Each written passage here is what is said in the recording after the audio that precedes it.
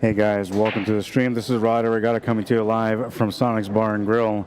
We're here at 423 McMillan Avenue. We're here for the 4th annual Wally Mclean Memorial Tournament. It is an 8-ball tournament running for 3 days. We're now on day 2, and we're in elimination status now. Go to the split screen. We'll start the clock as I already broke the first rack. Rack number 2 is being dealt with right now on table 2, and the showdown is on. It is a B-side matchup, elimination matchup, so whoever wins keeps going, whoever loses is out of the tournament. Showdown between SONIX crew and Snooker Masters.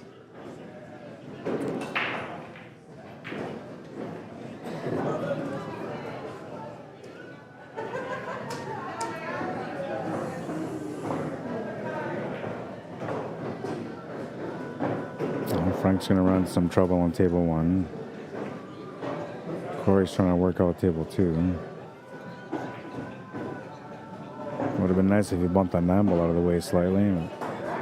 Should be all right still.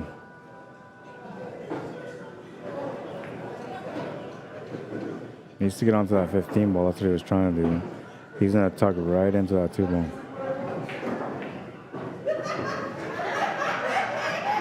He'll call the 14. It's going to hit the flying ball. That will be a foul. Billy Thompson from Snooker Masters will get a ball in hand on table 2. Ricky Roulette just turned the table over, and Frank Huber gets back to the table from Snooker Masters.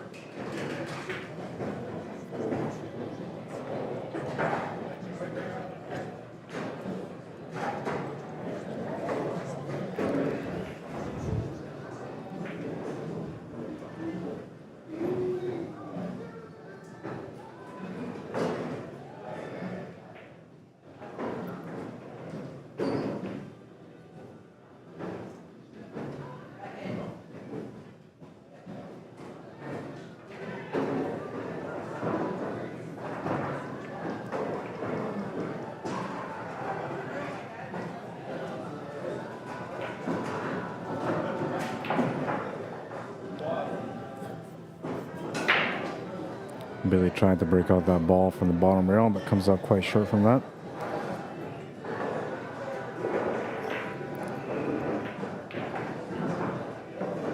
Ooh, Ricky's going to sneak in the shot into the top left corner on table 1. And it was a sneaky one, man. It bobbled its way in. Trying to open things up here. Doesn't get the result he was looking for. Still has a shot available though, maybe 2.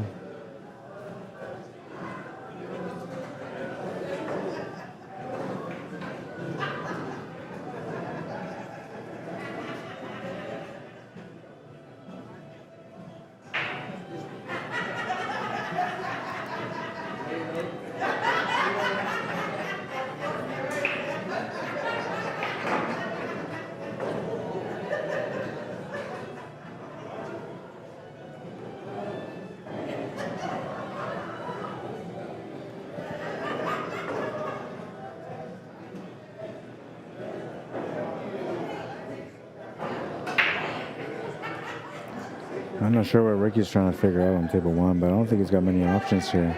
Unless he's, steps up and takes up that 1 ball, but I don't think it's worth the shot. Taking the 7 ball is an easier shot, but it doesn't really give him much for shape or breakout options. If he can see the 3 ball, that would be the best option because he can make that to the side and come back up and break out the 1 and the 8, but I don't think you can see enough of that 3 ball.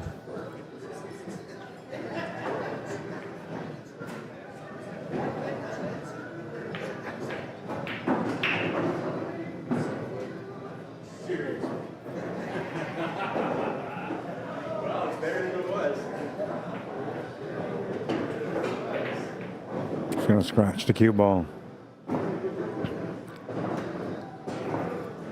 Just too much pace on that one.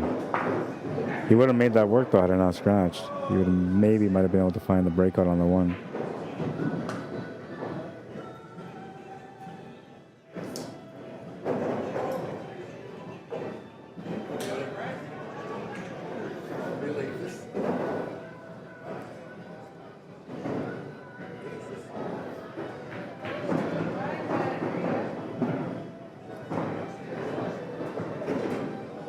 Trying to get on top of that 9 ball to make that 9, but came up a bit funny.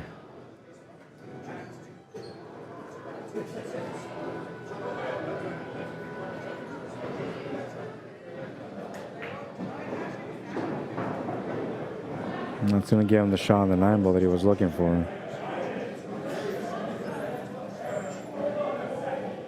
Let's see, he's going to have to stun draw over to the right. And we'll have to finish with the 8 ball on the top left corner.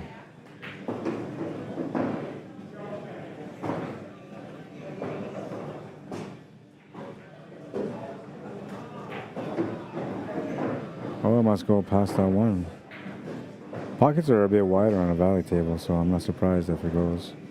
Yeah, it goes no problem. All right, so Frank will take the first game from Snooker Masters. Or 4 Snooker Masters, I should say.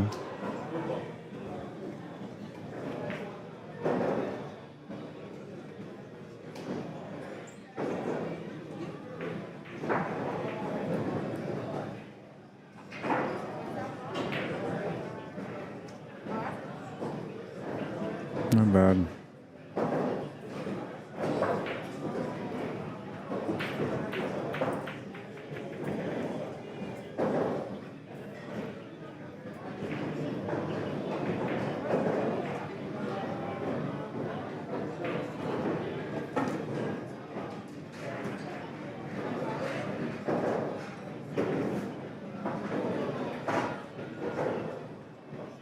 Uh-oh. Oh, it's going to get just away from the 8 ball. It looked to me like it was going straight to the 8 ball. I was going to do a combo for the 8 ball in the corner, but instead he got to the left side of the 8, so he's all right.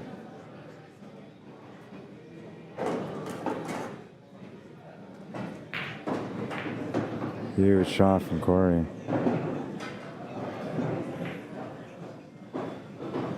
He's going to have to make another big one here. He's going to come up short with that one.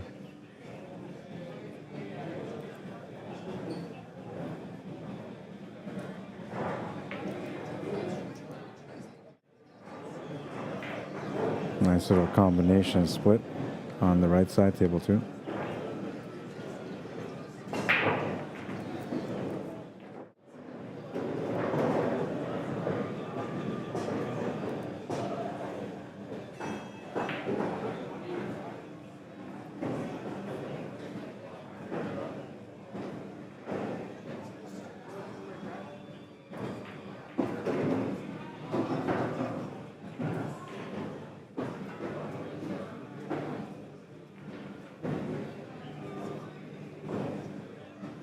Smart, played the safety. Contained them pretty good. Talking about table 2.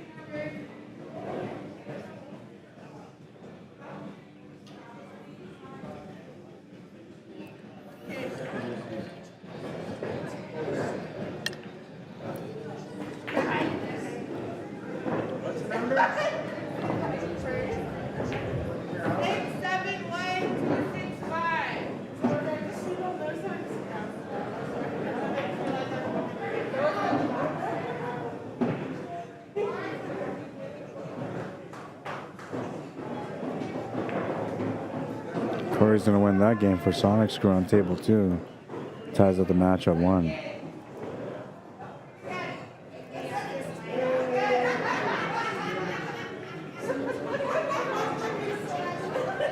Got Richard Urbanik from Snooker Masters on table 1.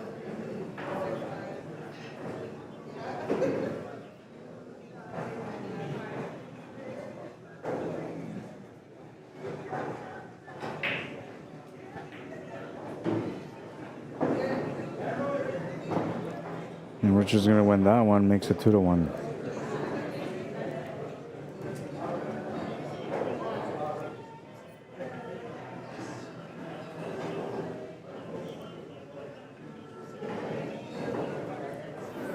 Don't forget, if you're looking to get into this draw for this beautiful SB2 Revo Predator Q,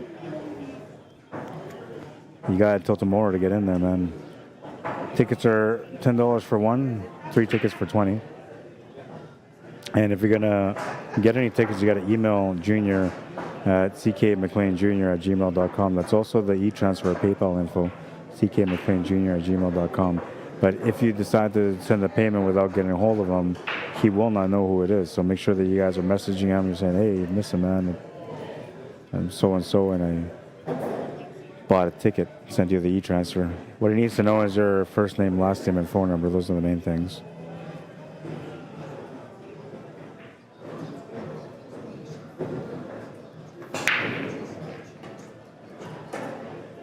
Smash and break on table 2, but nothing's going to go in.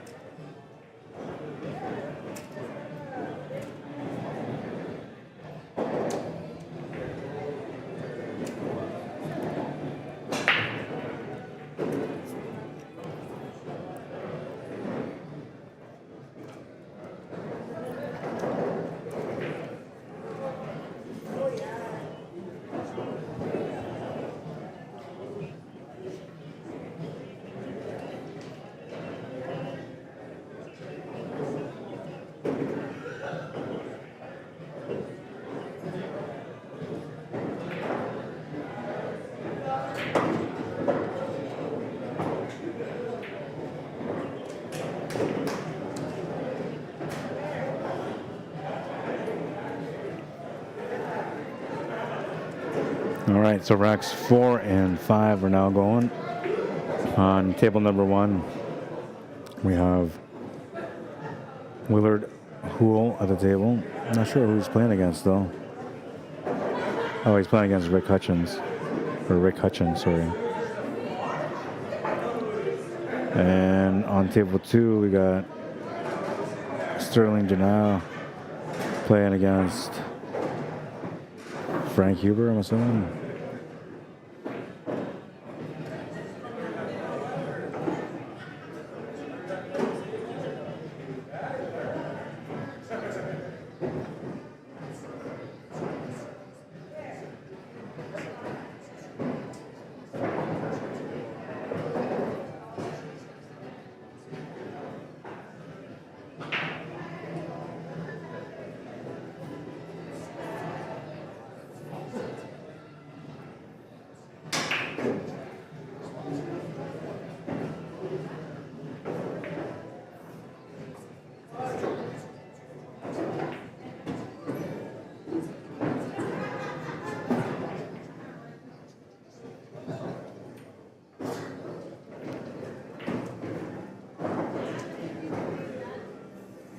Oh, he's lucky that he's got the shot on the 15 ball still on table 1.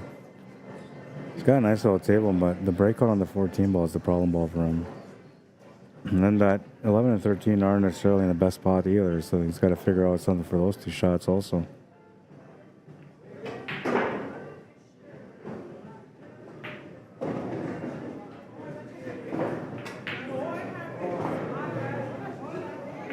Oh, and Sterling's going to miss his shot on table 2. So Snooker Masters to the table.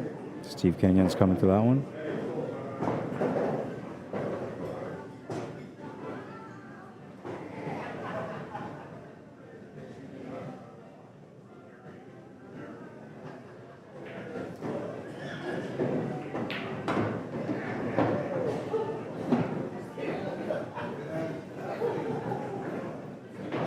Not sure exactly what I was trying there, but he's turned the table over and Rick will have a chance at this table.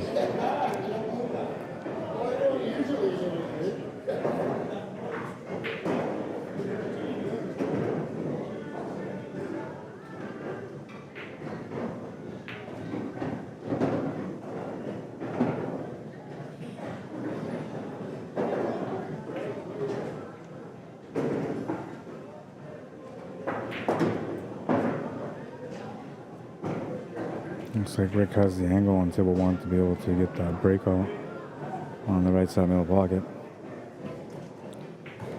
Not 100% sure if he really wants to do anything there, though. I might just want to leave it alone.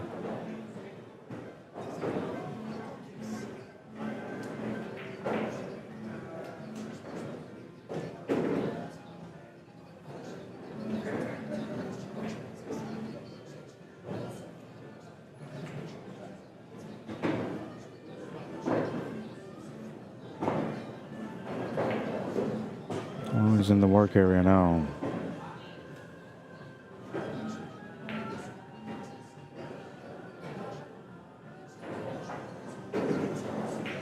Sterling just played a safety on table 2, brings Steve Kenyons back to the table.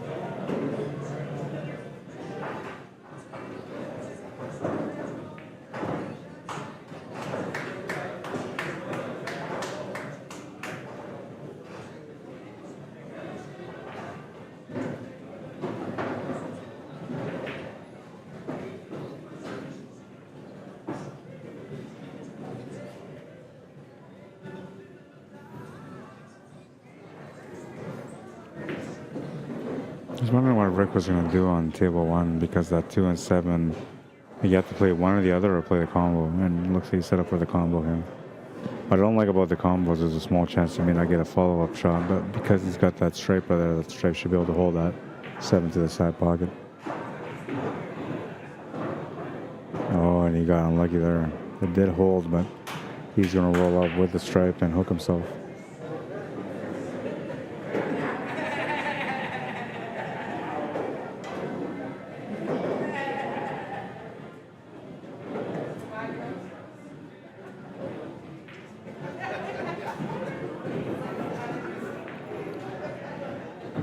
Well, Willard will get a lucky break, but with a ball in hand, the only option he's got here is a safety or a bank.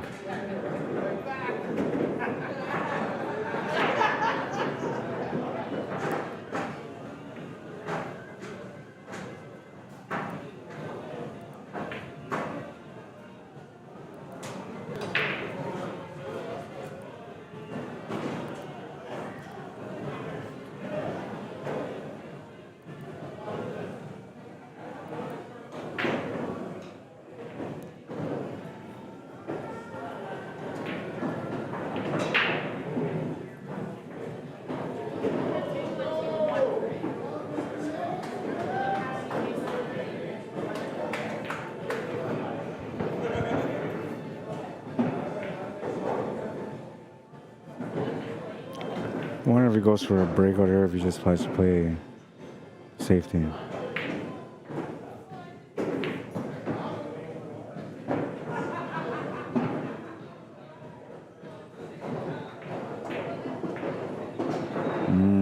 Goes for the breakout. He even made the 7 ball, but he scratched the 8 ball, so ball in hand for Rick. And he's telling Rick that's good. Sonic Masters 3-1. Or Sonic Masters, Snooker Masters, sorry. Sonic Masters. Snooker Masters 3-1. I don't know if I said that. I'm tired today, man. It's been a long day. A lot of technical stuff going on that's just totally wore me down, man. Lots of research, lots of reading, lots of watching videos. But I'm happy to say that, you know, we got the stream going, so everybody gets to enjoy the matchups.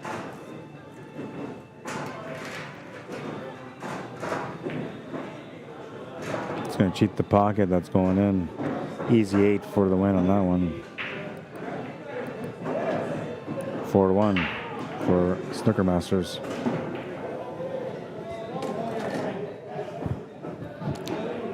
Next set of matches started at 8:45, I believe.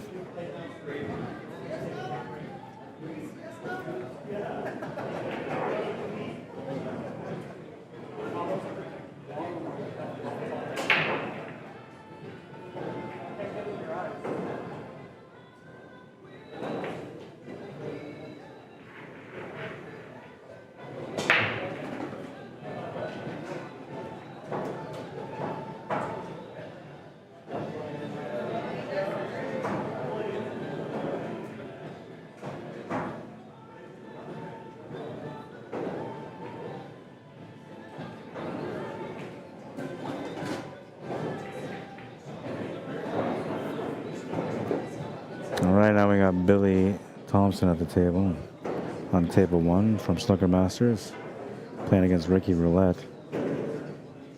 Or maybe he's playing against Frank, I'm not sure. Can't figure out if Frank's on their team or on the other team. I think Frank's on the other team.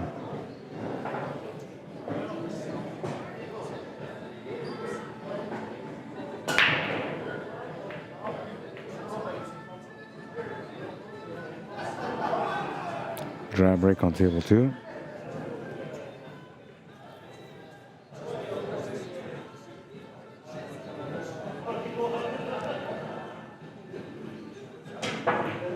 Miscue shot on table 1. Table's turned over. Ricky will get a chance at it. And I think that was the opening shot, so I think it's still open. Huge opportunity for him there.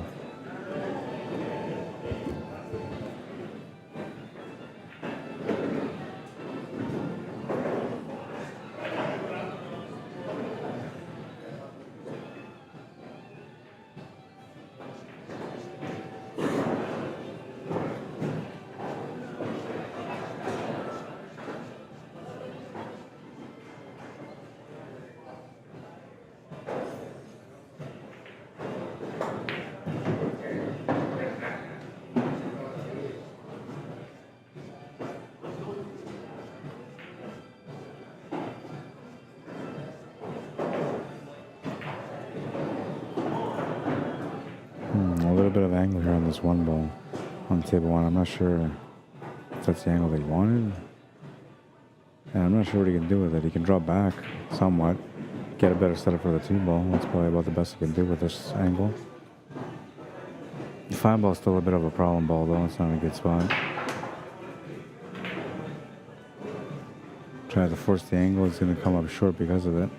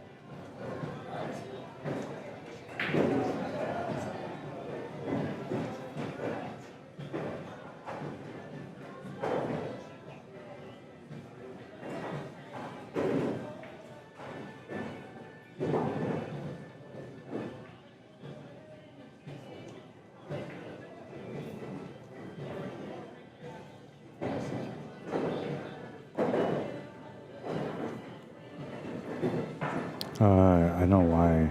I was trying to figure out why I'm having the issues that I'm having, but a part of it is this. So I'm gonna put a stop to that. There we go. Pretty sure that the stream was picking up all that noise, and I don't know, it's been taking away my monetization.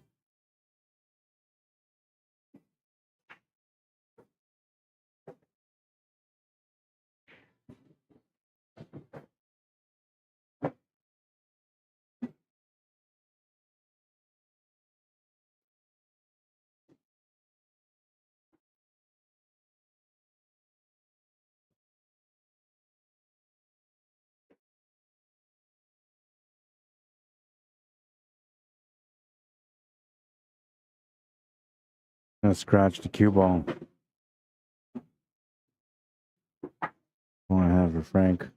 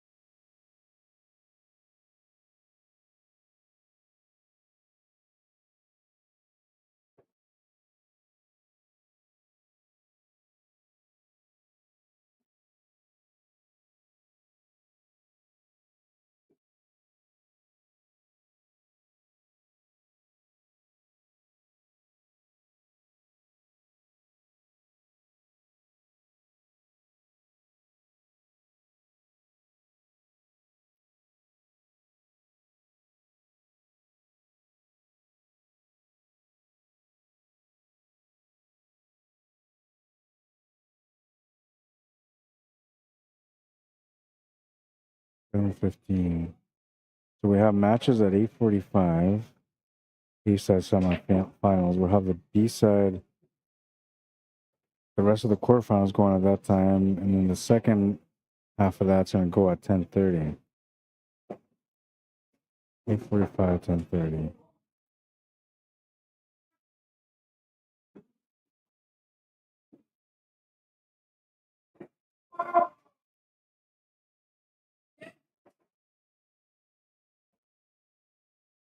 All right, so the way they got this set up for tomorrow, you would have the B-side semifinal, the B-side final, both run at 12, or the semifinal runs at 12, and the A-side final runs at 12.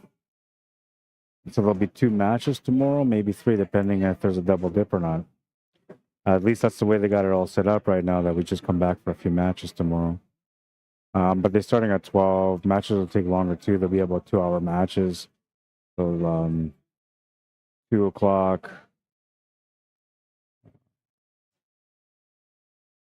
I could be done by 4. Likely won't be done till around 6:30 then. Because like I say, it's the last day championship match. Everybody's taking their time trying to work out the patterns, and everybody's shooting much better and more focused as well. Makes it tough that way, you know. They're all going to be hungry, which I got to find out what the payouts are. They might have it posted up, actually. I'm going to go take a look. Be right back.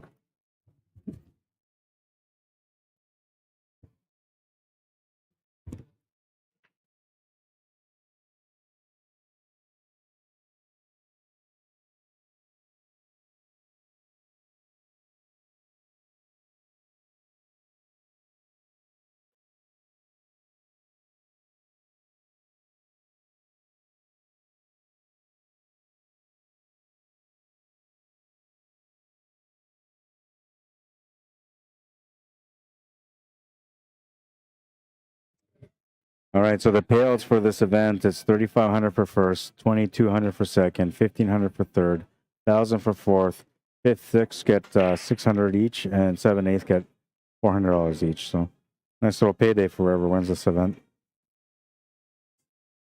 And I was just told that the draw for the queue will be done just before the championship match tomorrow. And now you guys know anything that I'm involved in is usually legitimate, man. I don't deal with like scams or anything like that. But just know that this raffle that I'm announcing, even though I'm not directly involved in it, it is legitimate. Shipping is covered for the winner, so all you gotta do is just win the queue, and the shipping will be taken care of for you.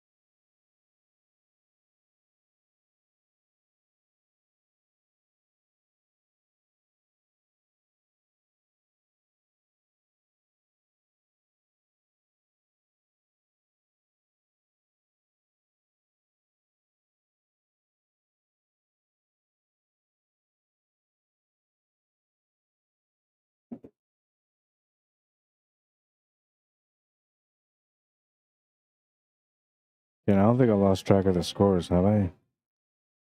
I did get up to go check out the payout, so I might have missed a match there, but pretty sure I'm on point. Wait, hang on. Richard's playing against Sterling, so that's a new match.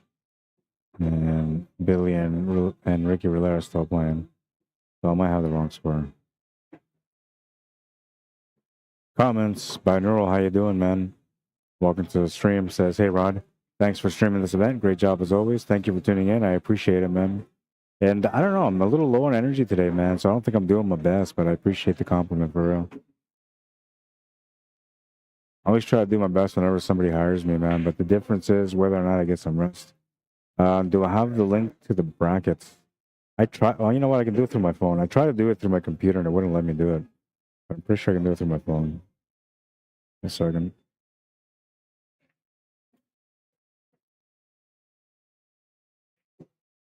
I don't know why I'm so tired, man. I thought I went to sleep for a good amount of time last night. Apparently, I need more sleep. We'll give you the full bracket.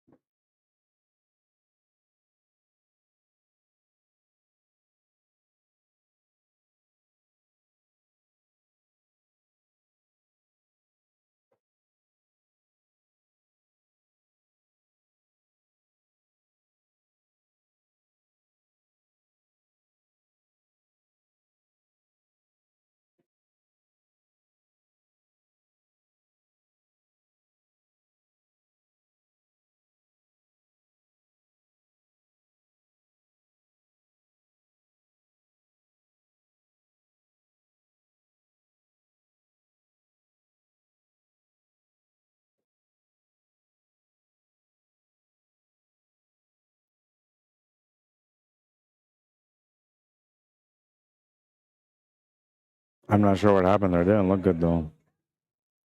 I thought he actually fouled there on table 2.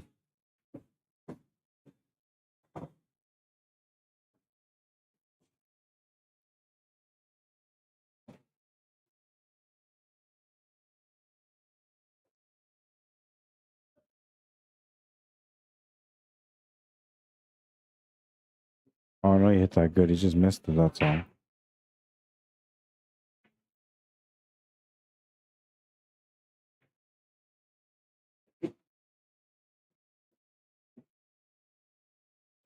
Ricky's going to win that game for SONIX crew. Down by 2. This will give me some time to go over and take a look at the what's this the right one? There's the bracket for you. I'm gonna go find out what the score is, see if I got the right score or not. I'll be back. You'll see me. I'm going right across to the other side.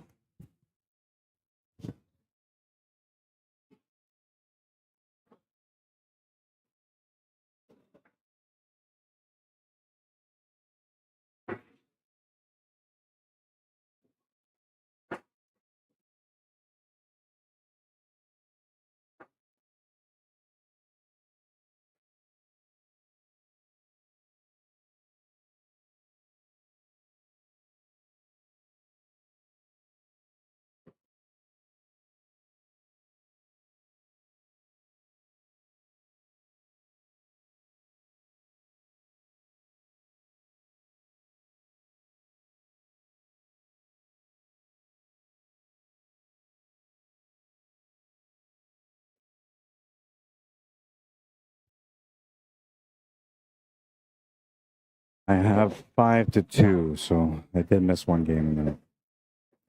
Oops. Got a mistake there.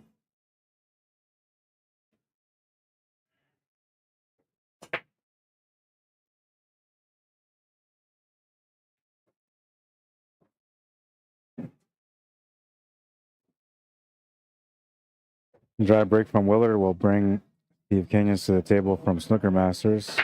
Their team up by 3 right now. This is an elimination match, by the way.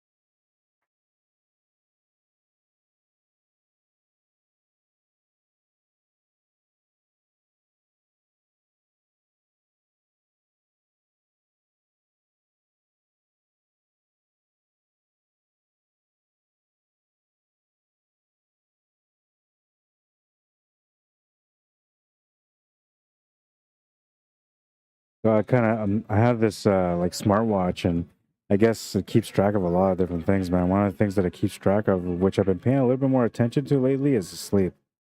And it says here that I slept a total of 7 hours, just over 7 hours, 7 hours and 2 minutes. But it breaks down my sleep, and it says like I was awake for 14 minutes of that 7 hours, which is 3% of the sleep. And then I was falling asleep, trying to fall asleep, high REM, for 2 hours and 17 minutes. So 32% of the time that I was sleeping, I was trying my best to sleep, to fall asleep. It says that I had 2 hours and 40 minutes of light sleep. Well, 39% of the time that I slept lightly, which means that I could have been disturbed and woken up easily. And then I only had an hour and 50 minutes, 26% of deep sleep. So there you go. That explains everything. I had 7 hours of sleep, and 3 hours, almost 4 hours and a half were really sleep. That's why I'm feeling exhausted today.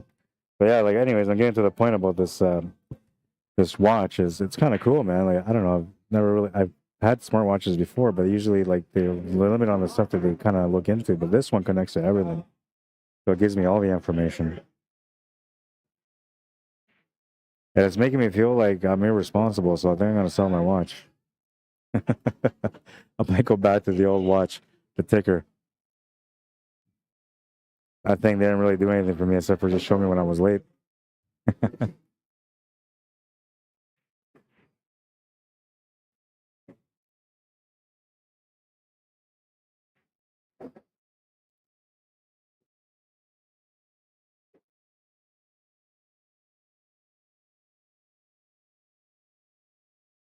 It's gonna get to the rail, but he's still gonna give away a shot.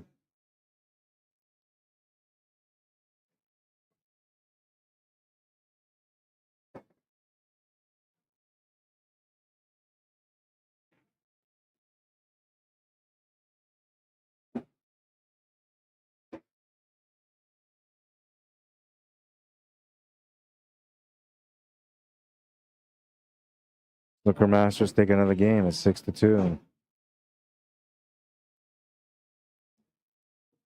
They're almost at the halfway point of this race. It's a race of 13.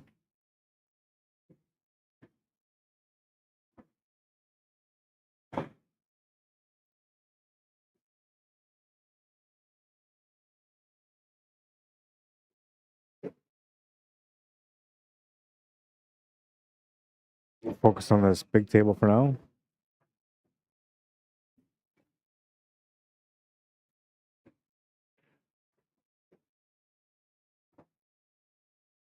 Looks like Corey's ready to break this one already, so go back to the split screen.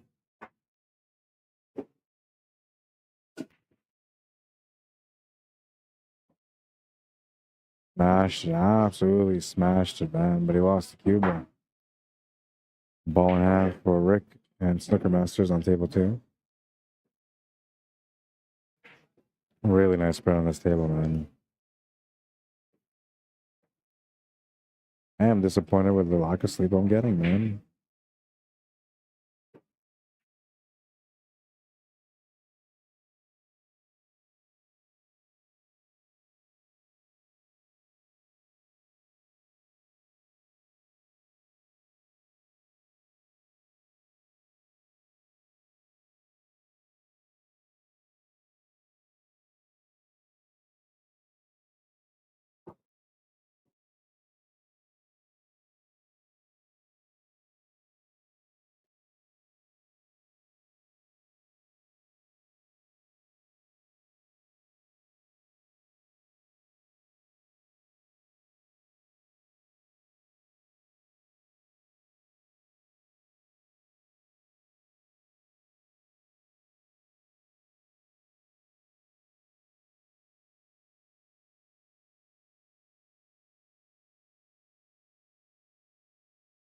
Yeah, I don't even want to look at my stats anymore, man. It's trying to show me all sorts of stuff. All right, so what can Willard do here on this table 1?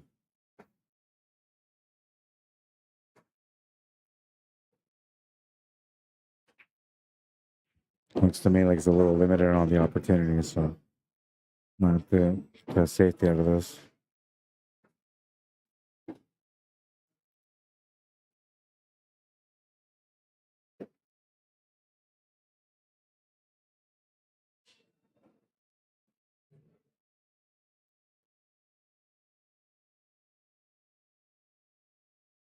Gonna play the safety. Rick's still trying to figure out that table on table 2.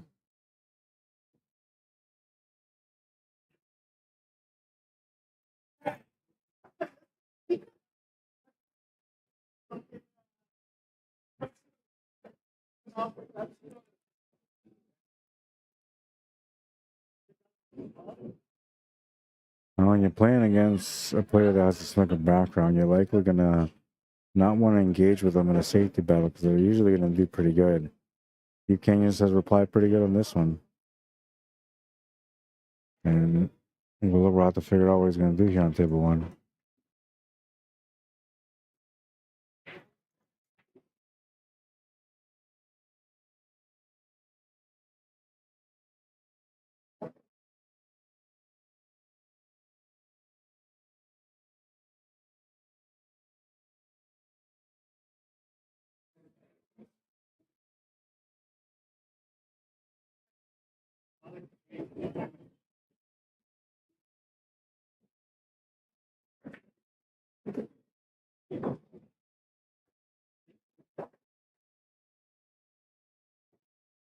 I've been watching Wally Mclean play today. He got injured, so he's been playing one-handed all throughout the day, man. His team is still doing good. They're on the B side, though, so they're in elimination matches, but they've been doing pretty good so far today. And, yeah, I'm impressed with the way that he survived, man, playing one-handed.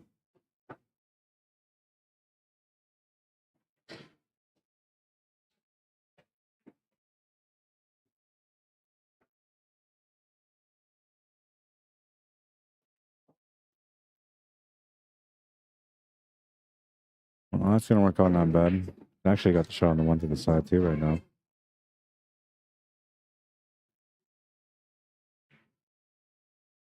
Took it to the corner instead.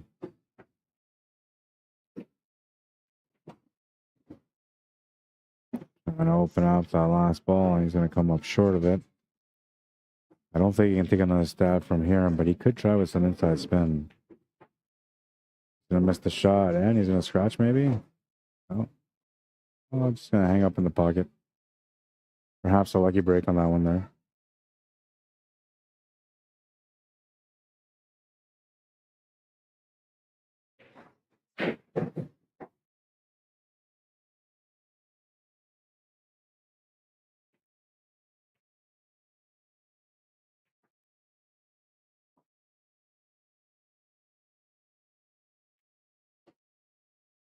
A bit of arm movement on the shot, so he wasn't comfortable on table 2.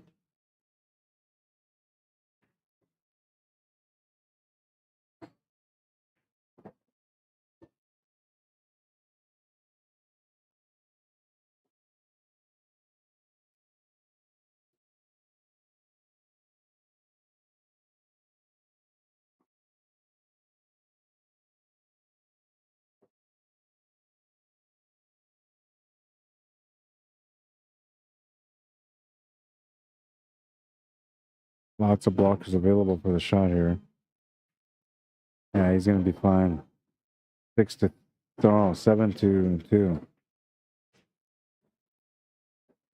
I was going to say 6-3, but I was wrong there. 7-2. Snooker Masters in the lead by 5. And they have another player, Rick Hutchin, right now on table 2. He's got a chance to get him up 8-2.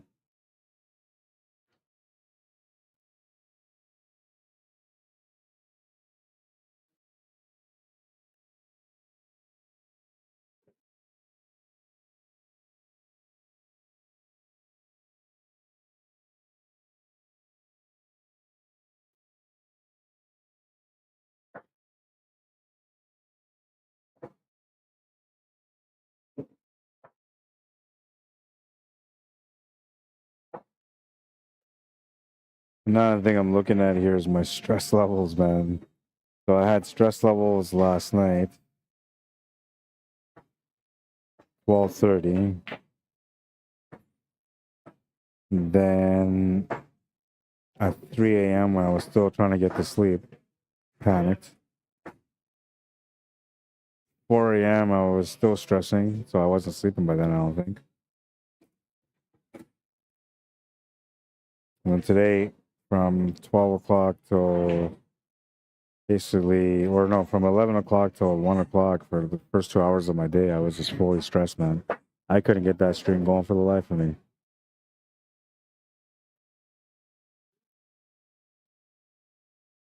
And even now, I have no idea what's wrong. Like, I got it started this time around, but it's been that thing up all day, and it really has not much to do with me, but I still have to deal with it, right? So it's been a little bit of a stressful ride. Now it looks like I'm feeling pretty good. Like, as the days progressed, an hour ago, I was like totally relaxed.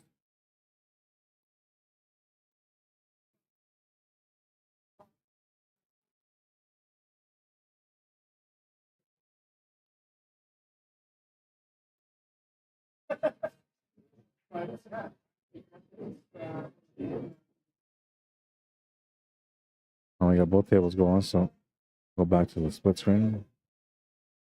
Looks like Rick's on a standstill right now anyway, trying to figure out what he's going to do.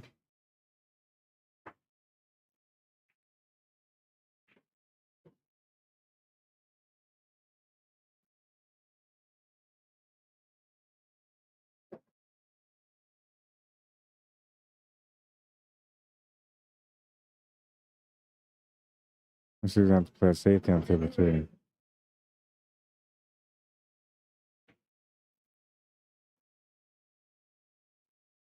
Oh, he almost opened everything up here. That could have been bad, although I think he's left with a shot on the 9 ball, which that would definitely be bad.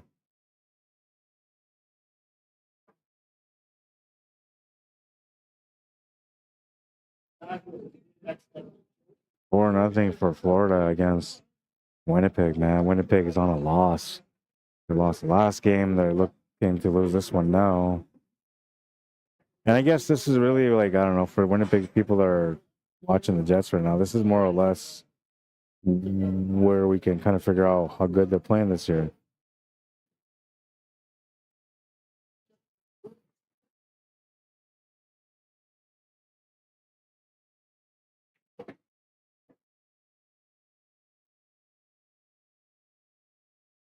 Oh, Rick's gonna miss the shot on table 2. Corey gets a chance to be able to get his team a little closer on this race. Currently down by 5. If he can win this one, they'll be down by 4.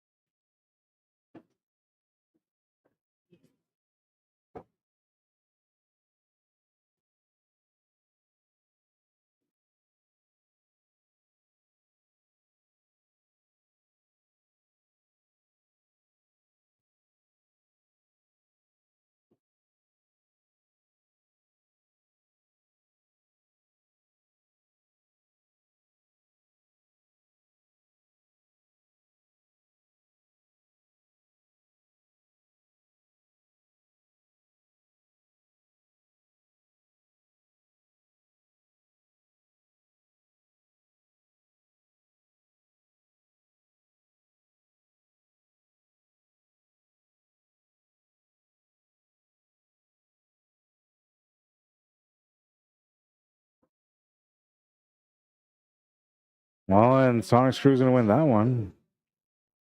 Down by 4.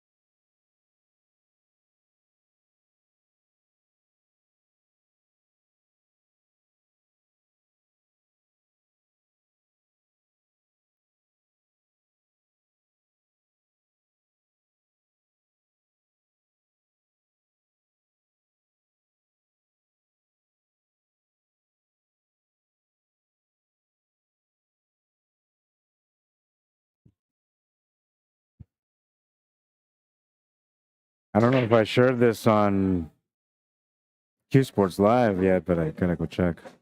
I don't think I did.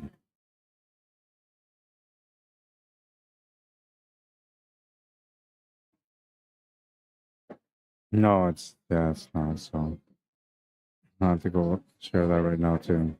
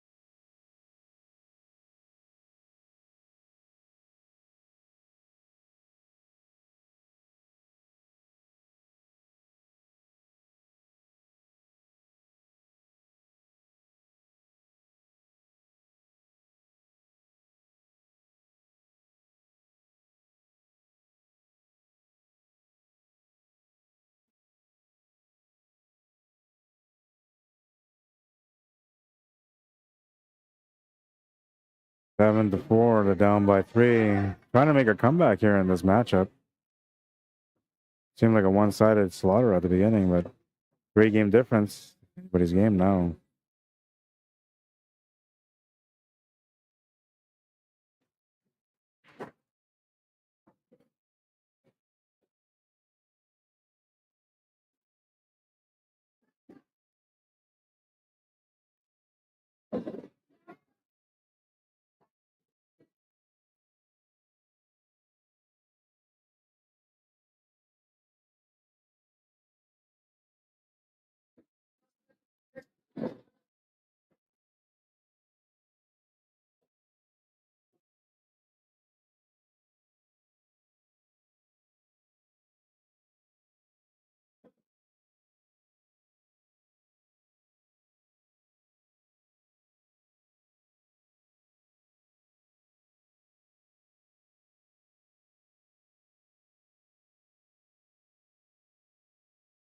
Try to go back view here.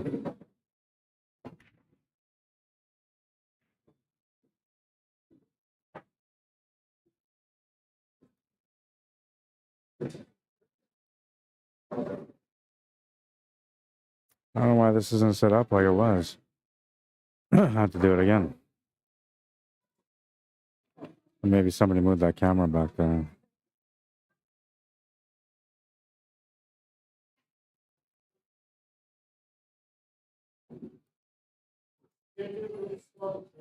Yeah, somebody moved that camera. That's what it is.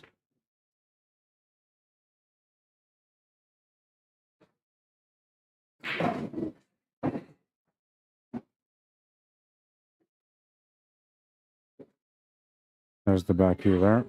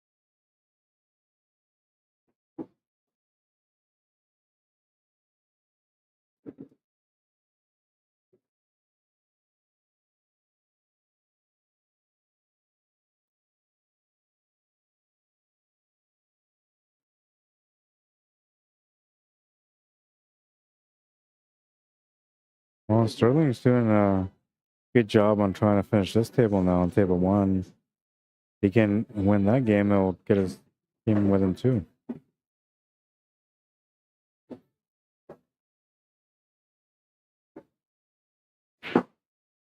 Now, the snooker players may have this beautiful stroke and they may have some nice confidence in their ability to be able to control the cue ball, but they're playing against a team that always plays on a bar box. These guys no bar box. So even though they're down right now by 3, technically these guys could come right back into this match and win.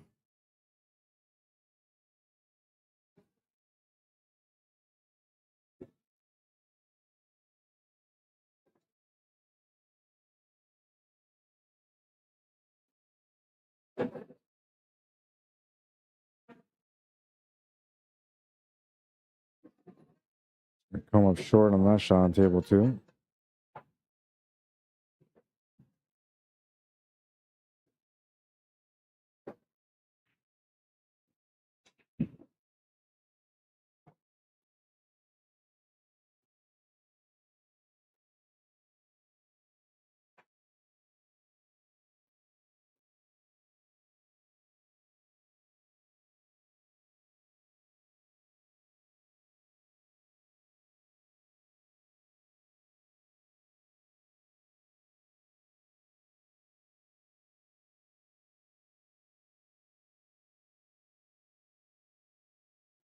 I made the shot to the corner like you wanted to on table 2.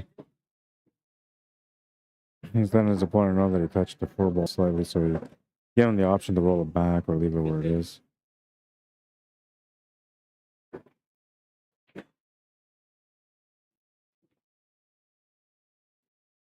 Okay, bank from Sterling on table 1.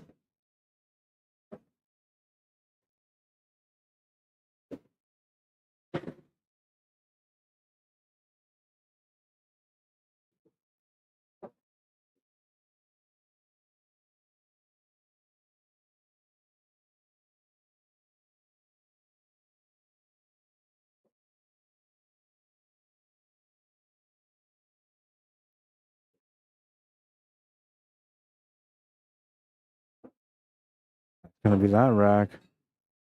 5 to 7 or 7 to 5, whichever way you want to look at it. They're down by 2 now. It started off with a one-sided match, man, and these guys have been swinging back now. The real battle's about to begin. We're in the second half of this match. 25 possible racks. 12 of them in right now. 13 racks remaining. Well, I guess 12 because this 13th rack is going right now on table 2.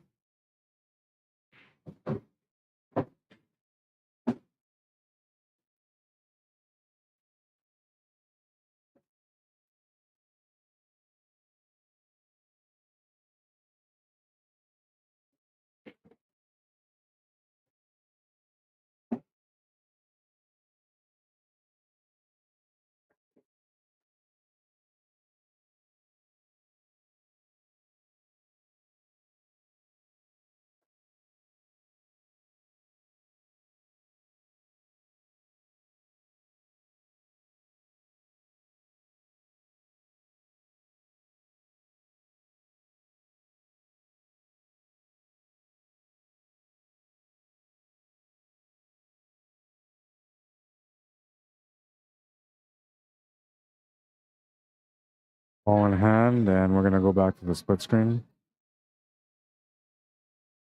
Nope. I don't know why it does it every now and then. It's not supposed to be doing that. Whatever it is, what it is.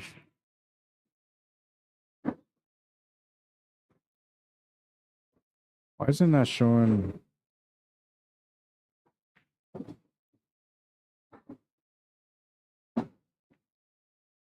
I thought I shared that. I don't know why.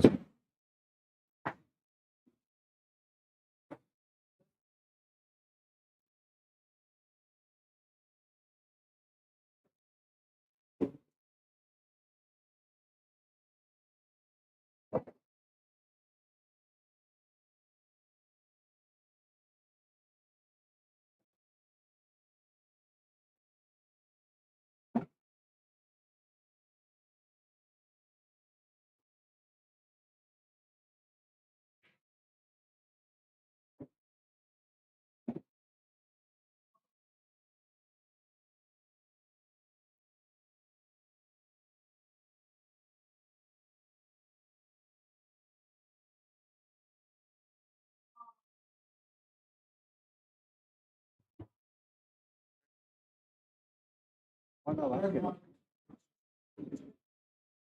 won that last game? 8 to 5.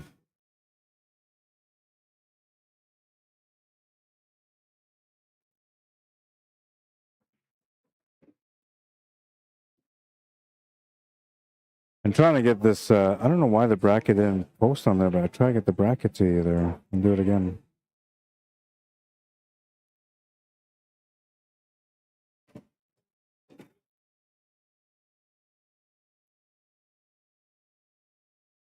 You guys playing right after this? Yep. All right, so here I found the brackets again. I'm gonna try to share it to you.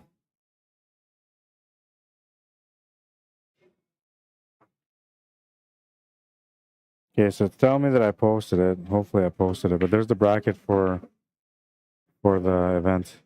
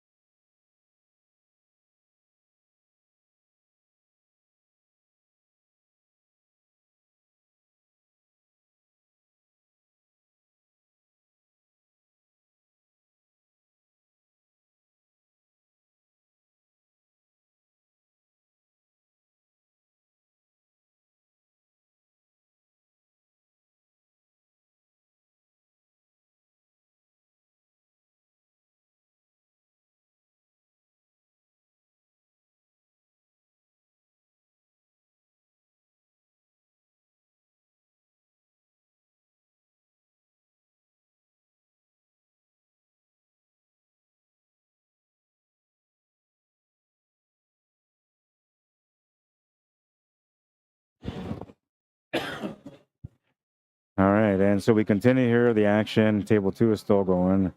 You got Rick Hutchin at the table. Got the 3, the 5, the 6, and the 8 remaining. It's gonna give him a nice setup.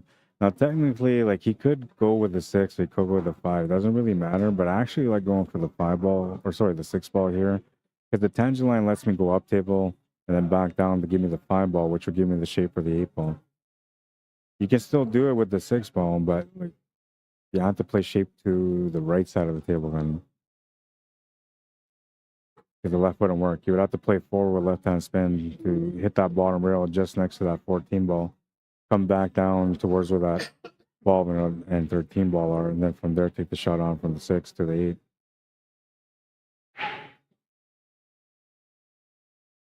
Looks like he's figured it out. Gonna play it that way. Was the best solution there. And now, like, it's up to him. He can play it straight up with some pace, but it might take the cue ball towards those stripes, or you can go off the 2 rails slightly just to create the angle to come back up towards the 8 ball. That will require like a between 5 and 6 o'clock spin.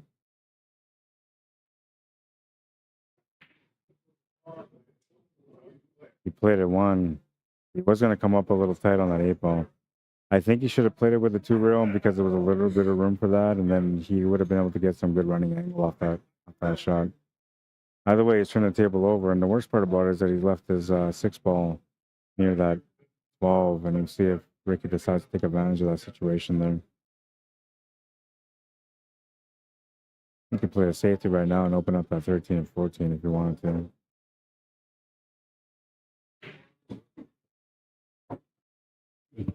Do you guys do that stuff here in the city?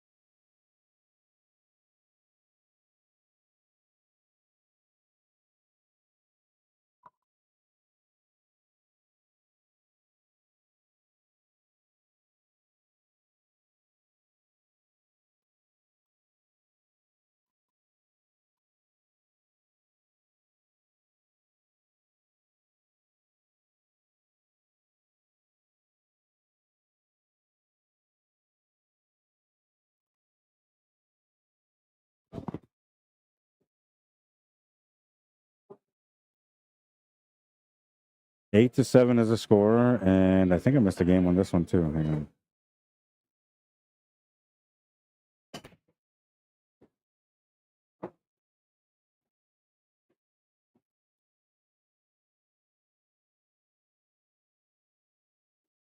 That's the one that Ricky won, and Sterling in this one.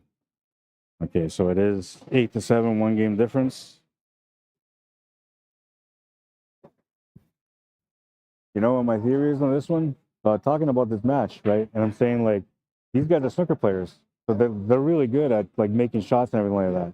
But these guys all play bar box, so they were down like 5 points or something like that. And I said, like, there's a good chance these guys come back and win it. Why? Because they play bar box, right? So they're used to it. And now they're down by 1.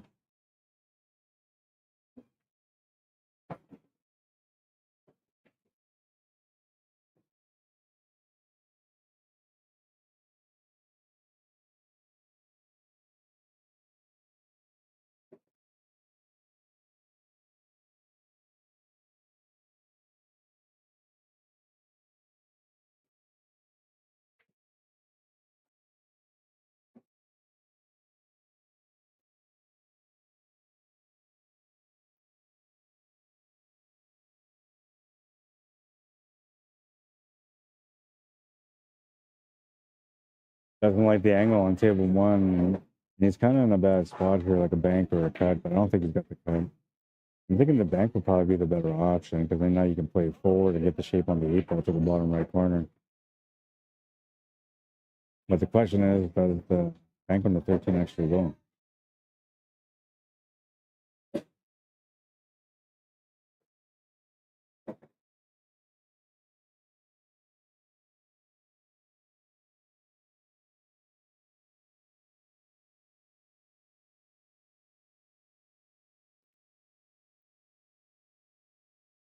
Oh, the extra touch on the 7. Did he get it?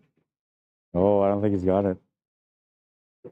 And he's like lightly hooked, man.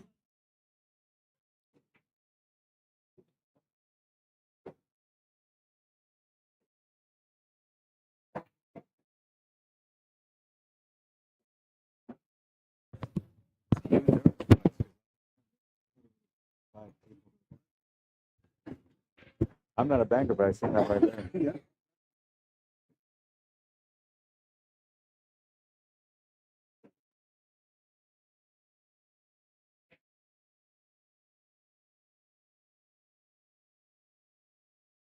Playing in the Rice Cup next weekend? No, I can just tell you. I only just play when. Oh, yeah. Not playing Swan either, I guess? No.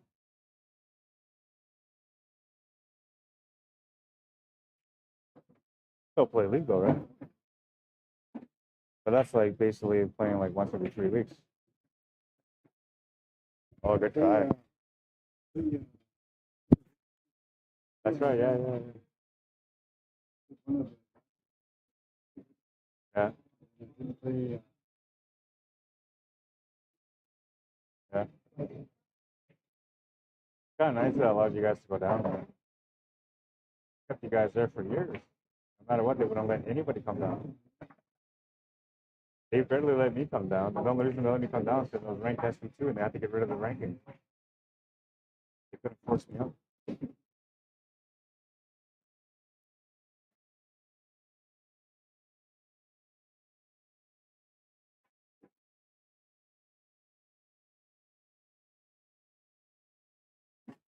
Watch this guy play, man. I haven't seen him play in years. All right, and Billy's looking to work this table out for Snooker Masters. Just a 7 and 8 remaining.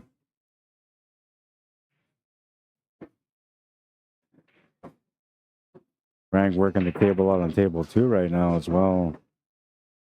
Nice little stroke shot on that one that he just made. And Billy will get the Snooker Masters ahead by 2 now. It's 9-7.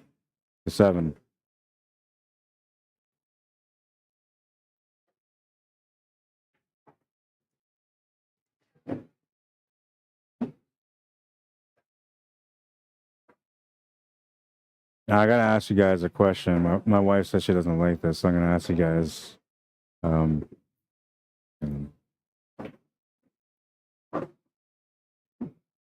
All right, so do you guys like the screen looking better like this? Or you like it better with the black on top?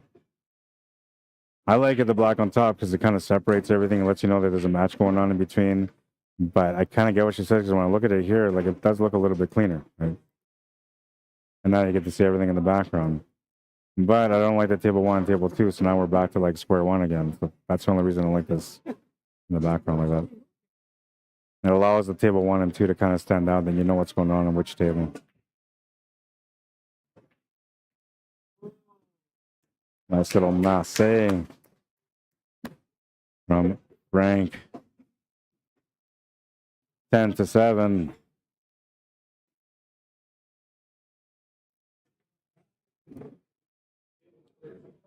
We're looking at table 2. He's hooked behind the 7 ball. Look at this little masse shot. Perfect shot, man.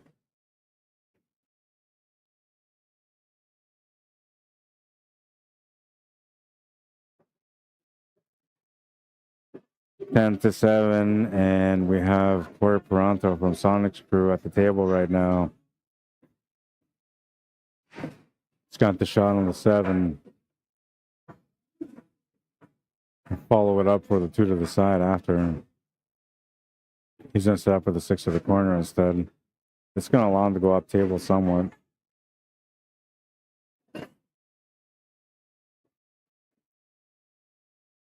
Looks like he's just looking to hold position on the 1, or maybe the 3 and then the 1.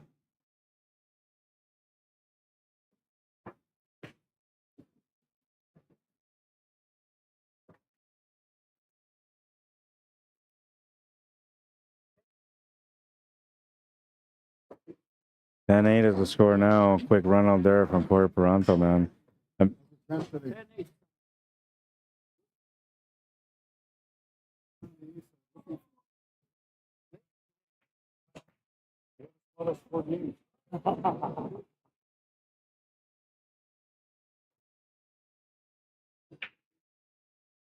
Are you playing with Elmer? No? Oh. Oh, with Henry.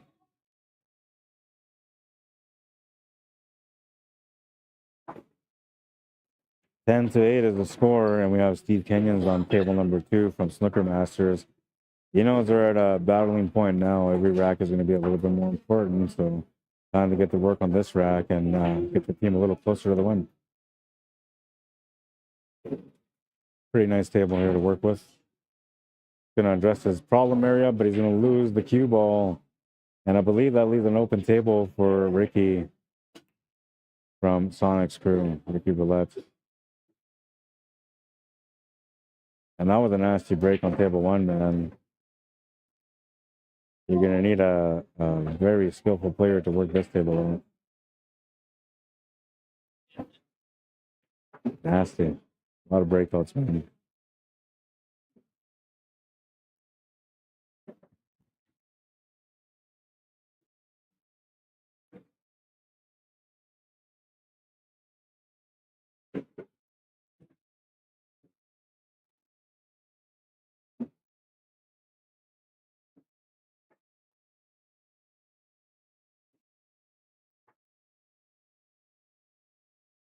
Nasty table, man. Table 1. Like, that's one of those tables where, like, if somebody said, "I bet you $20 I can run the table," I just throw my money on the table right away because I just know you can't run the table, man. Nice shot there from Rick.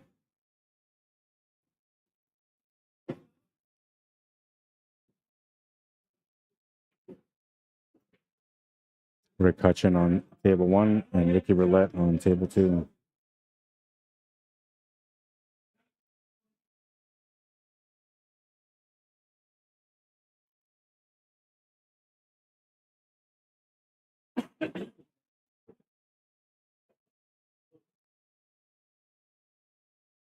Got an unfortunate roll on that one. He's got to rely on another kick shot.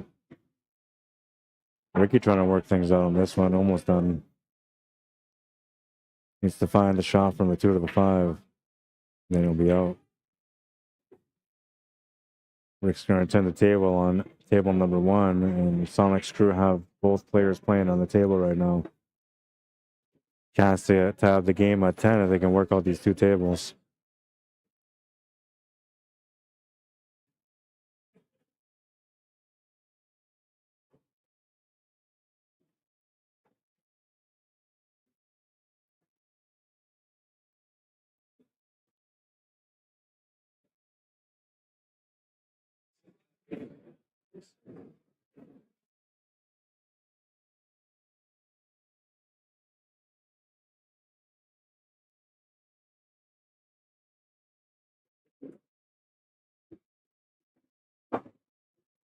Looks like Ricky figured out what he's going to do for the 5 ball.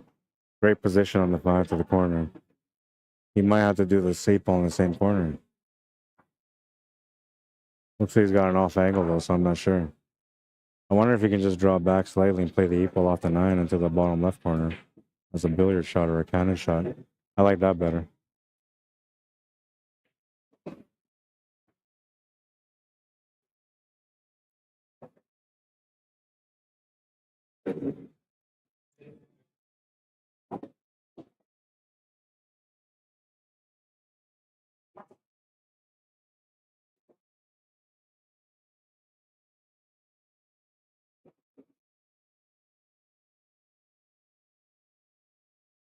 He's looking at that option now. I like that option, man. Like, you're just looking to nick the edge of that 9 ball barely. And I'm thinking you gotta put left hand spin to thin it out. Yeah, it's just a little nudge. Like, you don't have to hit it hard off that 9 ball. You just gotta barely tap it off the 9 ball. I think if you go half ball, it might be too much. He's going for it. I think it's only about an eighth of the ball that he's got to hit. I actually feel like just hitting the edge of the ball is probably better. I like the option that he's looking at here, is just making the back cut to that bottom right corner. 10 to 9 or 9 to 10, the 1 game difference right now. Race to 13.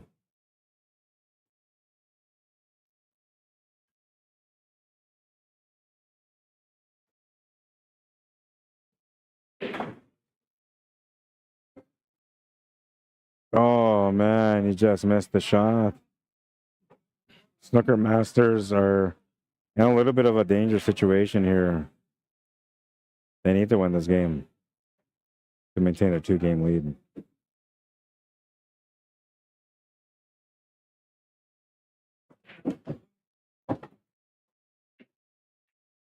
It's gonna open up the stripes, but still has a little bit more work to do on this table. Shot to the side is going to help him to get set up for that 13 ball. He might actually want to get set up for that 10 ball, but I don't know if he can get there. And it looks like he didn't get there, so he's going to have to play the 9 ball now. 9 ball to the 10, then the 12, then the 15, then the 13, and the 8. That's the way it should finish.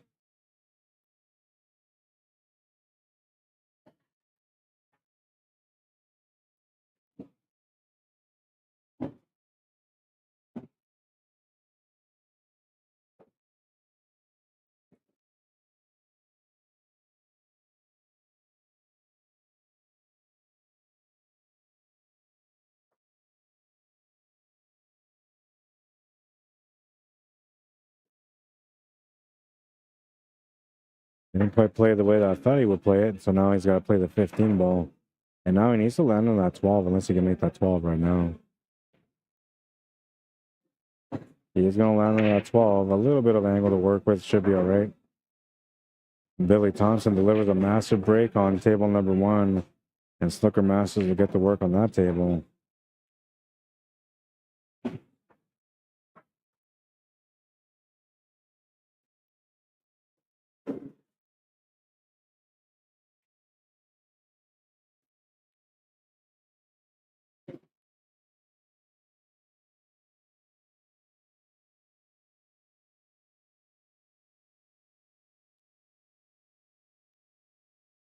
$11 to 9 or 9 to 11, whichever way you want to look at it. Corey Paranto, the fast shooter, coming to the table. He's going to be breaking next on rack number 2. And the last rack that he got to the table on, he ran that table out in like 30 seconds, man. Maybe a minute.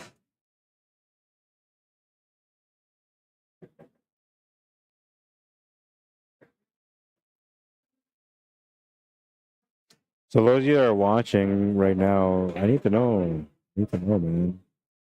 Do you think that the stream looks better without the black on the top? Which I like to keep because like it almost looks like the table is just too bright, man. It almost takes away from the match, I think. When I put this back on, I see table 1, table 2, cuts off the background, so it lets me focus more on the table, what's happening in front of me, not so much what's going on in the background. And I don't know, I kind of like it, but what do you guys think? Do you guys like it? Yes or no? I've been working hard on trying to figure out a split screen that will look decent. I'm not a big fan of the split screen. I normally go with picture-in-picture, so I'll show you guys here. So normally I go with a picture-in-picture like that. Reverse like this. And then like every now and then I'll go on the split screen. But then I decided to set up the split screen like this. And I don't mind it like this. I still don't like the way the tables look. But the balls aren't oval. The dimensions are proper, so it's not that bad. Which reminds me.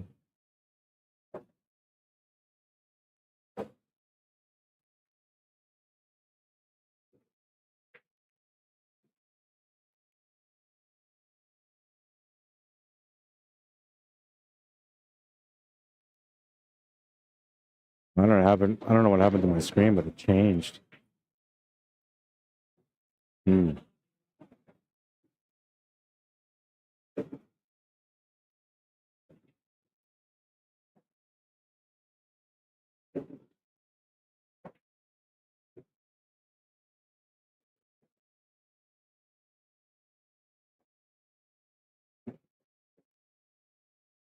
SONIX drew with both players at the table again.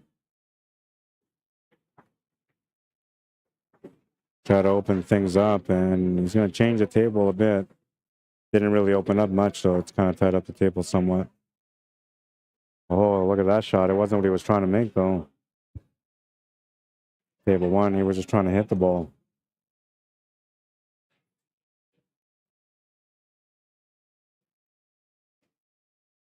You like it better with the block off? Okay. Yeah, so that's what my wife was saying, too. I don't know, like, if I leave it with it... Okay, so let's just play along. I'll play along with you guys. Let's see. All right, so I'll leave it like that. I guess it's still okay. Is it still okay? Like, table 1, table 2 bothers me now because it's just floating in the air. I'm, you know, I'm a bit of a perfectionist. Somewhat of a OCD kind of guy. To the point where I actually think that my table 1 and table 2 are off level right now. Trying to measure out my eyes. It looks like it's just off level.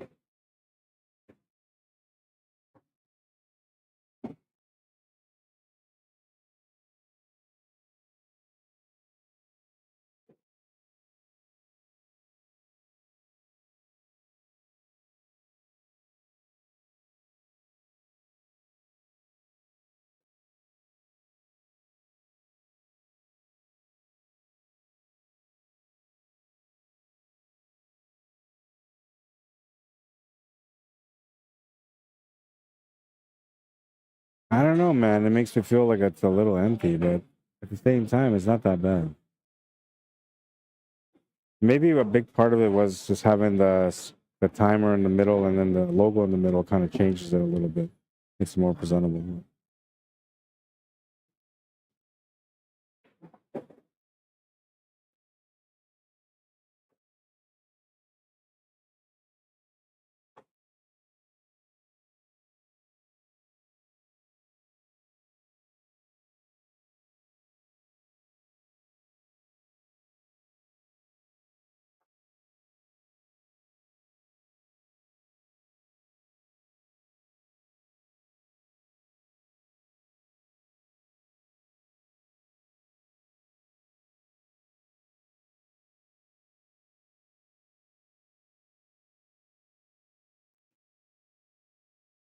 I was talking with Billy a little bit earlier, who was playing on table 1 right now, and he's telling me that he's been feeling pretty good with this game as of late.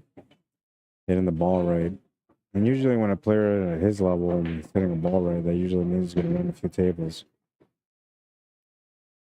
in the process of getting this one. Gonna get perfect for the 8-ball.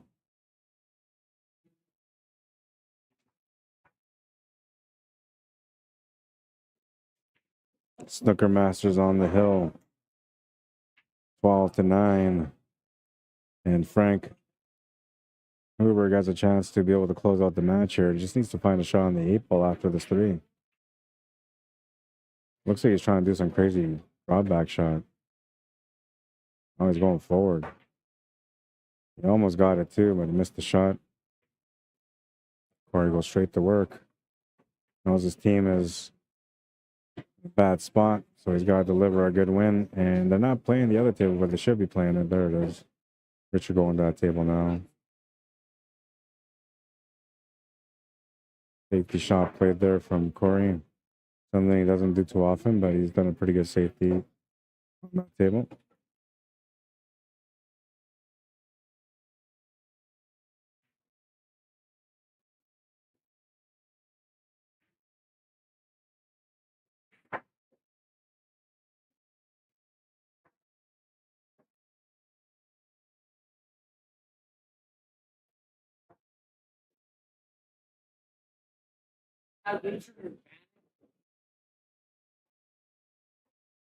The mouth.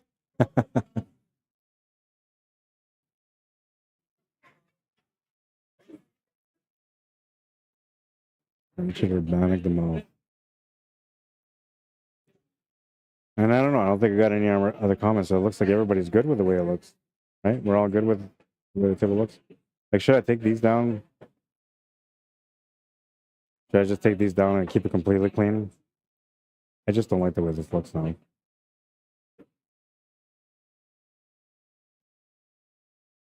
At least table 1, table 2 is going to be up there, so at least you guys know what's going on. Which table I'm talking about at the moment when I'm talking about it.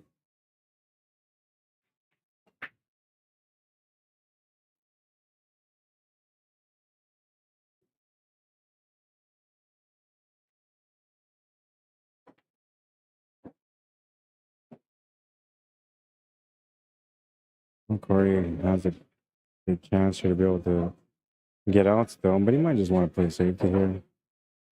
Yeah. And I don't like that. Like, he didn't make the shot either, because if you make the shot, like, now your opponent can maybe hook you back. So, looking for the perfect weight, he's going to miss it. Ball in hand. And now, Corey can try to do like a bank corner combo.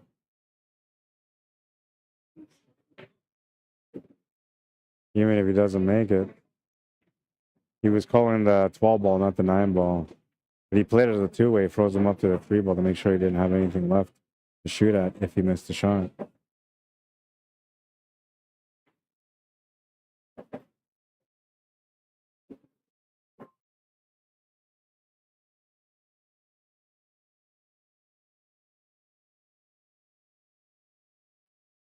Is he contemplating going for a long real kick shot on the 3? That's crazy. I feel like the safety would be alright. Just use the 8 ball as the blocker. It's gone over. It's going to leave the shot available for Corey.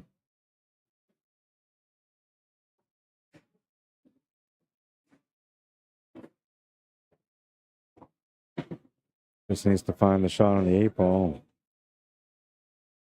Cue ball's going to scratch. No way. Cue ball's going to scratch, and it looks like Frank's going to have ball in hand on the 8 ball for the win. Elimination match too, I believe.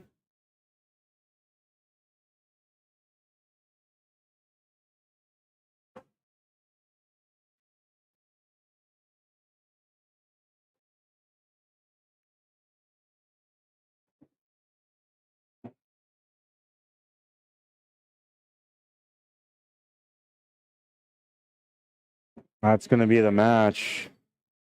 13-9, the final score.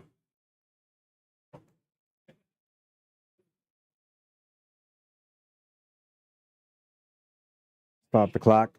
Hour and 40 minutes after that match is done.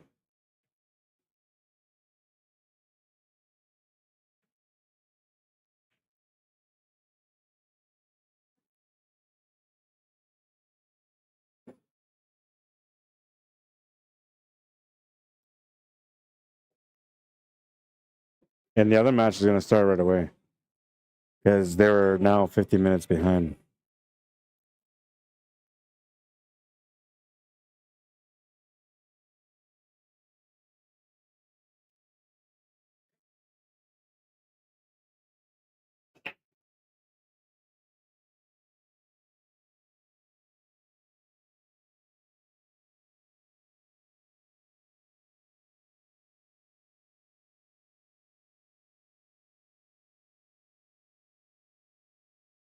And don't forget, if you're looking to get into the draw for this beautiful SP2 Predator Revo Q, it's beautiful, man. I'm telling you. The picture doesn't do it justice. It's an absolute beauty. $1,700 plus tax for this Q. You can get in on the draw if you want to. Tickets are 1 for $10, 3 for $20. And if you're going to get involved in this raffle, you got to contact Wally Mclean Jr. Via email at ckmcleanjr@gmail.com. That's also the e-transfer info. So don't just send an e-transfer without sending an email and letting him know who you are. He needs to know your first name, your last name, and your phone number, and the amount of tickets that you sent for. And then he'll be able to figure out who you are and then add you properly into the draw. And on top of that, he can also make sure that if you end up winning the draw, he's got the contact number for you to, so that we can get a hold of you right away. Two things about this raffle is, one, it is being used to raise funds for mental health. And two is that Junior says he'll pay for the shipping. So nice little break there for whoever wins that queue.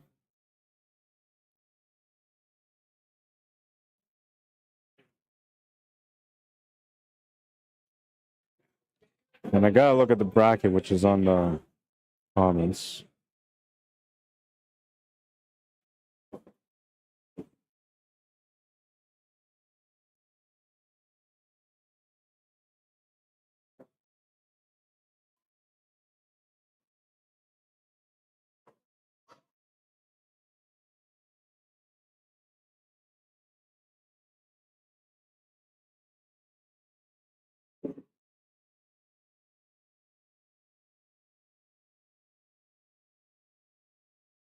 I can't connect to it.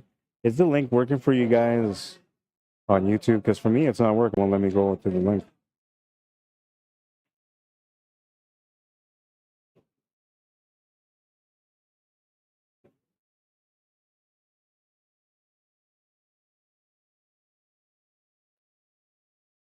Yeah, weird, man. It won't let me. I wonder if it'll let me do it on my computer here. On my computer, it doesn't even show that comment.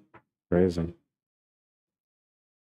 Oh, I might have something where no links. That's right. I might have something where no links are allowed. So let me go take a look at that. These guys are warming up, so they're not going to play yet. Links, links, links, links, links.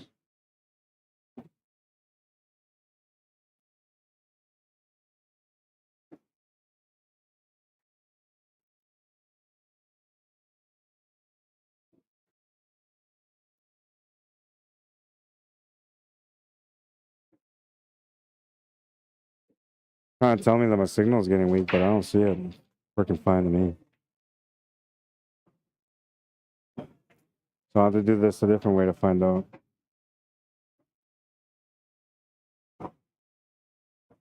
Five nothing. The Jets lost. Oh man, the losing streak starts now.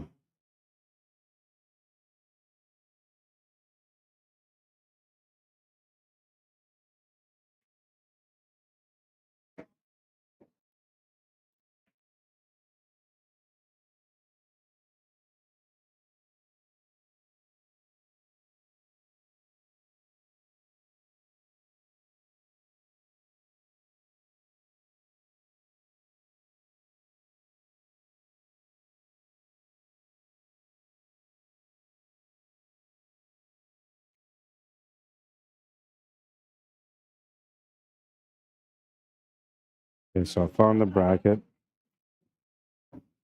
Trying to figure out what the matchup is that's coming up here next. It should be an A-side semifinal. Deathstroke +4, and they're playing against anybody.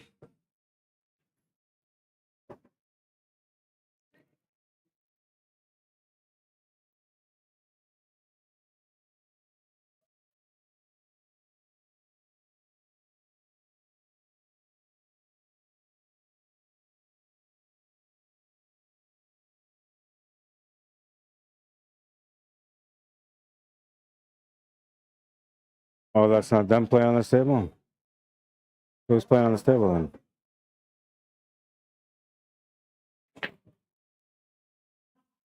$13.9.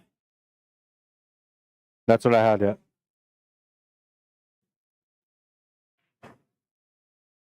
So Dennis's team's playing.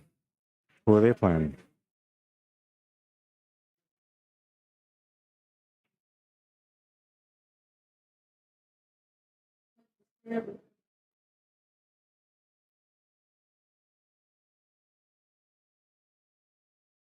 Oh, this is the other semifinal. Okay, so Swan Lake.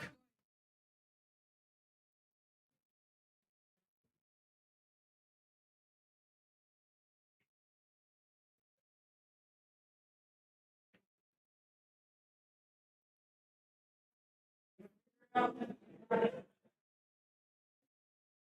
right, looks like they got things figured out.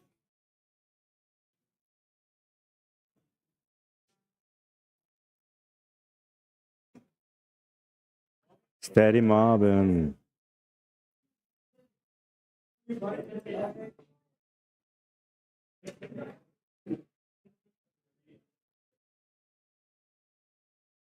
of a confusion there. Everybody thought they were playing on the table, but they weren't. These guys are going to take a bit of a warm-up. They're supposed to play at, is it 8:45? Yeah, they're supposed to play at 8:45, so they're now 20 minutes behind. But it doesn't look like they're ready to get going yet.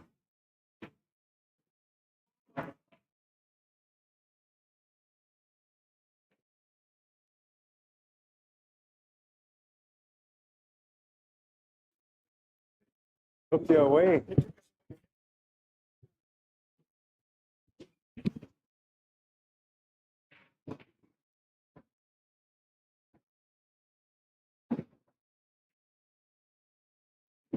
Your matches are now running like almost a half hour behind. But it doesn't really matter because that's your last match if you guys win, right?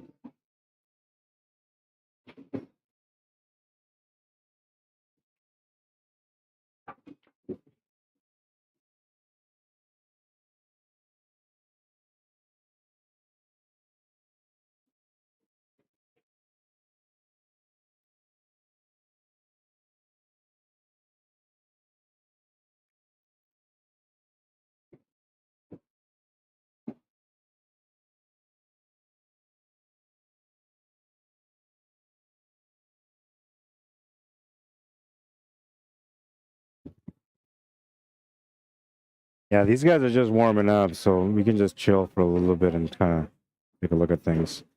Let me just bring up this poster real quick. So the payouts for this event, just so everybody knows, first place is $3,500, second place is $2,200, third is $1,500, fourth is $1,000, fifth and sixth get $600, and seventh and eighth get $400.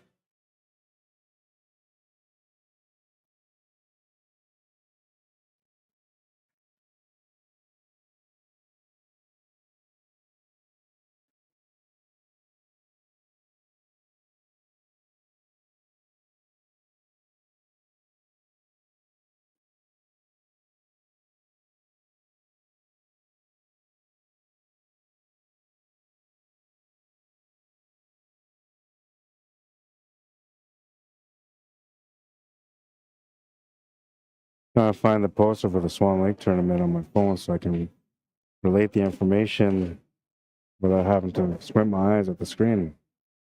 There it is. Looks like they're just figuring out who's going to be home, who's going to be away, all that kind of stuff.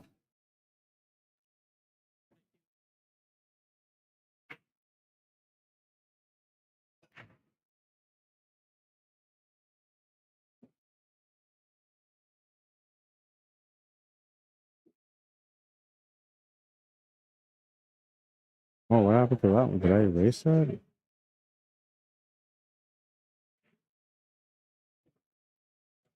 that it? No, that's not it. Oh, I know why. Ah, I don't have it on here yet. That's why. Okay, so we'll go here. Now I'll find it. Okay, there we go. So it's the 9th annual 8-ball pool tournament for Swan Lake First Nation, which is about 2 hours west of Winnipeg. It's happening November 22nd, 23rd, and 24th, which is next weekend. They have 4-person team. You have to have a female player on your team. You're allowed to have 1 master on your team. You can have 2 masters on your team if you want to, but only 1 master can play at a time. So a master can only replace a master. That's the rule. It is team entry. I thought it was $300. Team entry is $400. I've been saying $300 the whole time, but it's $400. I apologize for that. It's $400 for the team entry, and they're using VNEA active rankings or CSR rankings, known ability, as well as VNEA Masters rankings, which is Vegas Masters or the Western Canadian VNEA Masters. First 16 paid teams are accepted, and they are, I believe, 13 teams right now. They extended the signups until next Thursday. The cutoff was on Friday, which was yesterday. They extended it till Thursday, and they're at 13 teams, so only 3 more teams. Oh wait, is it 16 team format? It doesn't say on there. Then they have the singles event, 48 player limit for the open division, $75 entry, handicap double elimination. That starts on Friday at 3 p.m. and might run through till Saturday. Then we have the women's division, a 16 player limit at $75 entry, races to 4 on the A side, races to 3 on the B side. That one will start on Saturday. Start time is at 10 a.m. Then the juniors, they have a tournament for them. The start time is at 11 a.m. on Sunday, and that's for ages 17 to 10 or 10 to 17. If you want to get into this event or you want to ask any more questions about it, you can contact Wanda McKinney Cameron at 204-208-0294, Farrell Cameron 204-208-0369, or Angela Walker at 431-776-9531. All right, there you go. You got your info, man. Waiting for these guys to get going.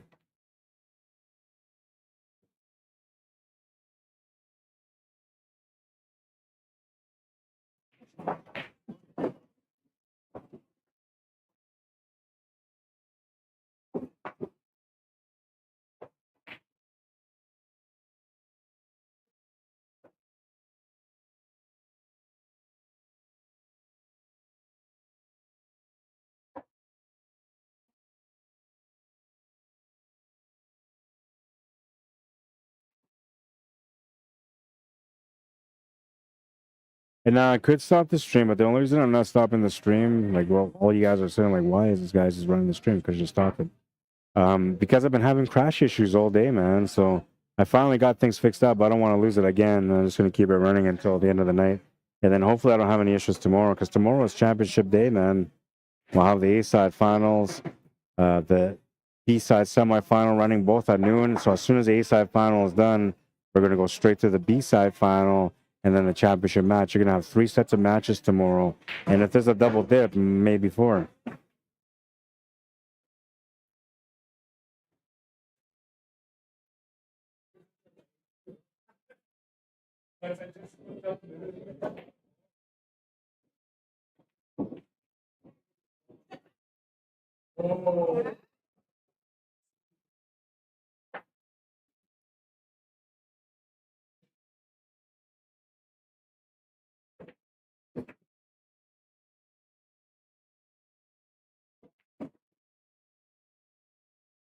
My teammates are playing on Dennis's team. 3 of my teammates playing on Dennis's team right now.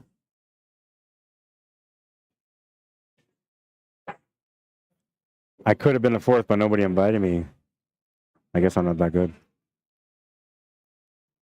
Speaking of not that good, that's the team that won last year, but they're not defending this year. And they also won Swan Lake event, which is going on next week, but they're not going to be there for that one either. So chance for everybody else to make some money this year at both events.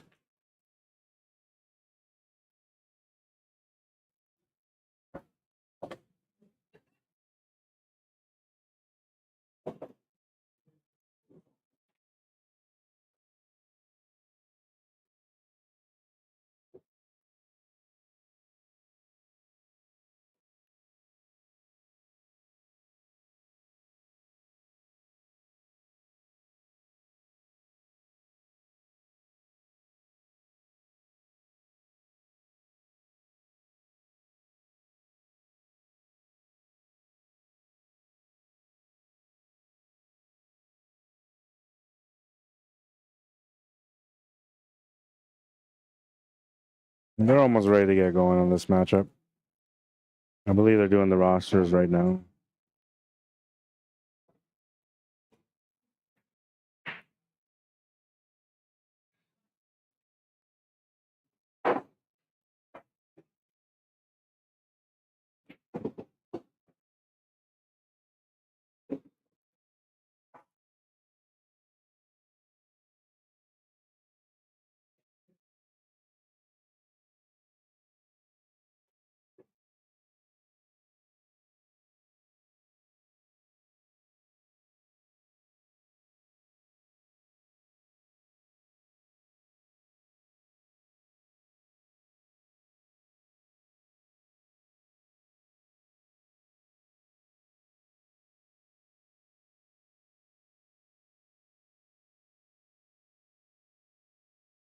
Looks like they're all good to go now. Oh, they're still warming up.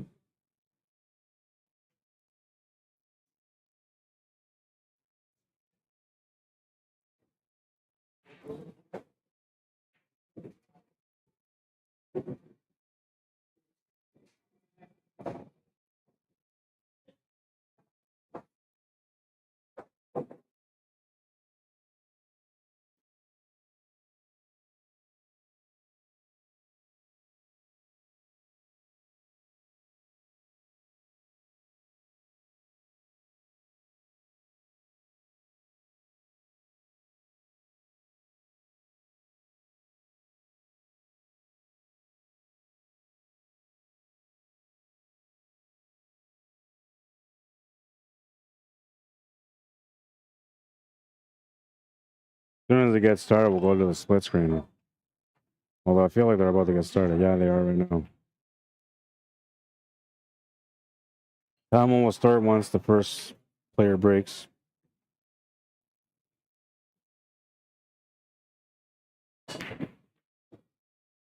And that's Tom Lafournier, who just broke from Team Swan Lake.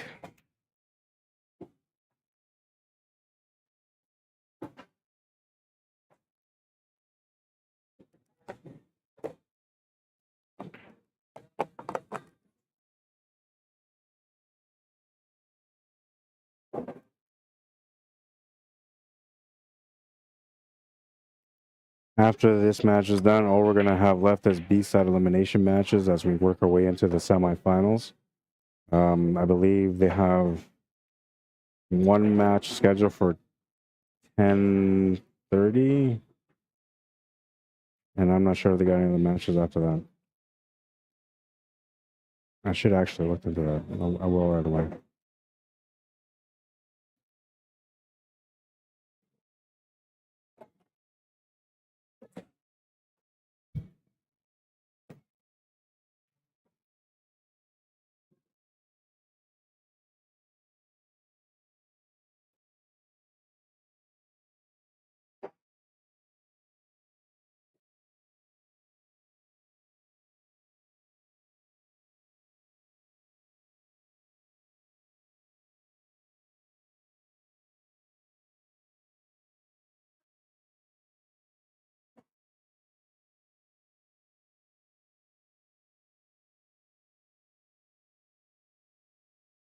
All right, so we're going to take a look at the B side on the bracket, which I tried to share with you guys already, but it didn't work for some reason.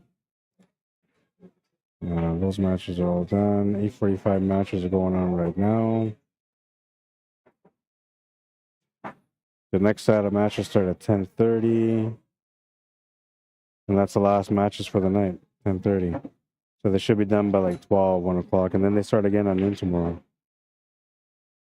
1 o'clock, I'm thinking, is where most of the matches are going to end up because, like, now they're in knockout stages, and as you progress, you're making more money, right? So, good chance that everybody's going to bear down a little bit more as you progress through the rounds.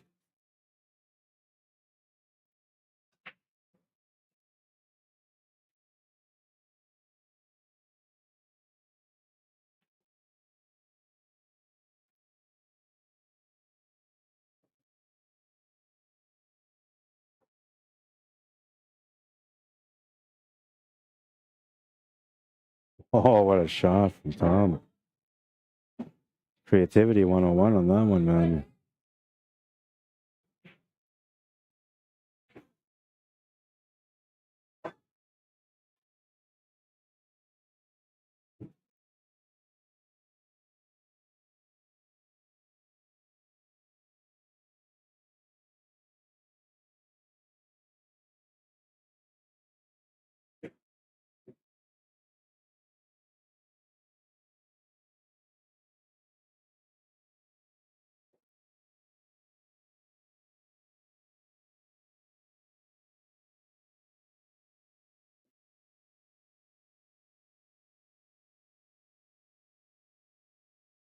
Take a look at Tom's shot again.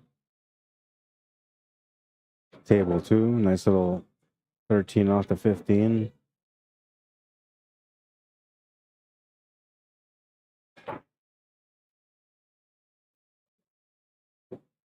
And he just went for a big shot, but missed it. Turned the table over as well. And Jeff Pratt, one of my teammates, will get a chance to play on this rack.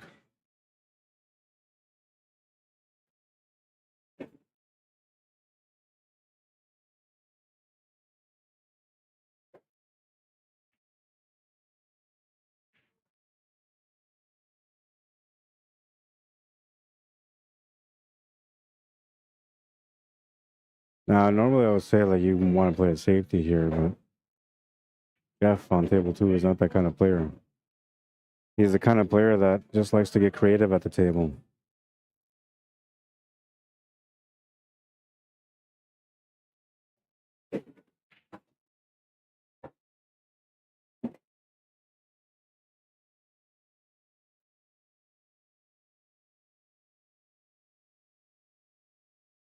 Looks like he still has the 6 bone.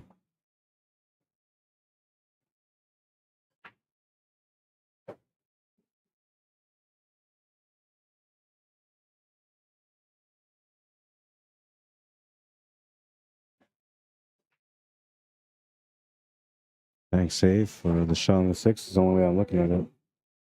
I'm thinking I would just bank that 2 bone.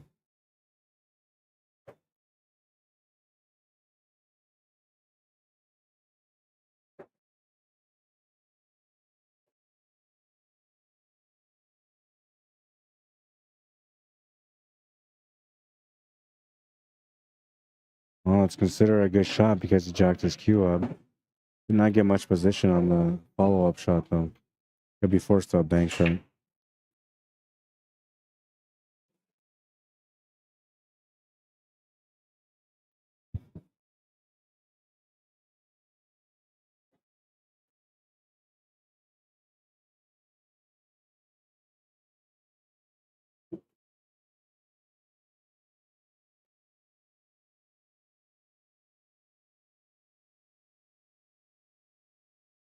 I guess you can't see any of it. I thought you could see it.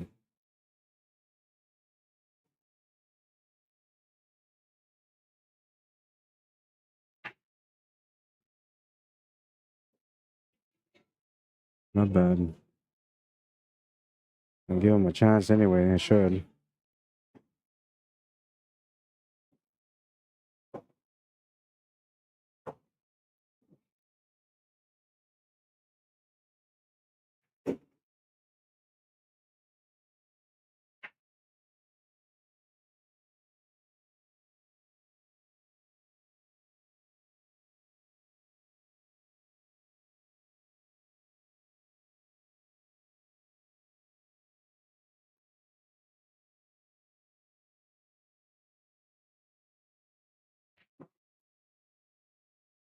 Gonna go too far on this shot.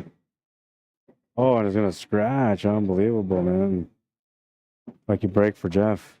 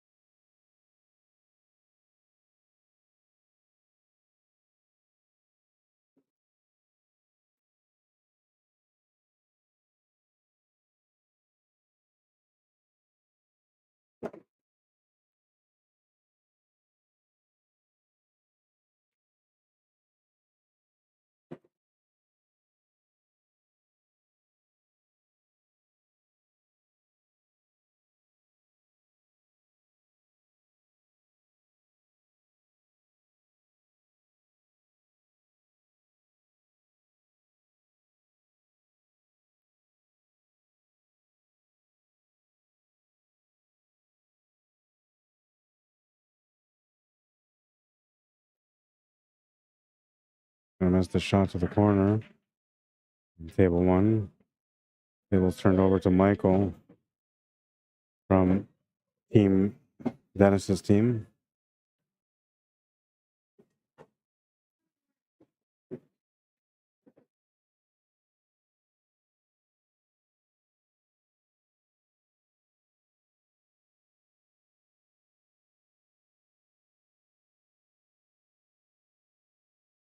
Makes the shot to the corner, and he's got the 8-ball.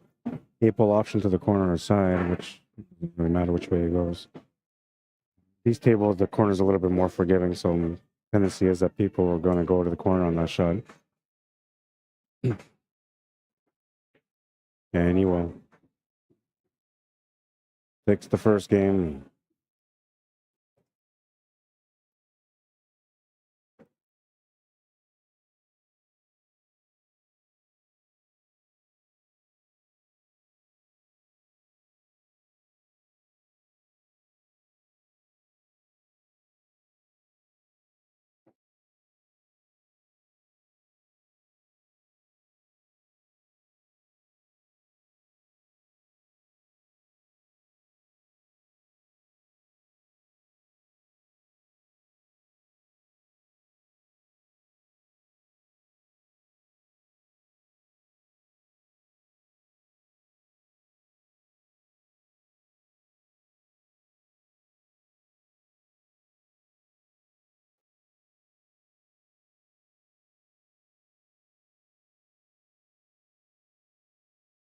Oh, he's going to get a little lucky on table 1. That could have been a bad scenario, man, but I think it actually worked out okay. He can make the 9-ball, and then I believe he might have the combo after that on the 15. Errol Cameron is going to be breaking from Team Swan Lake on table number 2. I believe he's playing against Kendall Soria.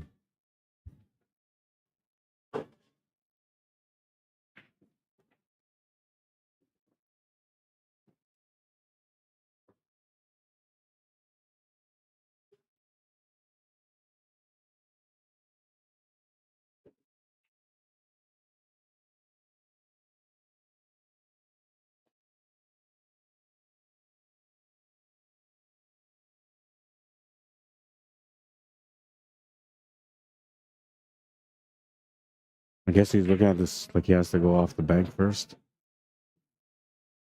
You know, just trying to decide if he can back cut it for the combo.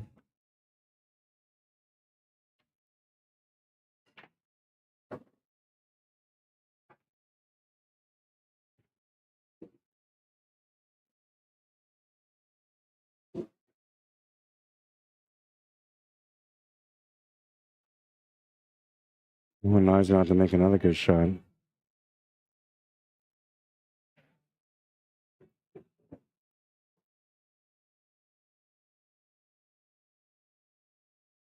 Nice little combination here. Had to go off the rail.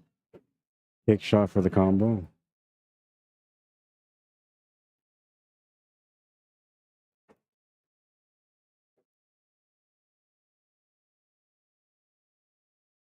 Kendall Soria just turned that table over to Earl, and he's going to get a chance to get going on this table. Came out dry on the break, gets a chance for redemption.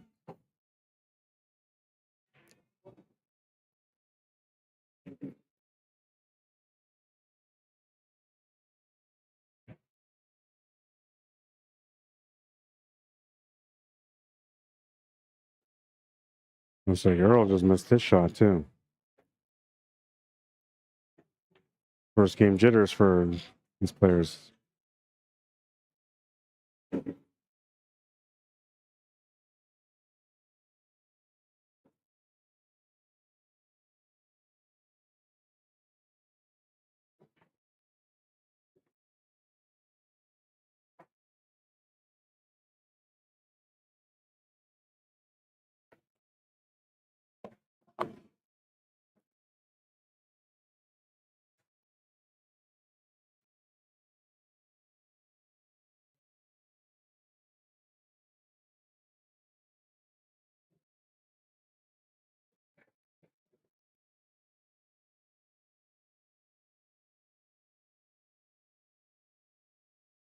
Michael's going to capitalize with a second opportunity, it looks like, on table 1.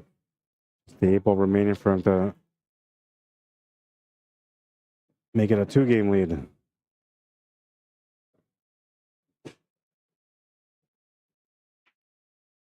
2-0, and Earl has to stop the bleeding on his table. Or his team's going to be down by 3 right away. Not the kind of start you want, but I'm telling you right now, there's no need to panic, man. Kind of common for teams to get a hot start. Doesn't always last for long, though. Eventually, the other team gets the rolls going their way.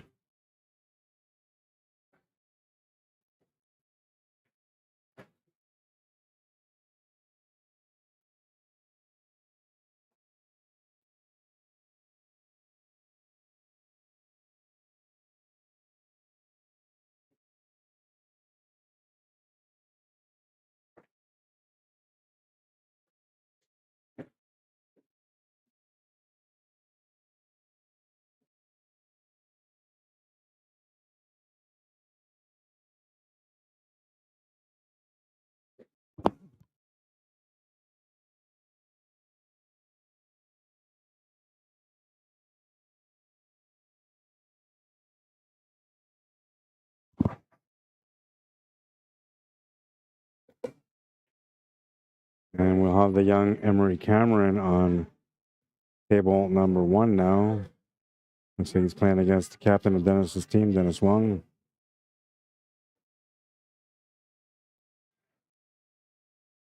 Following in front of the table, trying to get their team tied up. Smash and break from Emery.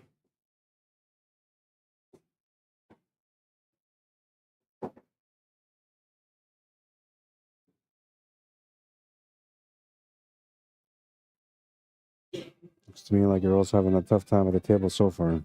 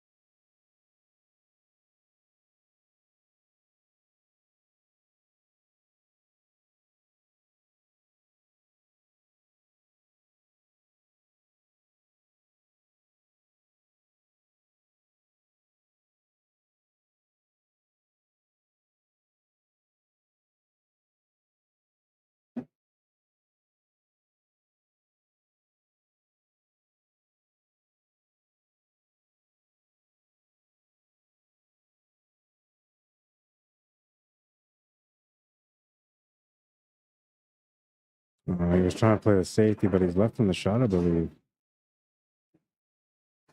And the one good thing about it, though, is that 14 ball set up to the 7 near that side pocket. So basically, he just took away that breakout ball from him.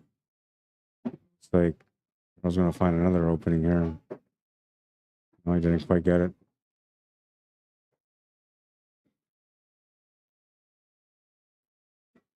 It's time to figure out what he can do here.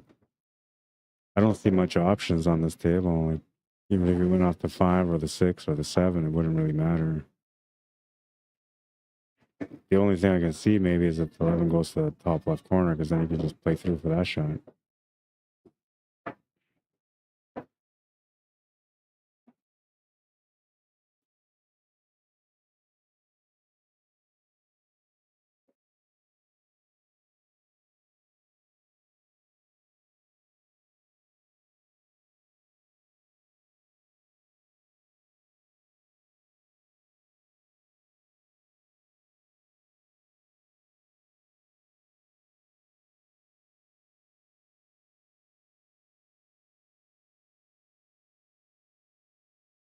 Delivery there from Emery. Draws back to get the shot on his final stripe. Just taking a look to see what he wants for shape on the 8 ball, which is always important. It's not so much that you're looking for what you have for shape or what you should do for shape. It's more about finding the options that you would have with shape. That's basically it. Gotta find which options you have. And he found an option there, but I think he came up a little bit tight. And that's just a perfection, man. Like, I don't know, he's got it. Yeah, he's got it. And I don't know why pool players always seek perfection, but like, that was dangerous there. He's good on the finish, but that could have been a dangerous thing. They're on the board, 2-1.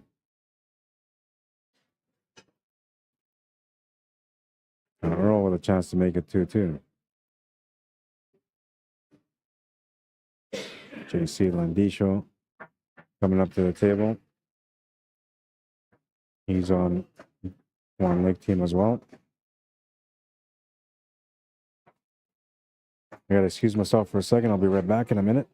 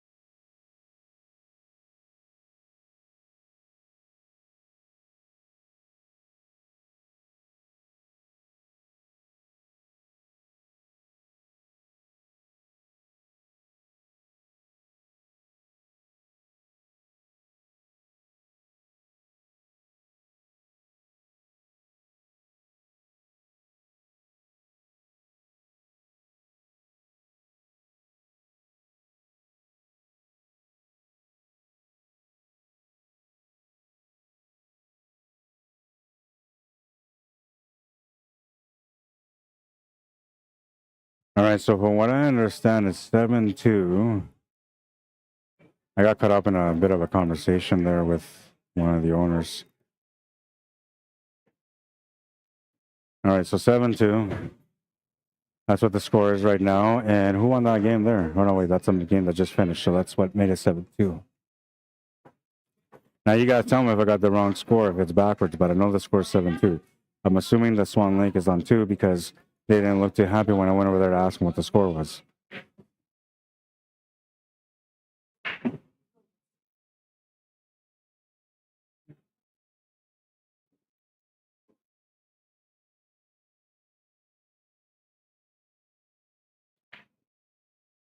Oh, and I think Dennis's team gets a 4-point spot. I think that's what it is.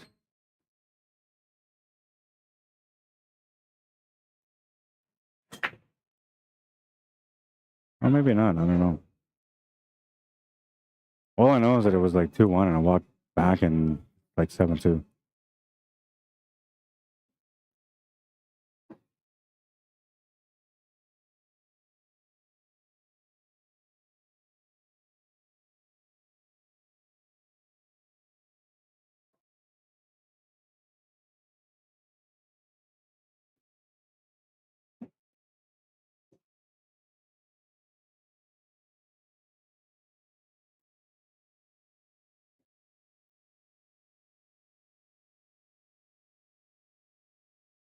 All right, the score is now 7-3.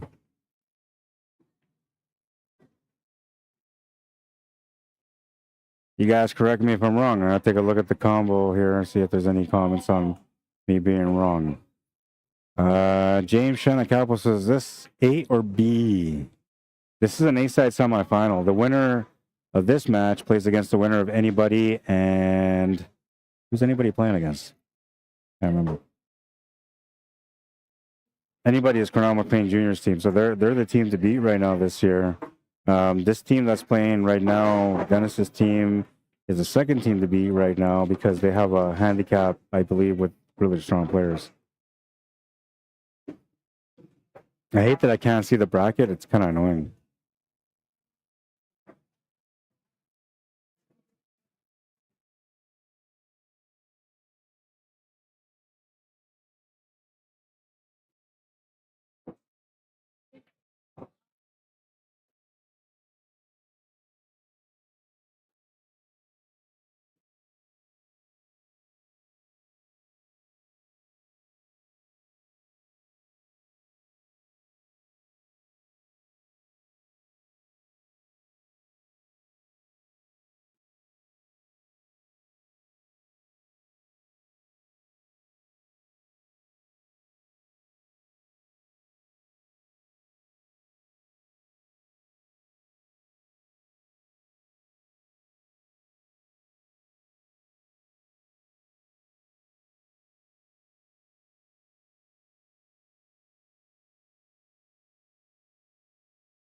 Smash and break on table two. Dennis will get a chance to get going on this one. And a really nice spread, actually. It's got a shot on the stripes to get started with the 13 ball. The solids look a little bit better, though, man. But doesn't really have a shot on it unless it takes the 1 ball combo to the 7 or 1 ball back cut to the top right corner. California doing some quick work on that table. These guys are mad, man. They're swinging back 7-4. They're down by 3. They were just waiting for the commentary to come back. That's all.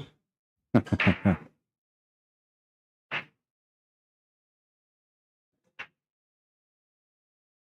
feel like I can make the table on the left match the table on the right because they're both. Oh, actually, you know what? I'm looking at the tables. The table on the left is a little bit lighter green than the table on the right. So these cameras are giving me true colors because the table on the left is like a light brown while the table on the right is like a maroon or burgundy color. Cherry wood, I guess you would say.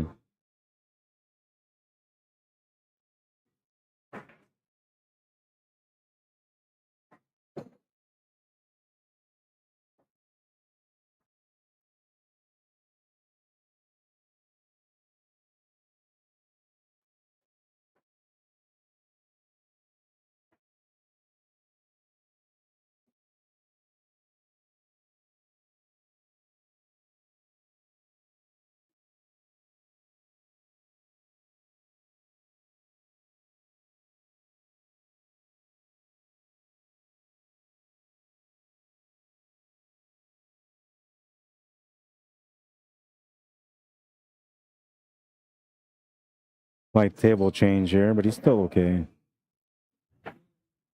The other matchup is being held up. These guys are on a smoke break. They're back now.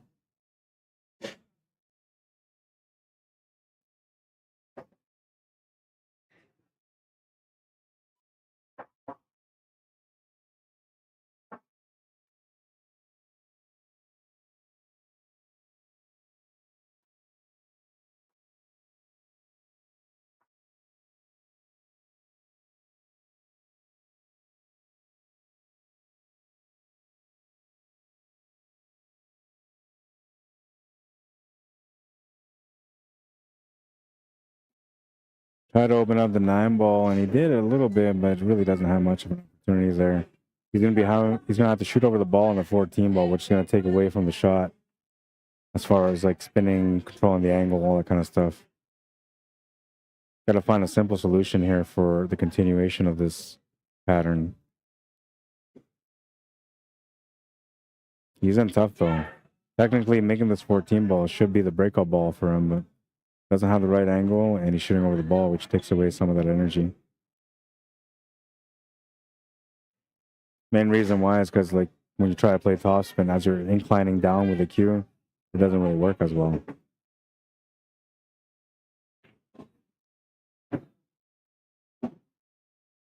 Oh, he's gonna freeze right up to that 9 almost. A little bit of a gap between them, which maybe he'll have enough for the 12 ball, but the way he's looking at things, I'm assuming he does. Take a look at this backside.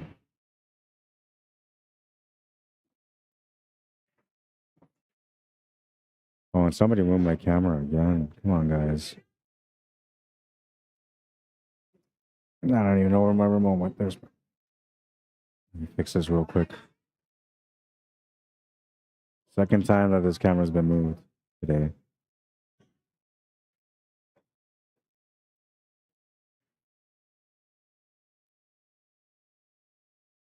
Yeah, so Dennis's table's on the left right now, and it doesn't really look like he's got any kind of a shot. Maybe the side pocket. Yeah, he's aiming for the side.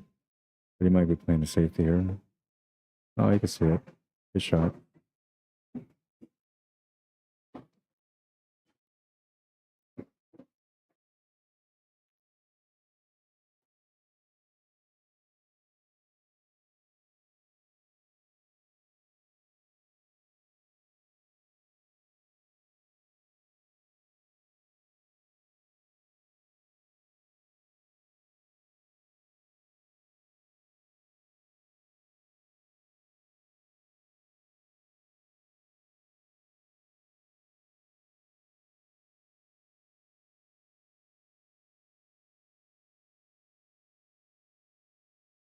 Gonna bobble that shot in the pocket, but he makes it, and he breaks out the 10 and the 11 ball.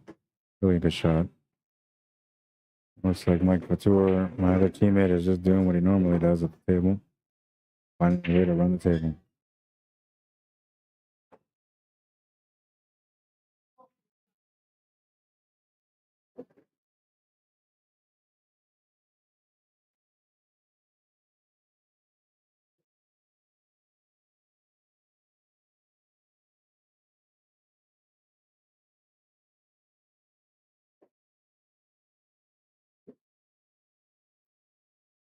Miscue. Oh no. Unbelievable. Swan Lake gets a chance on table number 2 after Dennis Wong miscues on the shot. Earl Cameron knows he's got a good opportunity here. Not that difficult of a table for him. Got to capitalize on it. And if he can, they'll be within 2.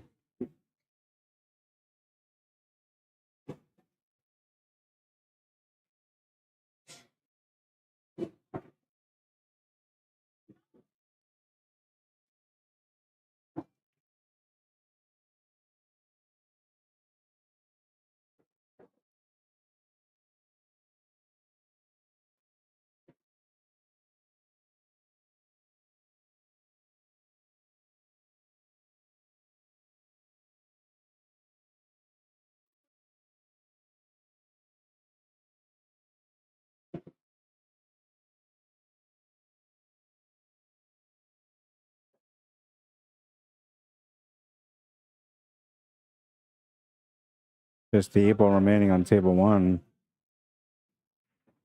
Mike's gonna make it.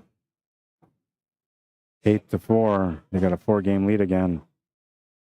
Can be a 3-game lead once Earl finishes his table. That one's for you, Corbin, says Mike Valtour.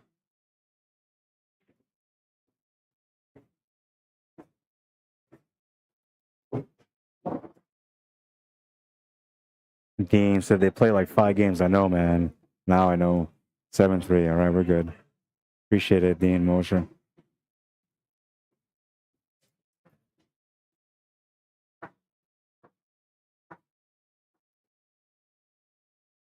Gone to the corner is good, and Earl's going to get his team on the board again. 8-5. They're down by 3.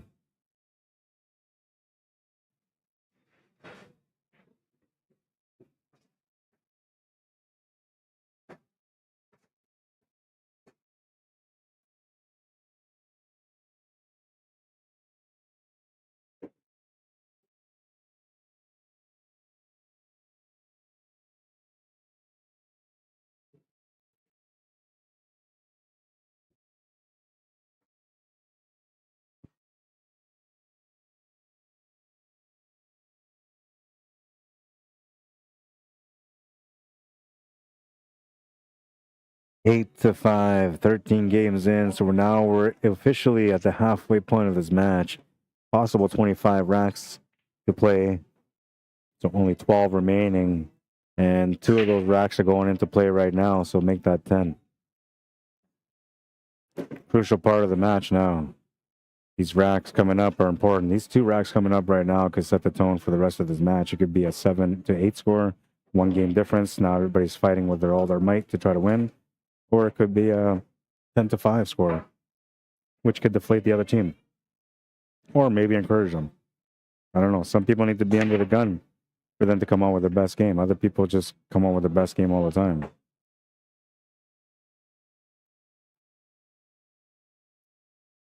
JC Landisho at the table.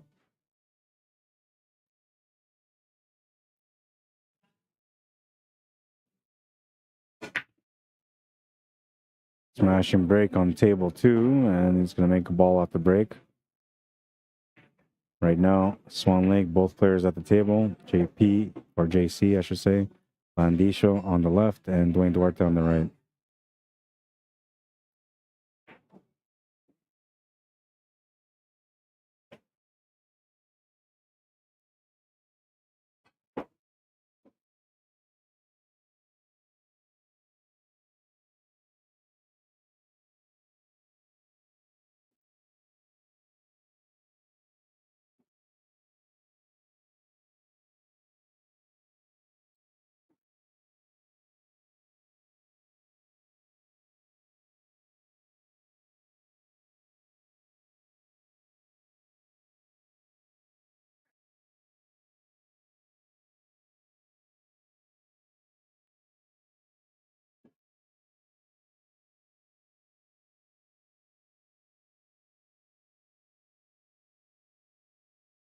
Oh, I'm surprised they didn't scratch on table 1. That white ball's hanging in the pocket. I don't know how. Somebody's holding it up, man. That thing should have dropped.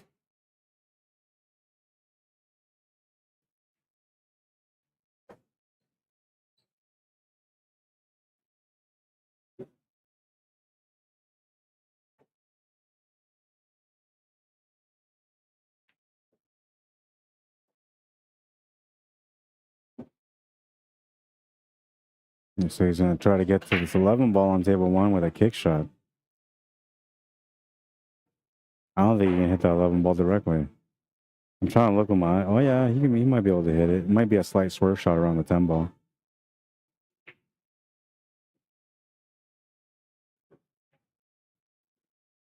The last of the matches start in 25 minutes.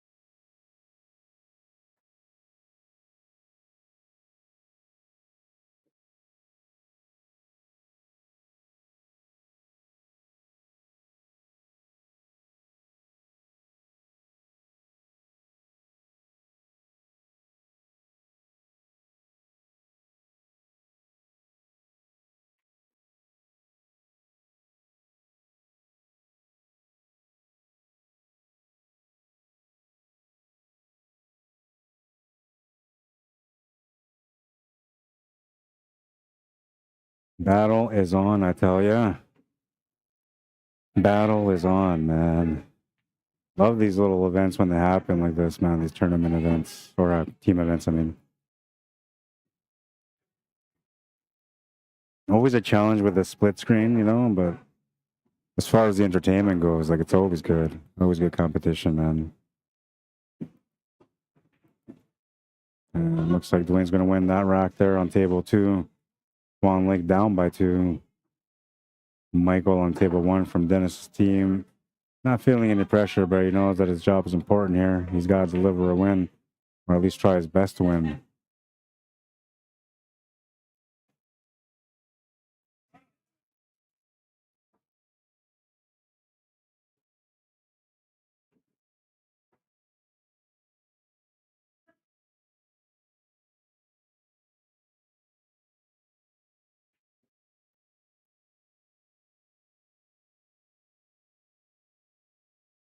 Now, I'm trying to figure out like what he's stuck on. I'm assuming he's on low ball or high ball. I mean, and that's not good for him if he is. But it's not bad. I mean, you can make that shot on the 15 ball if that's what you are. Go out table, break open the 11 ball. Oh, he's low ball. All right. Well, low ball, that's a problem, I guess, because now you're trying to figure out what to do with that 6 ball that's sitting at the top left corner above the 10 ball.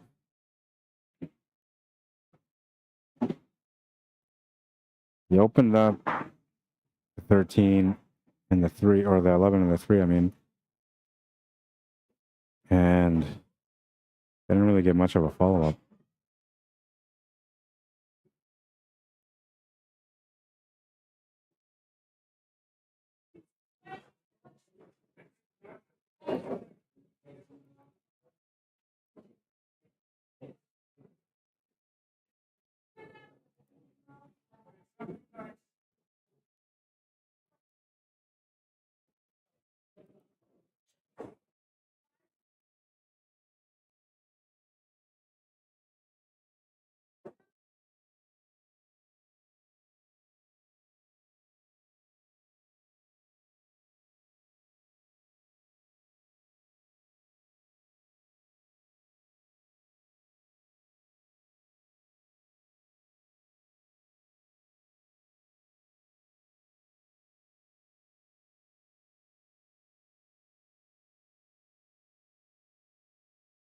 Looks like Dennis is trying to figure out what he's going to do here on table 2.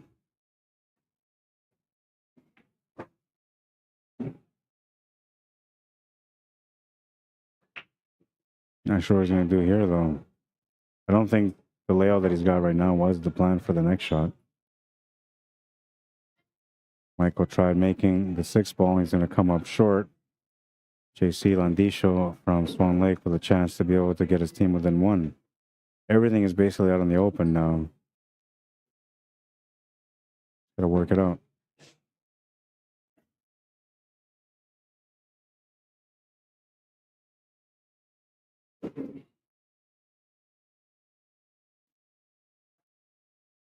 Makes a huge shot to the corner on the 9 ball.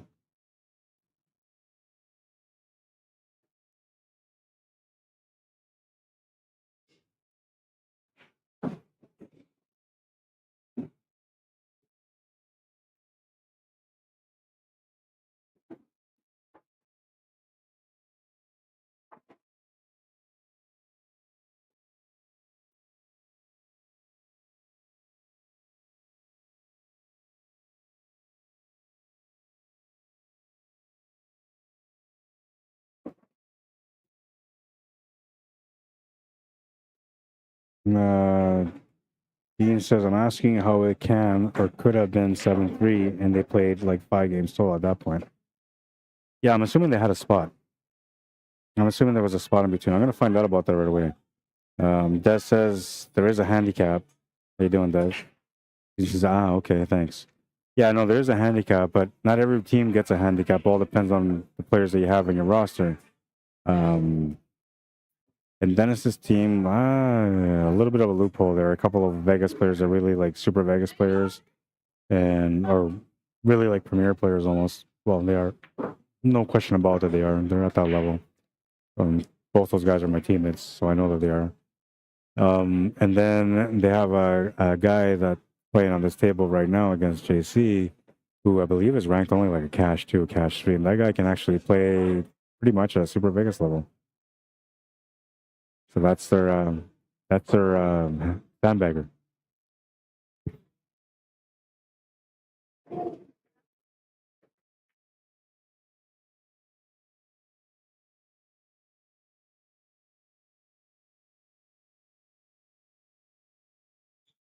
Gotta look at this table here.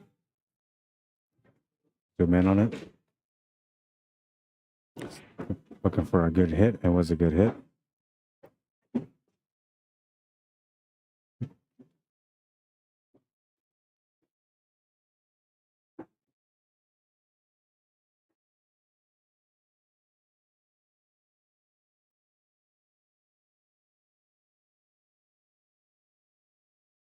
Yeah, you play the one ball to the side here and get that ball out of the way.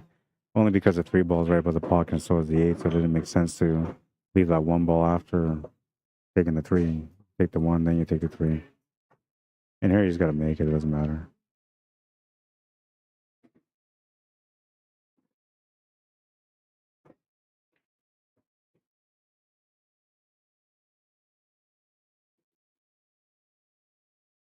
Nine to 6. And it's this team 1 win away from getting into the double digits on this race at 13.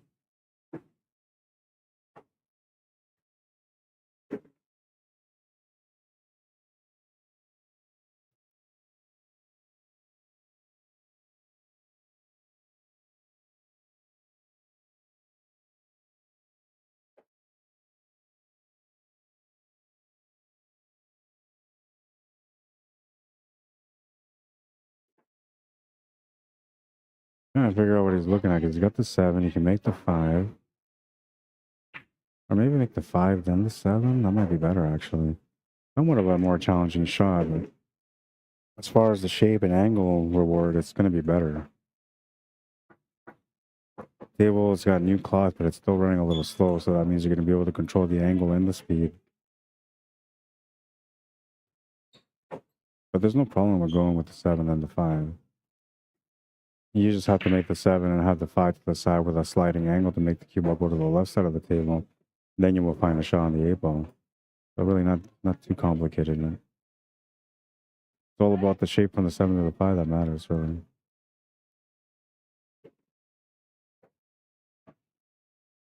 You're going to have a decent angle here.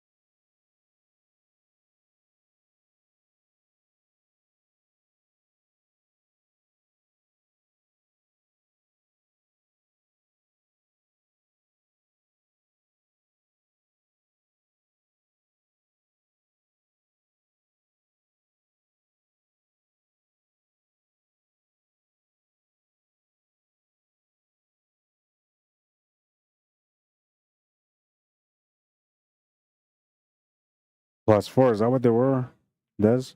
I thought they were a +4. And Dennis got the finish on that one, so that puts him at 10.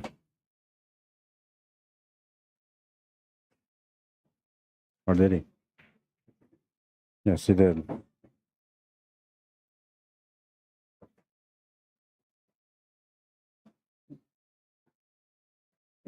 I don't think many teams really had an advantage with the handicap system put in place. Like a lot of the matches that I had on the stream so far anyway, they were all evened up.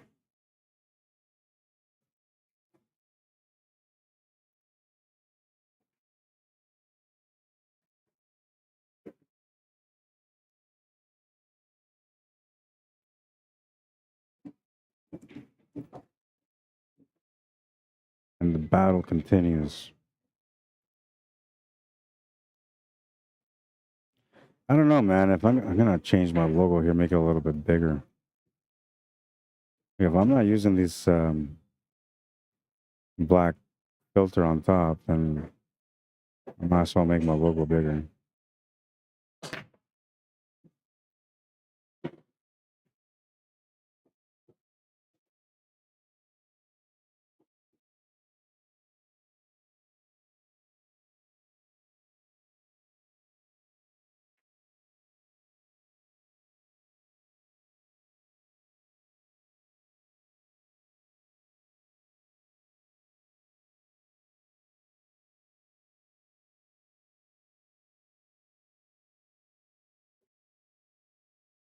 Just a little bit bigger.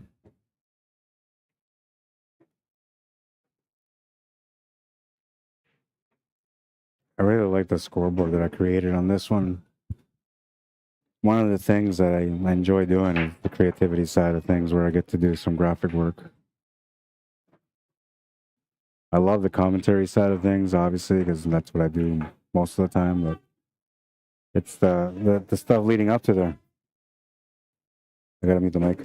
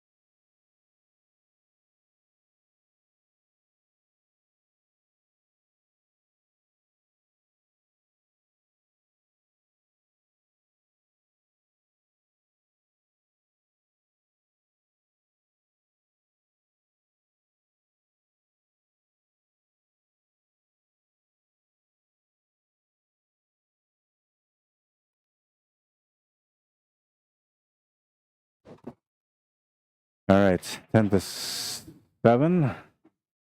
I have to confirm with the scores, but I'm assuming it's still the same score, 10-7. I'm getting caught up on conversations here, man. Being pulled in different directions. I'm a free agent.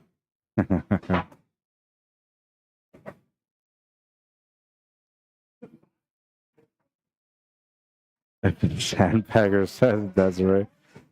Like, that's how you're supposed to play team events, man. You're supposed to sandbag and get the sandbaggers in.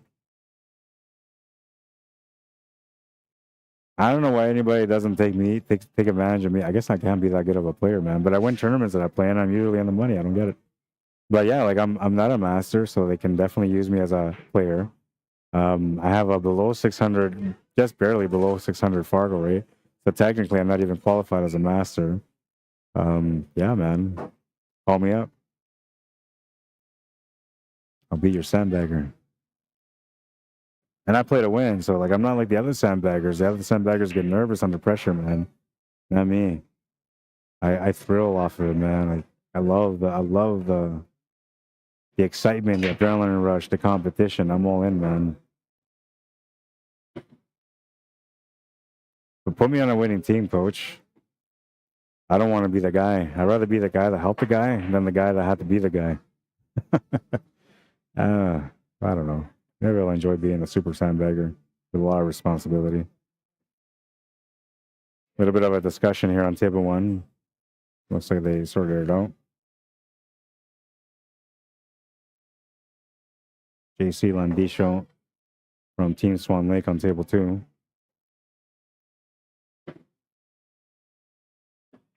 He's got a decent little spread on that table too, man. Like, no real situations that he has to worry about. The only thing he's got to watch out for is that he doesn't move balls around and create a situation somewhere where like, there was no need for a situation, which so far he's doing a good job at avoiding. Oh, we're moving balls. Not good. Oh, he's going to get away with it, though. If he has a shot on the five, that is. If not, he's in trouble. Yep. Gonna have to resort to something like a bank if he doesn't get the breakout. Okay, he played the shape like as if the fine ball goes again. But if it went the first time, then he would have made it the first time, I'm assuming. So we'll see. Or maybe that was the plan. I don't know. Oh, yeah, he's good on the five. Looked to me like he was tight on it, but he hit that way too soft. Comes up with a really tough shot on the eight ball.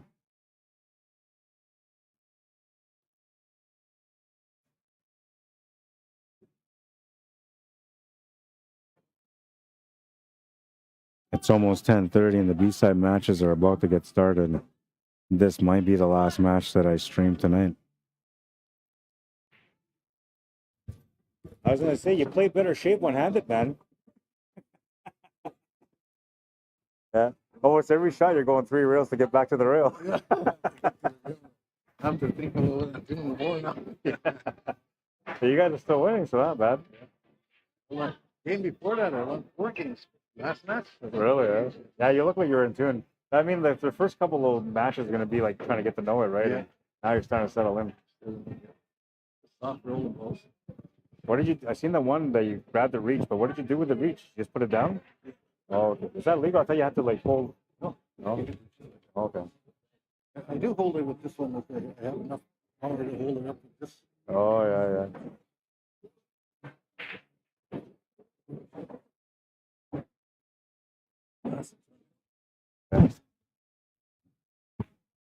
That was a nice little shot from my teammate Jeff. Yeah, a nice little English billiards shot. And one thing I can tell you about Jeff, he's like not your typical pool player because like, he's got lots of knowledge, plays really well, but he's not the kind of guy that ever thinks about a safety. He goes for a lot of different shots, man.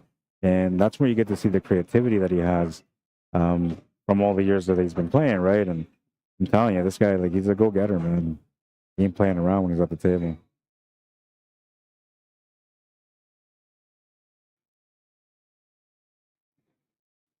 Eight ball is good. That puts Dennis's team at 11-7. 2 away from winning with Mike Vatour almost at the finish on his table.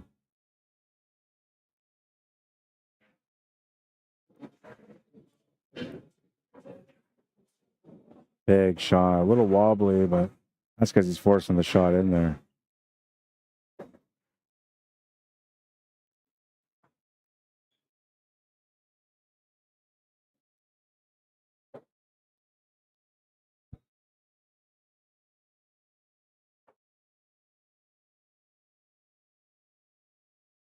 cheat the pocket here to the corner. He's going to make it straight to the pocket. I mean, he nicked the horn, but still a great shot. They're on the hill. This is an A-side semifinal, so whoever loses here will go to the B-side. They'll have a chance to keep battling. Looks like Johnny Baptiste doing Johnny Baptiste things right now for his team. Everybody's standing around anxiously waiting for him to finish the rack.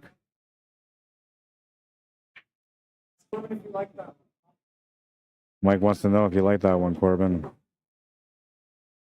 I thought it was a nice little run out.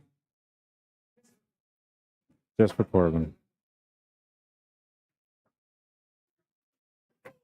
Johnny delivers the big win for his team on a side table. They're going to eliminate. They're eliminating Elmer and his team.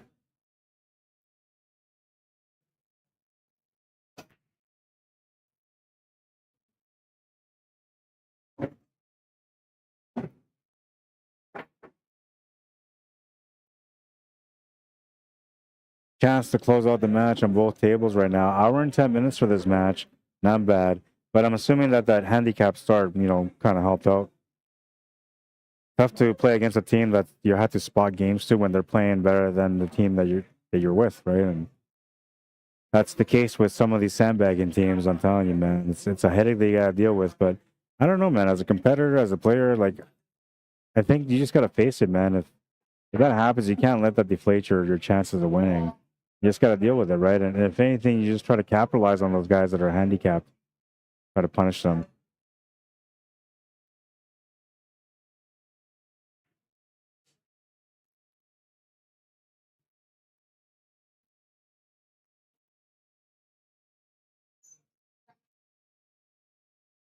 Dennis looking to get the win for his team now. Trying to work out the pattern. It looks to me like he's going to set up for that 5-ball in the corner, table 2. I'm thinking he's going to go for solids. I don't see any other options for solids. I guess the 3-ball will be a good option too, but it's a bit of a back cut. I think the 5 is perfect because you can hit it with some bottom lefts and draw off the cushion and come back down to the middle. Might even get good on the shape on the 1 from there. Oh, he's not going to draw that much. I'll have a shot to the side pocket though on the 2-ball.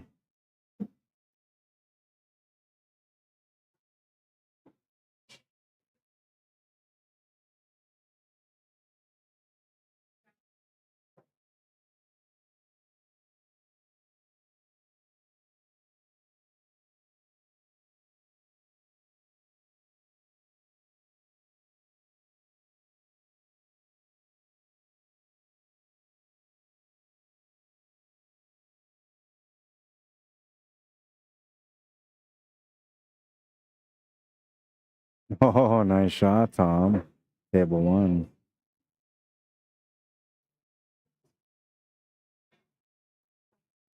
Got a little bit of a lucky nick there, but he had to make the shot still. He had to make the effort to get it there.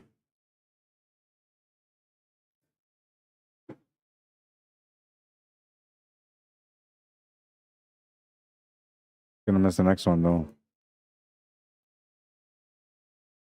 Nice little cross bank shot here. Small tight window, plus the crossover on the white ball.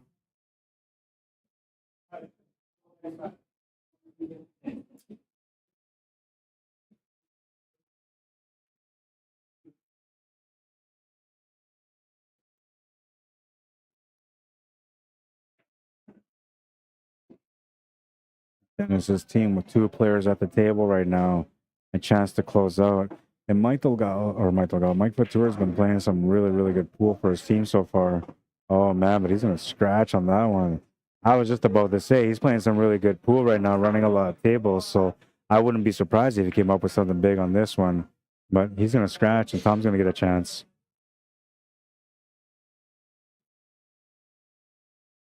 Perhaps this is the last momentum swing for Team Swan Lake. They're gonna have to capitalize on it. And they're going to need Dennis to give up that table too, which right now it's looking like he's doing his best to finish it. I was looking for an angle on that 3 ball so he can get set up for that 7 ball. I don't think he's got it.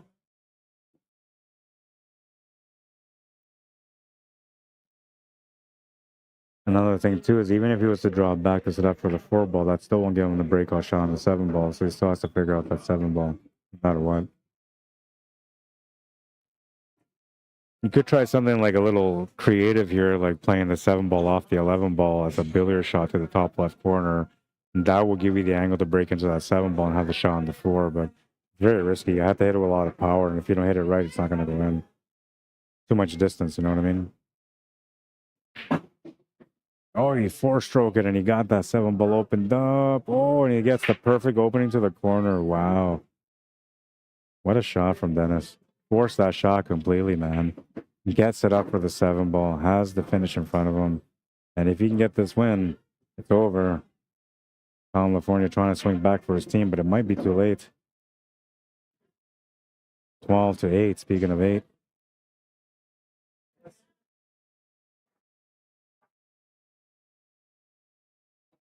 Big drawback. He's going to hook himself on the last ball. No way.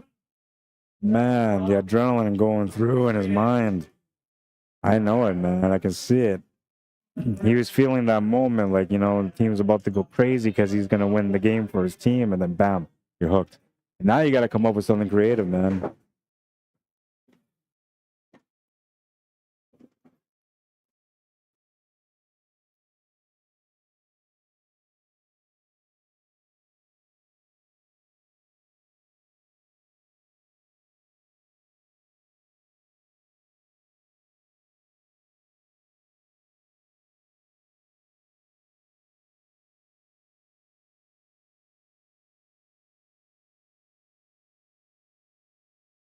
Looks like he's going to go for the jump. And this is an important shot here, man. I mean, if he makes it, he still may not get out. But if he doesn't make it, or if he ends up fouling, the opponent's going to have a chance to make it 9-12. And then after that, like, anything can happen, man. I'm telling you, because right now, 9-12 with 2 racks to go, it could be 11-12, 1 game difference. It's a 25-game format, so that means that the last round is alternate breaks, with the home team getting 3 breaks. 5 racks remaining right now, so this is the beginning of the alternate break setup, and it looks like Swan Lake has 3 breaks in the final round.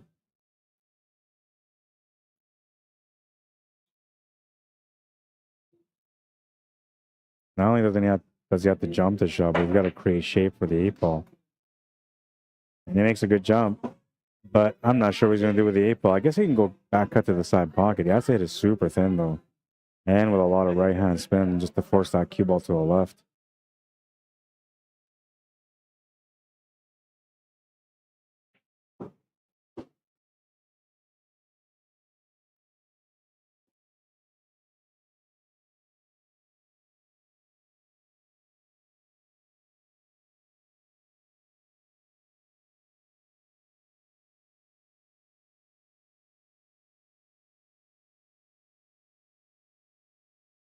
Oh, and he makes the shot for the win.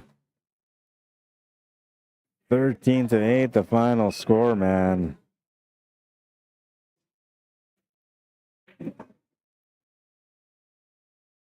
Table 2, big jump here. All in for the win. Makes the shot.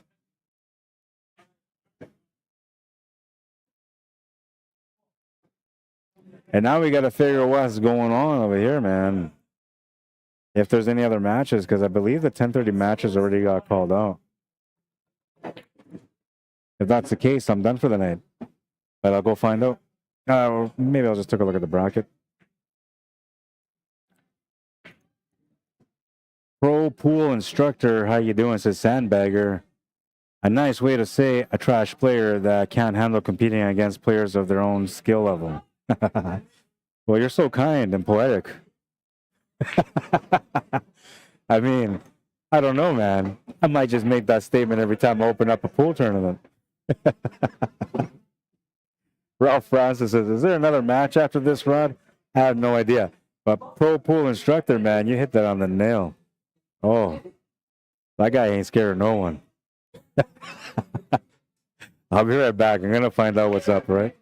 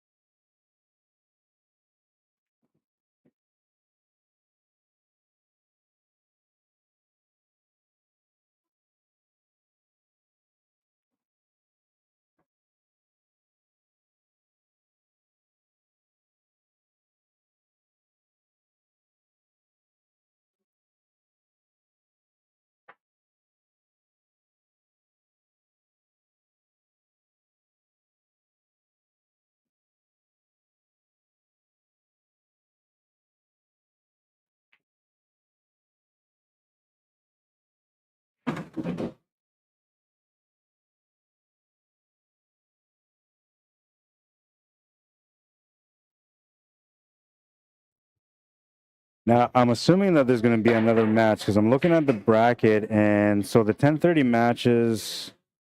Hang on. 10:30 matches. So the 10:30 matches are running behind right now. Northside is waiting for an opponent from the semifinal A side, and Glenn's team was waiting for an opponent, but they got their opponent now in Swan Lake. I'm assuming that it'll probably be in Swan Lake that plays again against Glenn's team, but I'm gonna go find out.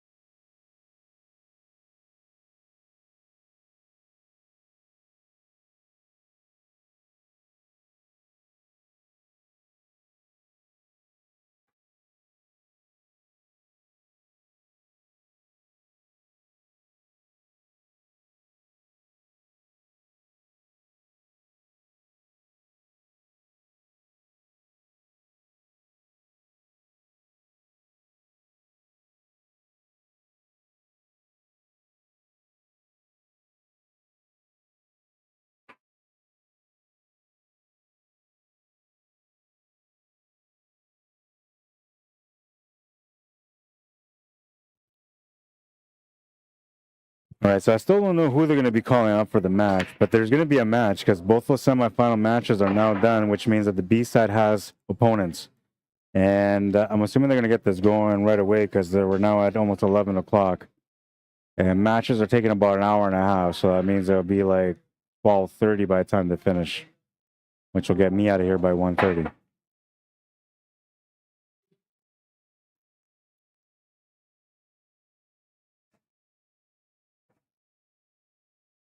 All right, it looks like we're going to have anybody against Northside. Oh, man, a family showdown.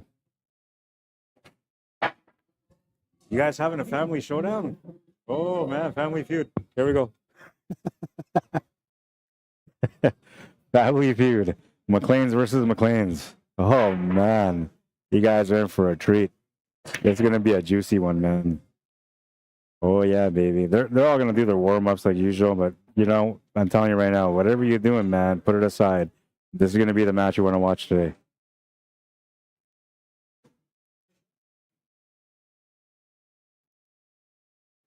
This is going to be a match, I tell you, right meow.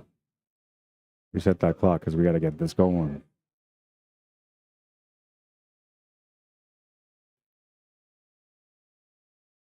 Oh, this is going to be so good, man. I'm telling you.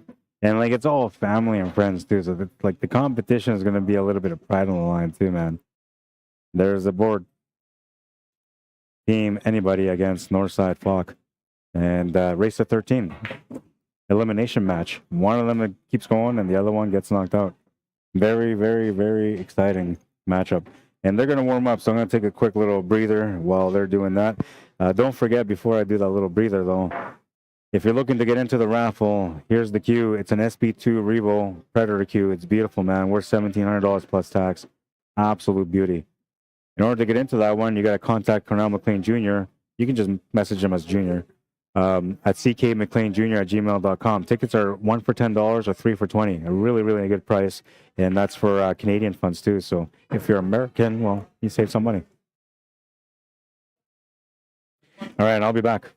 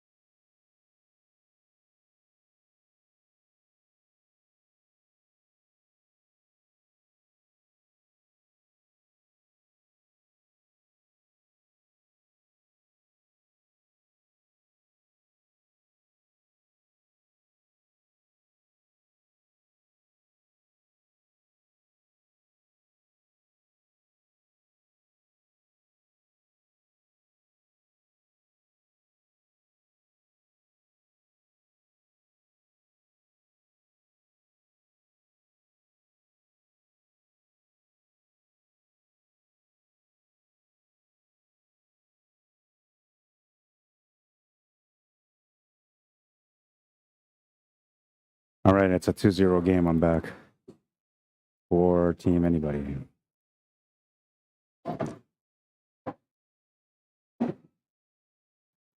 The winner of this match has to play against the winner of Swan Lake and Glenn's team tomorrow at noon.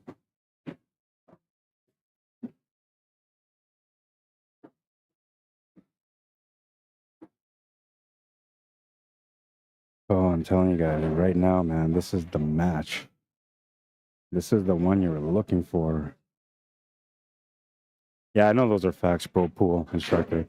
I seen that earlier. I meant to reply earlier, but yeah, you're right. Seth says another game. Yeah, we got another game, man. And this one is an interesting one because it's a showdown between family members, right? So the McLeans have two teams running in this tournament.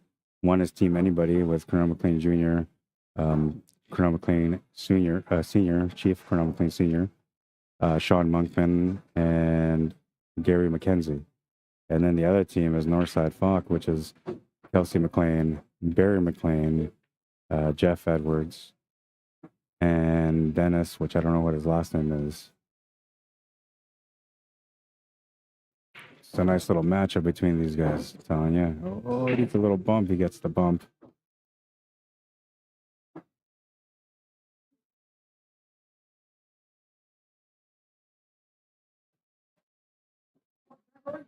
Makes it in the corner. And they're having a good time here, family members. High five. High five for both teams, yeah, because they're all family.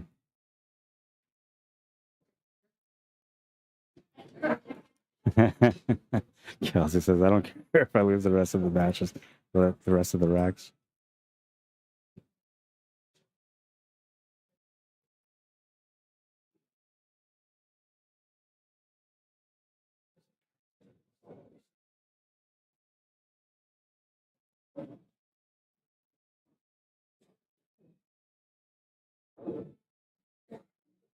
All right, so this is Dennis on table 1 right now. I'm not sure what he's shooting at, but I'm assuming he's on the 7 ball because that's the only ball that seems to be troubled here. And if you were stripes, you would probably shoot at maybe the 11 ball by now. What I'm looking at here, I'm thinking maybe like a 3-bank side pocket. Right side middle. Yeah, there you go. He looked at it and he's like, yeah, you know what? Maybe the 3-bank side pocket shot will work here. There it is. It's going to go. Oh, it's not going to go. Good try, man. Good try.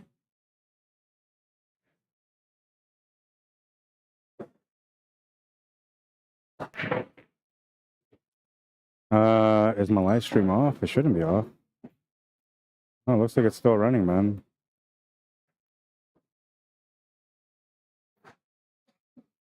Somebody just messaged me, but yeah, no. By the way, if you guys are enjoying the stream and these matches, man, we had some really good matches, some great highlights throughout the day too. Always can support by liking the stream. And when you like the stream on YouTube, well, that just helps me to be able to get a little bit of income through my advertising or getting some exposure. You know, the algorithm will try to support me and put me out there so other people can find my stream and maybe they'll enjoy some of the coverage that I do.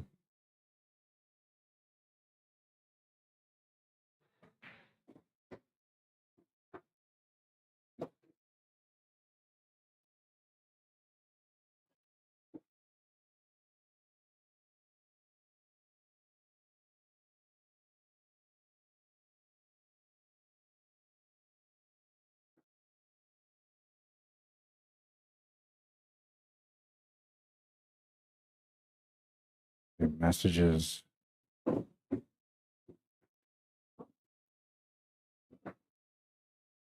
And by the way, so when you see those commercials that come up on the stream, I don't put those there. It's the algorithm that's doing it. And it decides, you know, like which commercial is going to put up and whatnot. But the more that people are engaged with the stream through liking or sharing and subscribing, the more that it tries to give me better commercials that pay me a little bit better also.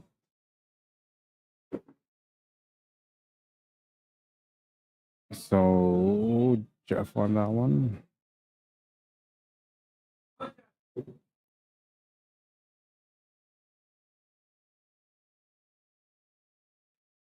2-2.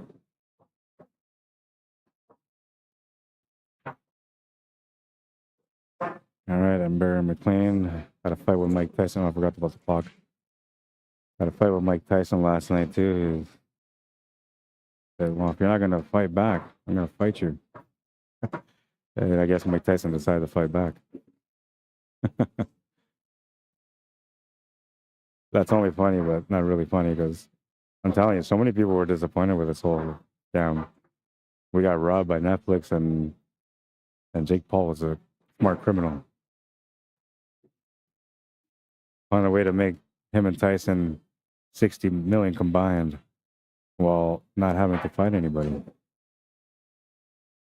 Well, I guess they kind of fought, but it wasn't really a fight.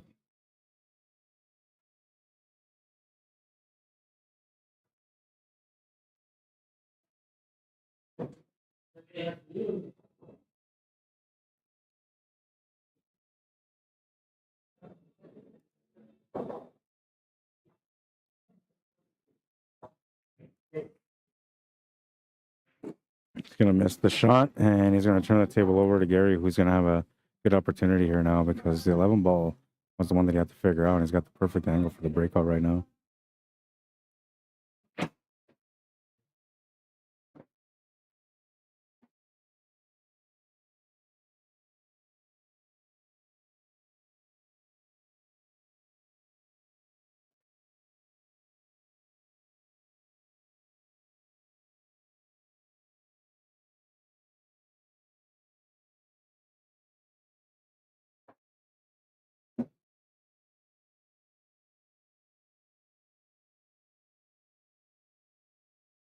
I already know, man. I already know, but I'm going to put it up there anyway.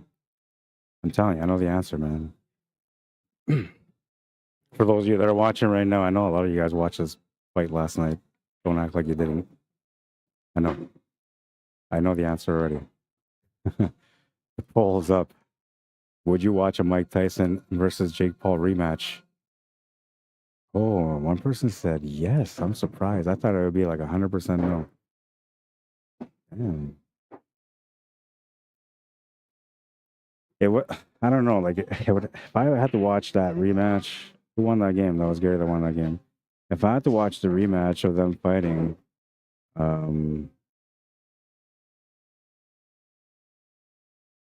it would have to be like a real fight, right? Like something like whoever wins the fight wins 30 million, the other guy wins 2.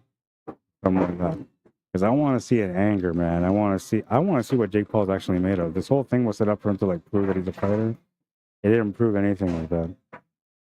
All it proved that is that if you're influential enough, you can do stupid things that everybody will watch. Yeah, that's the way I gotta put it, man. If you're influential enough, people will watch anything you do. Don't believe me? Ask Jake Paul.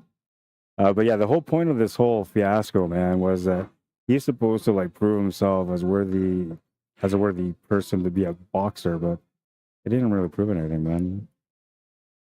And honestly, the way he fought, like I don't think he would survive in the ring. But, I mean, Tyson only hit him once, and that was enough to make Jake Paul run around for the rest of the night.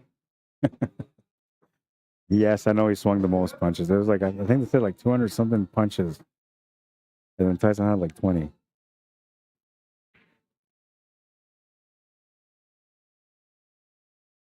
But if it was for real, I'd definitely watch it, man. Definitely watch it.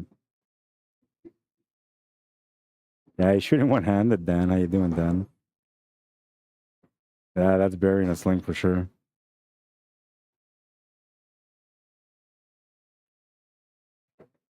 Tried to act up last night, got straightened out. I'm kidding. I'm not sure what happened, but he'll be okay. It's not like nothing crazy. Like it's just shoulder pain. Can't really shoot. Might have slept on it wrong.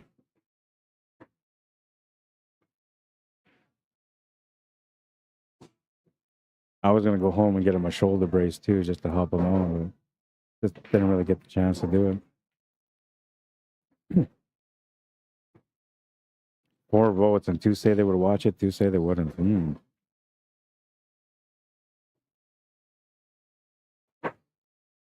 Honestly, like maybe it was Tyson somebody else. Maybe they should have like Tyson against like one of the older boxers that's retired too. But somebody that has to prove a point, or maybe like a rematch. Oh, that'd be cool. Buster Douglas around. Could you imagine that rematch, Buster Douglas and Tyson at 60?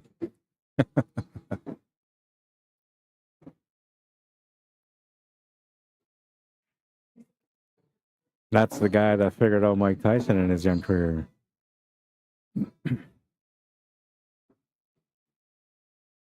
Or cursed his rod, what happened to Barry? Oh yeah, I'm not sure. I think he probably slept on his shoulder wrong, or I don't know.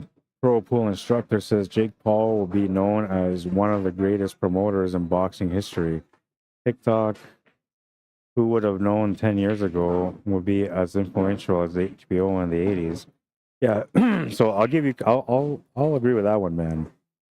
Won that game. For Sean? Must have been Sean.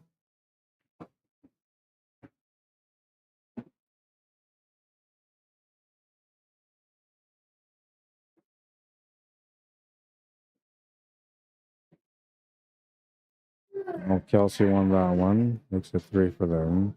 Pretty sure Sean won that one too. I'm gonna make it 4-3 for anybody because I'm assuming that's the way it would have gone.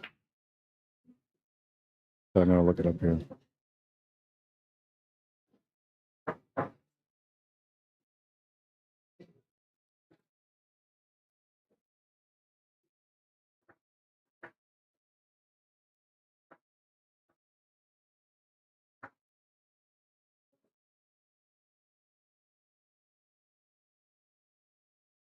Oh yeah, that was Sean that won it with that hero. Or no. All right, so it's 4-3 right now. 7 racks out of 25 into this match, and we're about to go into racks number 8 and 9.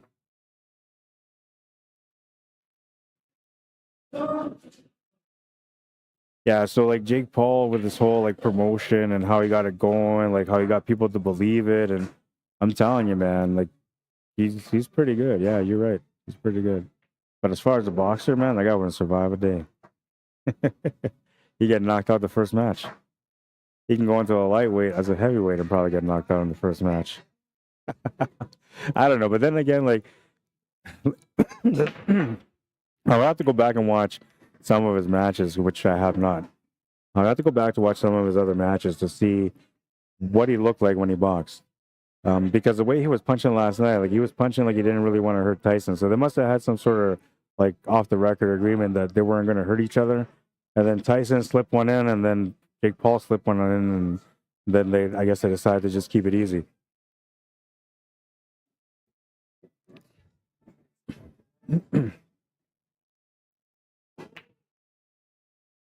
All right, so Jeff Edwards from Northside on the table right now on table 1, and Barry McLean just broke on table number 2 for Northside, and he's going to come up short. Dry break. And I'm assuming that Netflix must have made a ton of money too. Well, maybe not. I get like, okay, so if Netflix got like a bunch of resubscribers for this event, then yeah, they made good with it. Whatever money they put in, they made good with it. Because I think the idea of it was to get people that don't have Netflix to watch Netflix. That was the main goal. And along with that goal would be to have people that used to have subscriptions to Netflix that canceled it for them to resubscribe just for the boxing match, because now they would have to pay, right? So that's how they make the revenue a little bit back, is when people are paying for their subscription to come back. So I'm assuming that's the way it was supposed to play out, and yeah, they did a pretty good job. I mean, Jake Paul on his own never would have done it if it wasn't for Tyson and the hype. Like, I don't think. Well, do you think Jake Paul set that up? I don't think so. Well, maybe he got behind it. He's like, you know what? We're gonna make a video. We're gonna make it look like you're really like crazy and angry, still like the old Mike Tyson, and so it could have been maybe the scheme, right? Yeah, I think Jake Paul's creative enough to do that. It was entertaining for the sense of like, you know, being able to look forward to watch Mike Tyson fight. I think all of us kind of just went back and said, man, this is cool. And then watching him on the ring, we're like, oh, he's gonna knock him out, like all that stuff. For that, it was worth it. But the disappointment that came after, it's a heartbreaker, man. bite the guy's ear off or something, man. I'm kidding. I know Jake Paul's supposed. Somebody said Jake Paul's supposedly got like a diamond encrusted protector in his ear, so that way Mike wouldn't be able to bite his ear off. The stuff these guys come up with, man.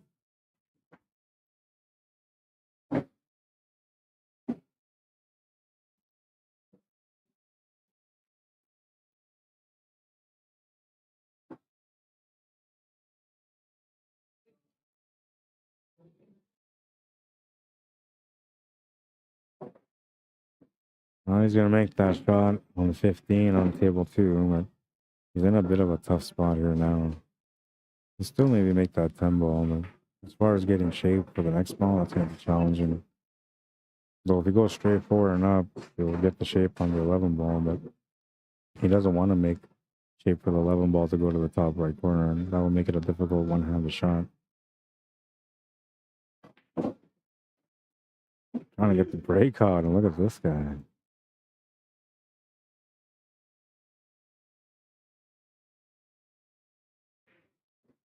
Extra power. Just got a little bit unfortunate there that he didn't get much on the 9 ball.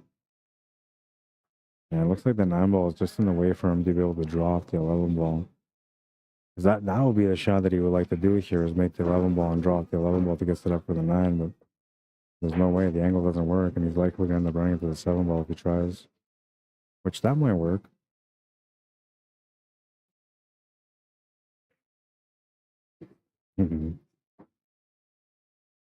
I'm laughing because like we talked about this with Barry. I was like, man, I said you play better position one-handed. I'm just joking around though, right?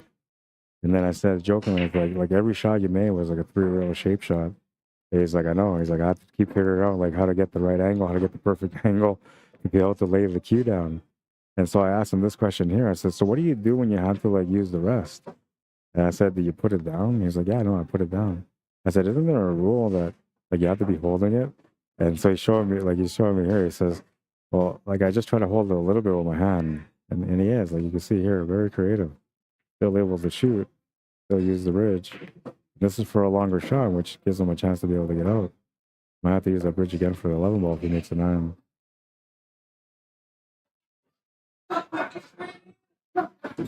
Oh, it's gonna hang up. These guys are joking. Because they're laughing because the same as if Jeff doesn't give him the shot, it's straight in on the 8. And they're all laughing about it.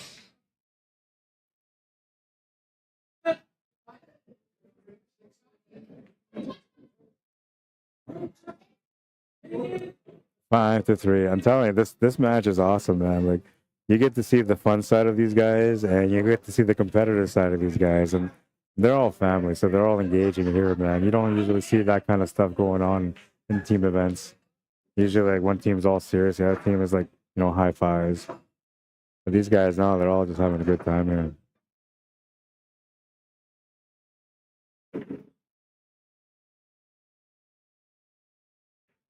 Oh, he's gonna make the shot. No, he doesn't make it.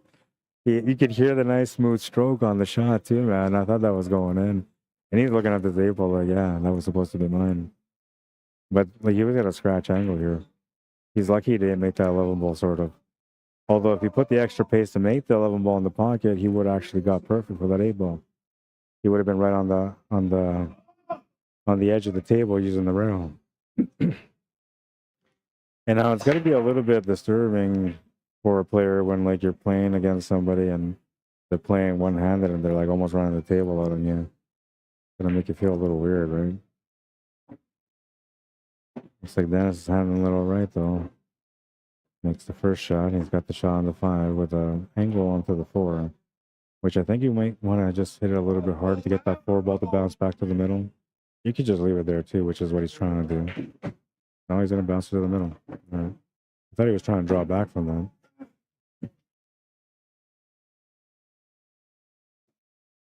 Check up on the pool, man.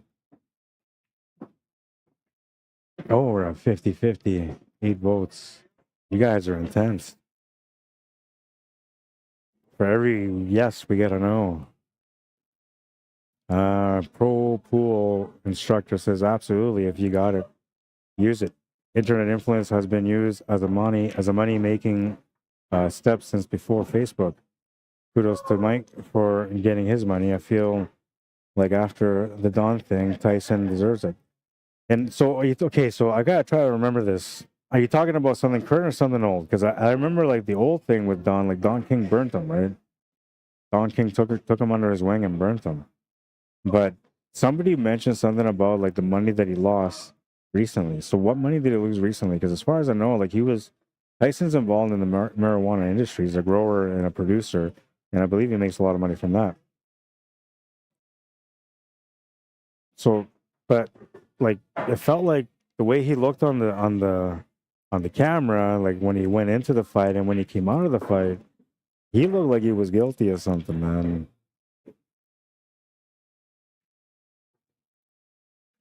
Oh yeah, the Don King thing back in the day. So okay, so how much money did he lose back then? I can't remember the whole story. I just remember that Don King made off with it, and there was nothing Tyson could do about it. No, oh, it's gonna horn. Oh man, now he's gotta do a mass hit using the edge of the pocket. This is crazy. Go get your jumper, man. Go for the jump shot, Barry. Jump shot, cut to the side. One-handed jump shot. Come on. Oh, he's looking for the kick. Like if you could just see any of that 8-ball, I can cut to the side pocket. Come on, Barry. More power than that, man. You had it. More power than that, though. Nothing he can do about it, right? Like he knows he's in a situation. He's just trying to do the best that he can. Technically, him getting 7 balls for his team is a bonus.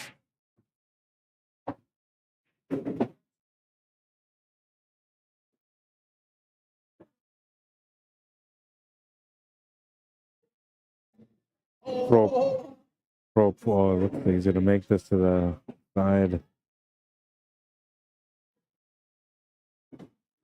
6-3.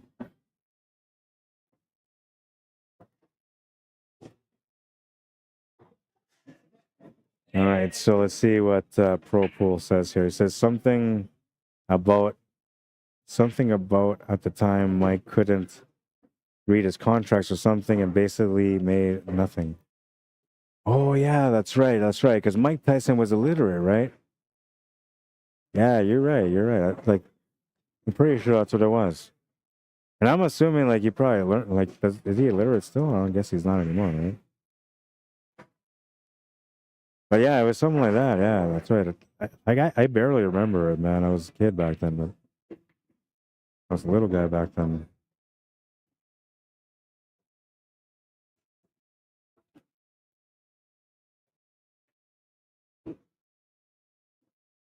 Tyson, man, Tyson.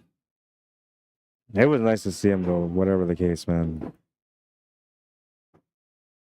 I mean, you see him all the time, but to see him in the ring, it was cool.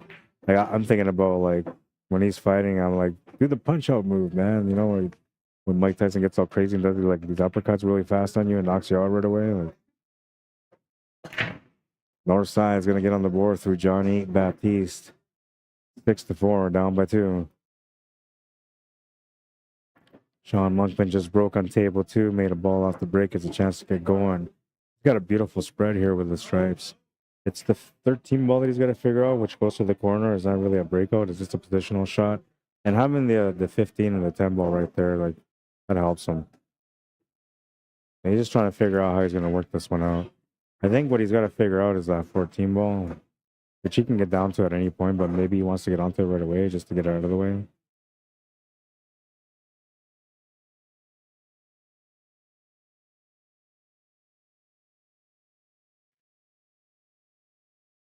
All right, so for those of you that are like engaged into this Mike Tyson thing, who would you want to see him fight next, if he had a choice?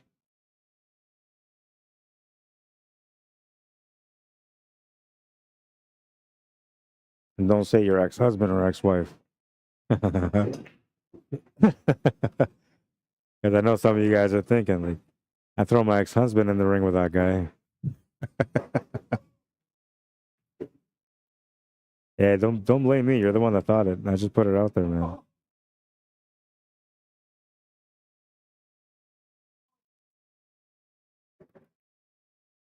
and Don King was banned from pro boxing. Yeah, I remember. Yeah, I remember that part too, man.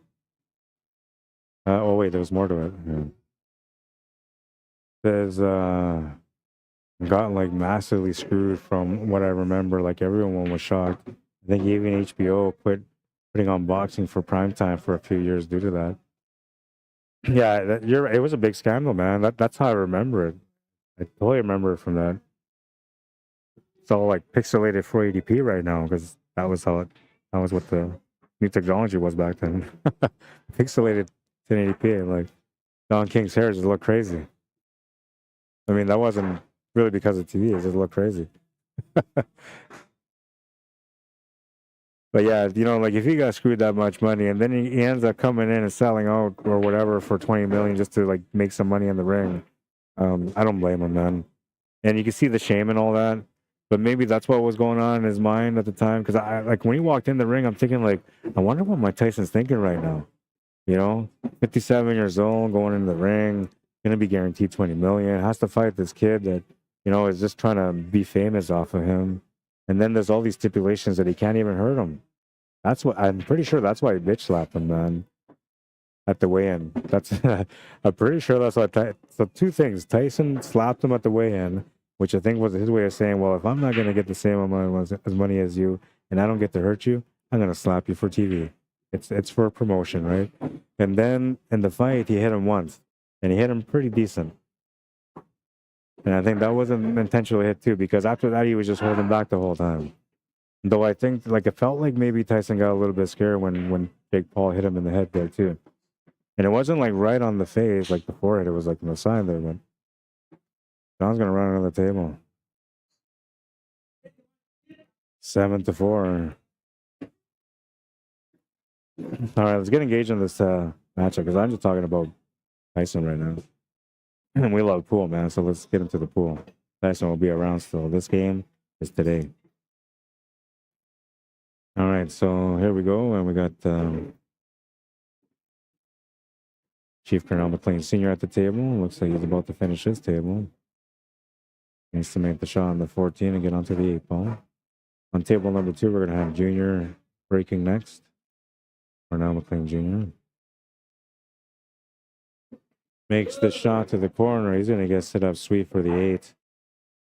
He's telling him, let's sit down. I love you, he says. It's all hard, he said. That's why they're all laughing, man. I'm telling you, this is fun. I'm enjoying this one. They don't even get mad because they're cheering for each other, you know? 8-4.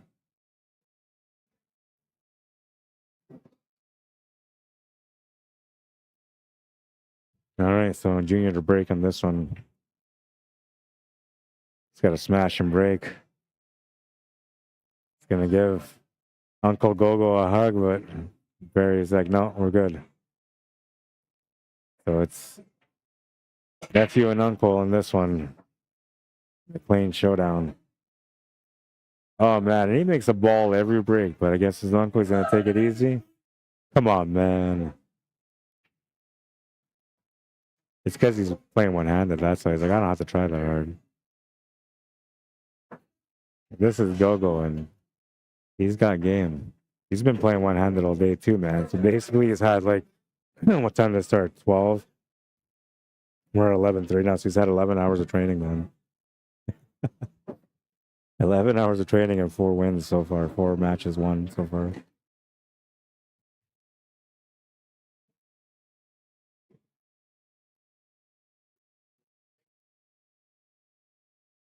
Matty Boy says, Arriagada versus Mike Tyson. I knocked that old guy out. He wouldn't have a chance. I wouldn't even run, man. I just stand there. Well, maybe I would just lay there because he probably knocked me out right away, too. But if I'm taking 20 million, he's taking 40 million, like, I'll be all right with that, man. Big Paul, make it happen. Passionate pool player takes on crazy boxer. Ooh. Sounds like an awesome title, man. I'm in. Pro Pool says, I watch Mike in his prime. So for me, I'd rather see him go a different route. Maybe promotion and clothing deals or something, but that's just me. Yeah, so that would be all right. Like, he can maybe come up with a Tyson line. Right?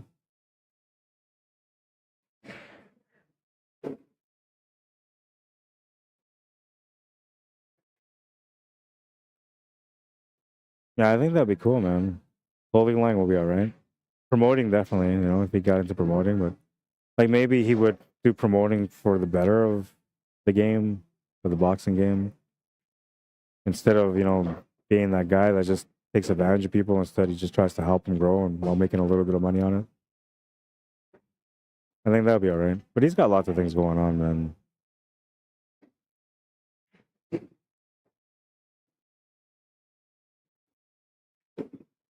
And now that fight may not have been, you know, some great ass fight, but I feel like he's gonna get some interviews out of this too, man. There's gonna be some podcasts, there's gonna be some interviews. People are gonna want to know, like, what happened, man. What was going through your mind? Why were you chewing on your glove the whole time? And most importantly, like, why did you like not engage and just kept bouncing back and like he would step back like, you know, 5 feet away from Jake Paul, and then he would do a little bit of a bouncing thing, like he was gonna step in, but he never stepped in. And there's a lot of questions we need answered, man. But I said I was gonna focus on the game. You guys are keeping me in this one. Well, it's Pro Pool that's keeping me in this one right now. And Matty Boy, my mod. Oh, Johnny working the table out on table one, and he's usually good on this game, man. He delivers a run out every time he plays. But a bit of a challenge on that table right now. He's got to come up with a clever shot. And for the bank side with the kiss off the 12. Oh, and he got that 12 right on the spot, man. Or sorry, that's a 10. He got that 10 right on the spot. But he missed the bank because he was trying to lean into it. So 13 votes and everybody says no. Well, 62% say no. They wouldn't watch that again. Pro Pool says I think he has been missing out on what he could have been doing. He is so highly regarded in the boxing world and well known that I feel like he could have catapulted himself to the forefront in promotion and other areas related to boxing while still retiring. Yeah, I think so. But you know, like, so this is the thing, is that industry kind of really wasn't there. It was there back then when he started, but in between, like, I don't know. Well, maybe it was. I don't know. I haven't really watched boxing for a long time. Boxing used to be like the thing to watch until MMA came out, and then boxing just kind of died off for most people, including myself. Junior's looking to run this table out of table two. No issues here for the finish. Dennis is having a bit of a stressful time. He's going to miss that shot on table one. And he's playing against Johnny, which he doesn't really miss too many shots. So he knows he was supposed to deliver an opportunity there. Feeling disappointed that he wasn't able to. Johnny looking at this 2-ball combo. Looks like he's going to have a good shot at making it. And he is going to make it, but he ends up a little bit weird on this 15. Cut shot to the top left corner is the only thing he's got available, which he can do because of that one ball being where it is. But I'm not sure how comfortable he feels that he's going to call it. The junior's going to run that table out. No problem for him. 9-4.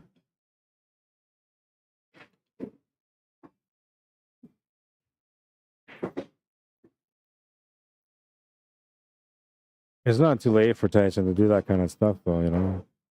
I mean, he just made 20 million, so he can take the money and invest it in some real good stuff. But I don't know. I thinking like maybe in his mind he thought like if I get 20 million, this will be my quiet money. Where he gets to just relax and just enjoy the last years of his life, right? Johnny's gonna win that one. 9-5. Dolly Parton. That brings us to rack number 15 and 16. We got Gary McKenzie breaking on table number 2 for Team Anybody.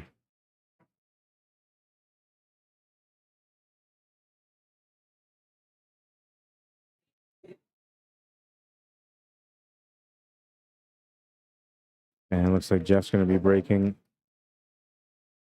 from north side.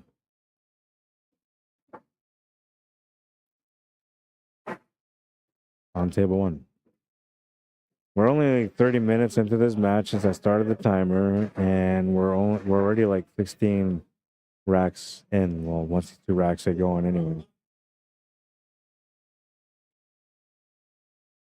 Wait, that's more. Oh, 16 then.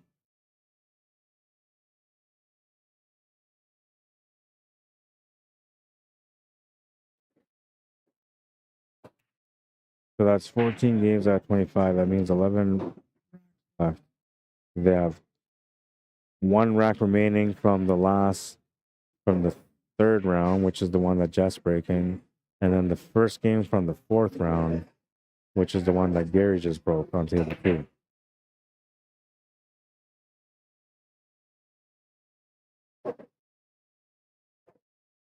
Well, I'm just gonna come up, try the break. He's playing against Sean Monkman, who's run out, I think, most of the tables he's played on so far. A bit of a challenge on this one, though. Not an easy run, but there's an opportunity there for sure. As long as he takes low ball, anyway. High ball is there too, but a little bit more work for high ball, which a player with his caliber can definitely work that out. But yeah, low ball, I like that better.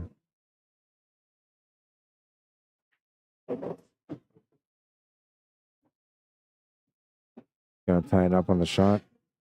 A little bit of uncertainty, or maybe, you know, people looking at him, moving around, like something got him there. But there was a lot of body movement on the shot, so you know that he wasn't quite ready for the shot. He wasn't settled in.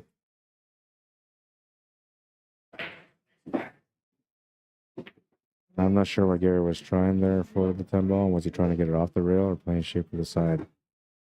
One way or the other, he's got a shot for it right now anyway.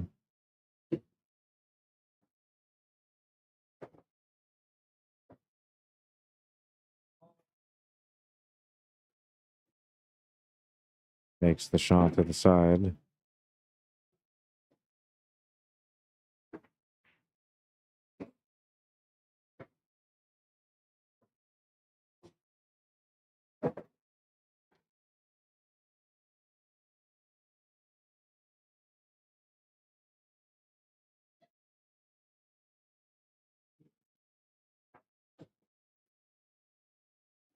Addressing the 9 ball right now to the side pocket.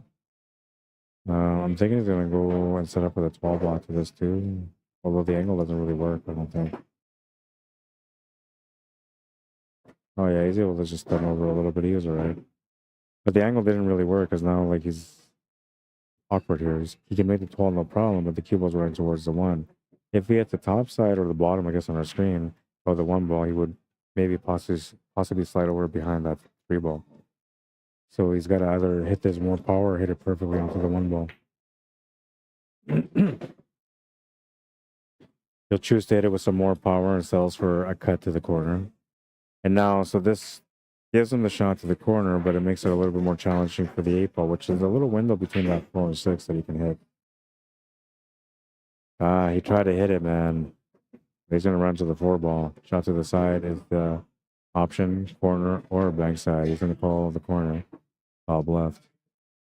Makeable shot. Should be all right from scratching. I believe he's going to run to that 5 ball, which will protect him from scratching in the corner where he's standing. Oh, and he's going to make the shot. His shot from Gary.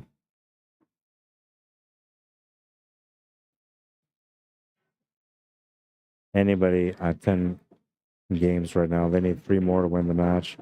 They got Sean Monkman at the table and one of our top players in Manitoba. He has a chance to be able to get another win here and bring him 2 games to win him.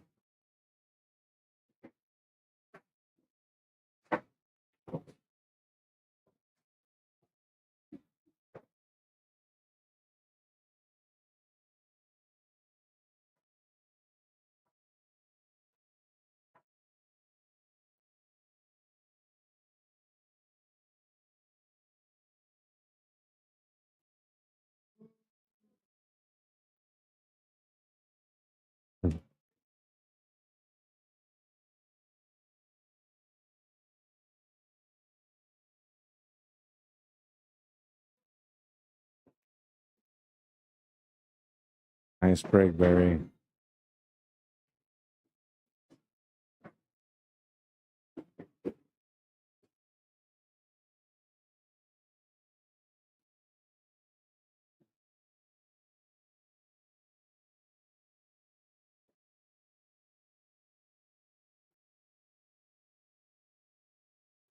It's got the angle to either break out the 13 ball on table 1 or to get on top of it.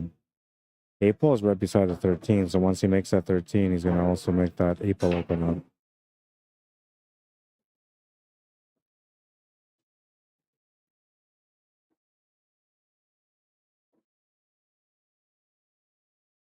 Didn't get the window that he was looking for. And that 2 ball is too close to the 13 ball. We're talking about table 1 right now. So a jump shot is not convenient for him. He's got to come up with a different way.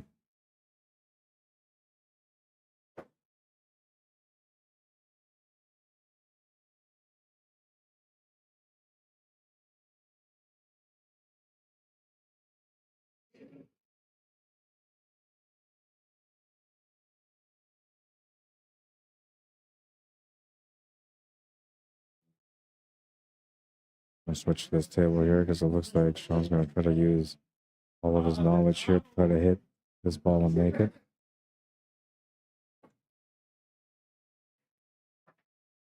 Oh, it's going to be a foul.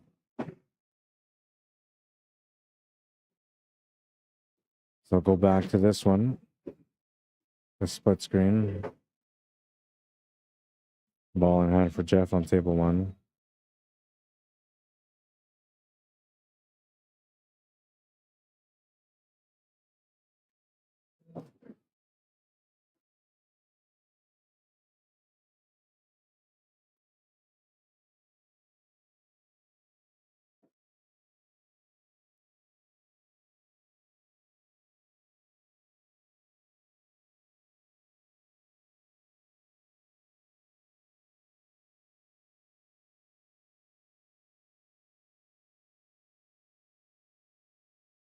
Just saw 2 ball and the 8 ball remaining on that table to get his team within 4.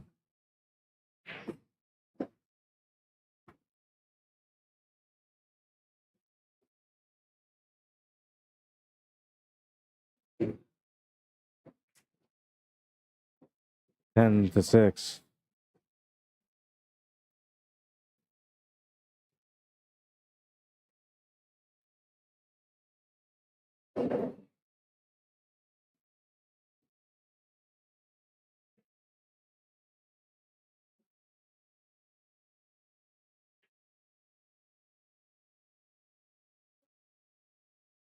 You want me to get your chair?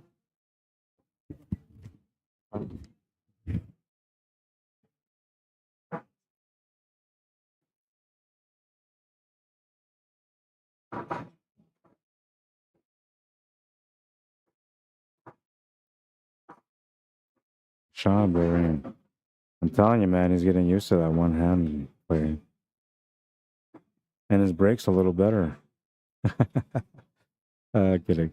He's got an awesome break, man. Usually breaks second ball with lots of power. I don't see too many guys be able to do that kind of stuff. Pro Pool says true. MMA took over for a while there, no doubt. But I think if Mike would have gone a different route, I think things could have been different. Either way, I'm glad he got his money from that one. Yeah, and who knows? I mean, like, had he got involved, maybe like MMA would have still been like the thing, but maybe boxing had a better chance just with Mike Tyson being involved in it. But the thing is, like, I don't think Mike Tyson was ever really an ambitious man. He was more of a, like, he had to do what he had to do to survive. I feel like that's the way his life has always been. It wasn't priorities in his mind, like building an empire or success, that kind of stuff. Like, when he was boxing, the fame and everything that came with it, he didn't know how to handle it. I mean, we all know the story of what happened to him throughout the years, right?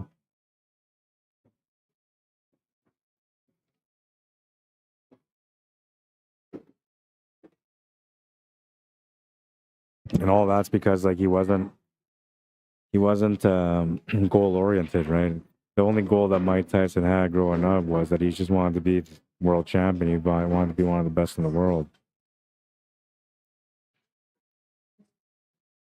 Smart move here, Barry. He's got to use the reach because it's a tough 8 ball, especially where the cue ball is right now. He couldn't really do that one handed. Junior's going to play safety on. I'm going to wait till Barry makes the shot here. I'll switch over.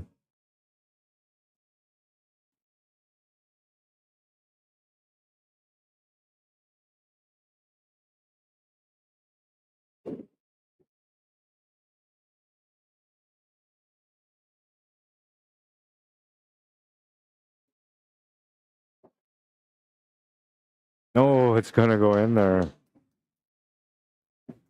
Talk about effort, man. They're swinging back. Northside ain't going away. 10-7. And they got Johnny Baptiste at the table right now on table number 1. He's got a chance to deliver another win to make it a 2-game difference.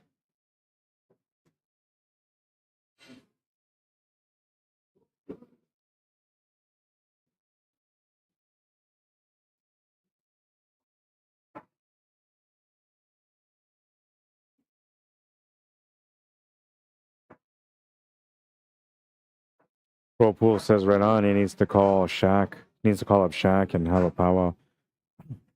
Yeah, because like Shaq did it right? Like Shaq has tons of money, man. And Shaq is like a smart guy that's helping out a lot of people through that money that he's making. And I feel like Tyson would do the same. One of the scariest guys in the ring, man. But I'm telling you, like, if he can change the world, that's what he would do. That's the kind of guy he's become. And I guess that's yin and yang, right? Like you spend your youth being angry, and then in your elderly years, you understand life better and you become more peaceful. You see life for what it really is and appreciate it more.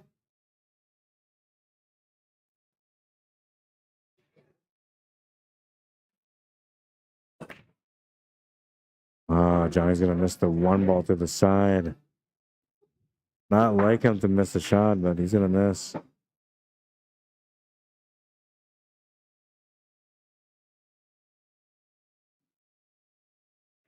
And Dennis from Team Anybody has a chance to work things out on this table. The stripes are in a bit of a mess, but 1 breakout away from being decent. And the solids are pretty open, but you also need that 1 breakout because the 1 and the 7 are tied up with the other stripes.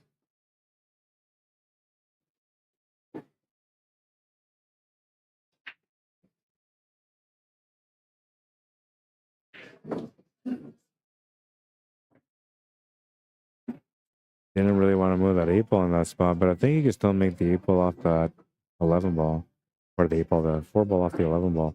And I think I would hit it with like some extra power to get that 11 ball to go off the table and break out those stripes and solids that are right above it. He doesn't see that opportunity though, so he's gonna try to set up something different here with the 5 ball. Junior looking to run the table out on his table. I'm assuming he's high ball because Johnny took that low ball shot on the 1. Right, so there he's seen the shot on the 11 ball on table 2 and he played it, but it didn't work out for him.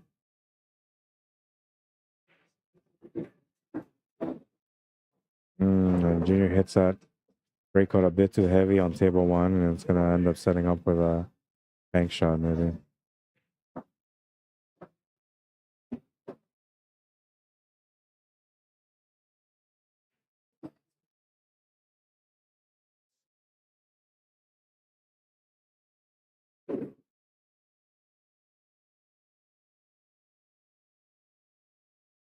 What he's looking at here is that he has to hit this with lots and lots of juice, man. Left hand draw, so it goes off the back rail where he's shooting from with a diagonal angle that will get him to break out onto that 15 ball. He's asking for a lot out of the stroke, but if anybody can do it, it's him. I gotta go to big table on this one. If he's gonna do this shot, because like on a diamond table, I'm pretty sure like this would be no problem. You hit that rail and bounce right back. But off a valley table, I don't know. And these tables have new cloths, so they're supposed to be fast, but they're also slicking a little bit. So because the slicking makes the shot react differently, the cue ball react differently. So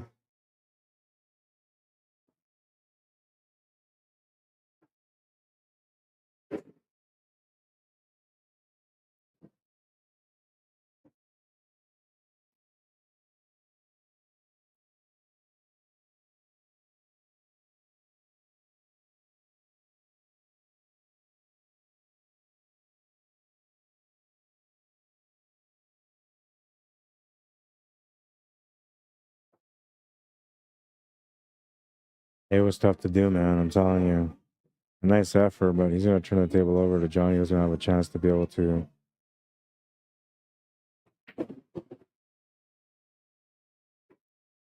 Oh, my wife's messaging me. Sorry, I got cut off on the conversation there.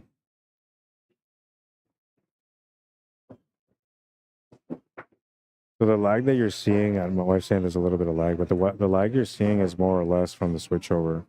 There's a little bit of a delay. But the internet itself here is a little bit laggy. And that's the reason why I wasn't able to stream on Facebook throughout today and yesterday.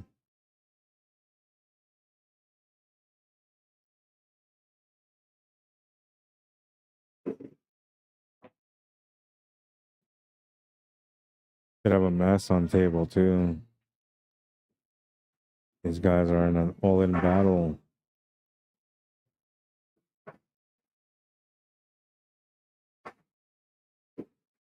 And Junior in that spot where he's got to come up with some really creative shots to be able to get that ball out. Oh, he's going to do an awesome job of getting that ball out.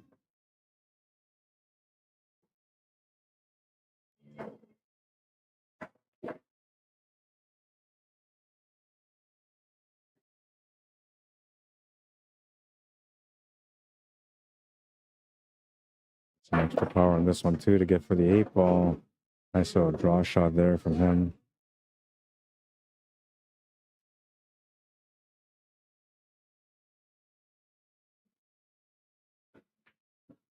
Anybody up 11-7.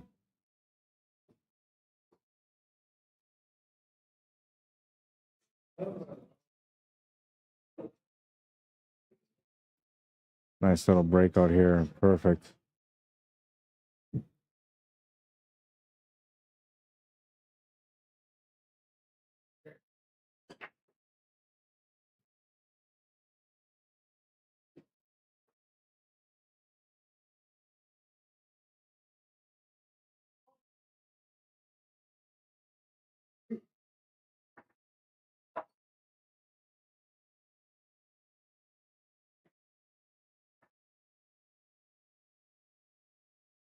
All right, we'll close this one here. The poll.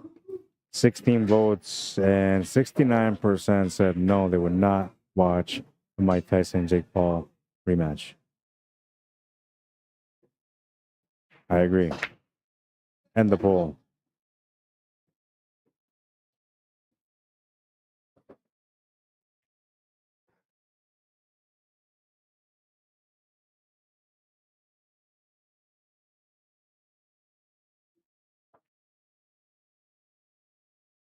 Gonna miss the shot to the corner.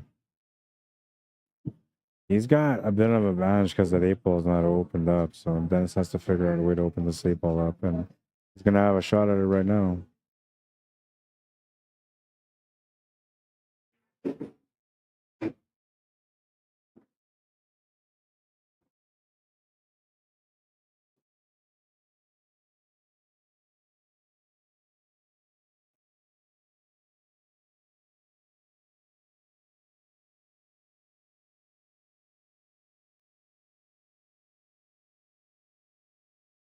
Oh, so McLean at the table on table 1 right now.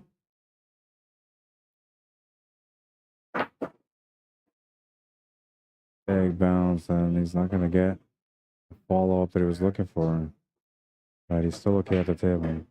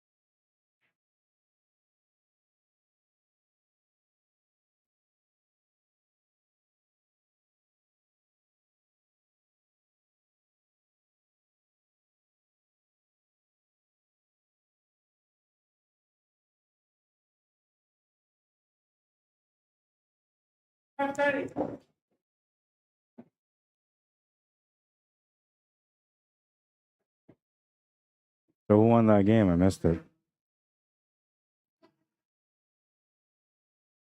They on the hill now?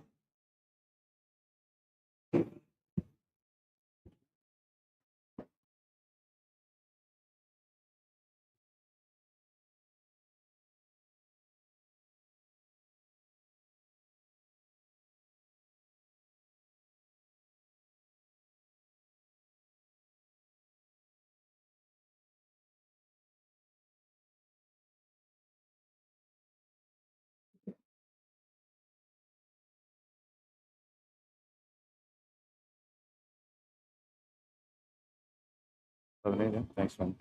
All right, the score is 11-8. I wasn't sure. I missed that. I turned away. I was looking at messages.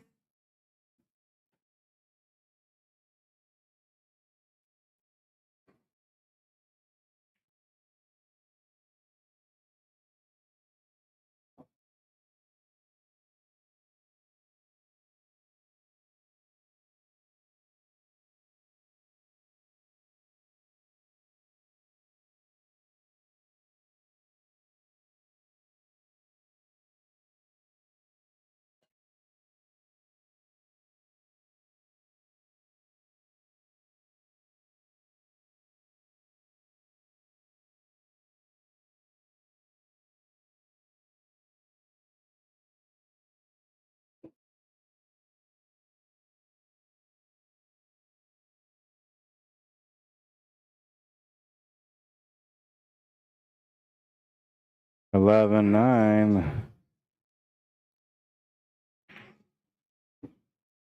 Oops. Didn't mean to do that. Gotta fix that.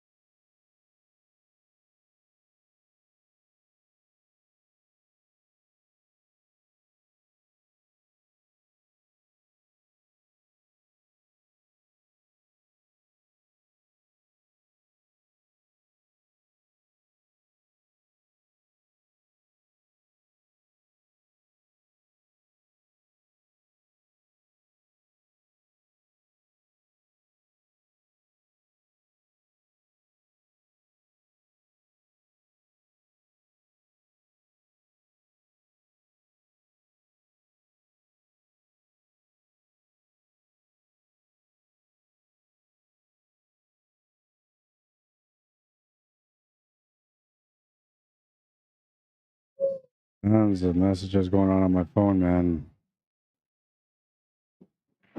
Oh, look at this cut. He's gonna make it. That ball's gonna go in for sure on a diamond or a valley table. It hugs the rail when you hit it with that speed. This is to make it 12-9. Table 2 is a delivery, 12-9. They're on the hill. North side with their back against the wall. They have to win 4 racks in a row for them to be able to win this match. And this is an elimination match because one of these teams is going to get eliminated after this match is over. So you know they're both feeling it right now.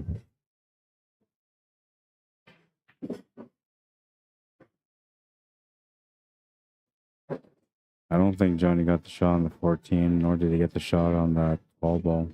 He might be able to sneak that 14 off the rail, but then that's going to slide away from him from that 12 ball. Or 10, whatever that is. I think the only way he could maybe counter it is if he was to play it off the rail and in towards, but instead of playing it a right-hand spin or left-hand spin, left-hand spin like you normally would, you would have to play it with right-hand spin. I'm all confused right now. You have to play it with right-hand spin because that would kill the angle and still slide over. That's what he was trying to do. I could tell because of the way that shot came off the rail. That was exactly what he was trying to do.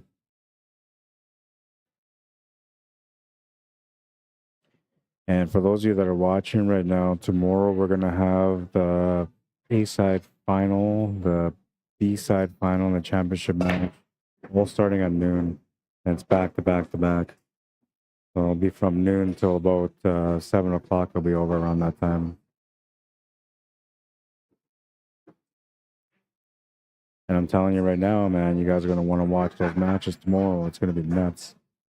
It's going to be nuts, especially at that A-side final. That's two teams that are undefeated over 2 days.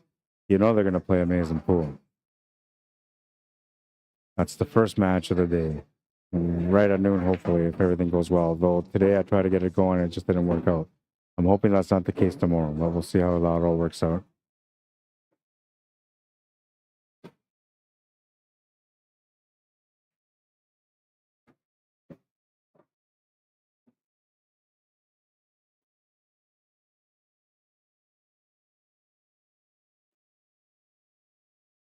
Trying to do his best to defend this rack on table 1.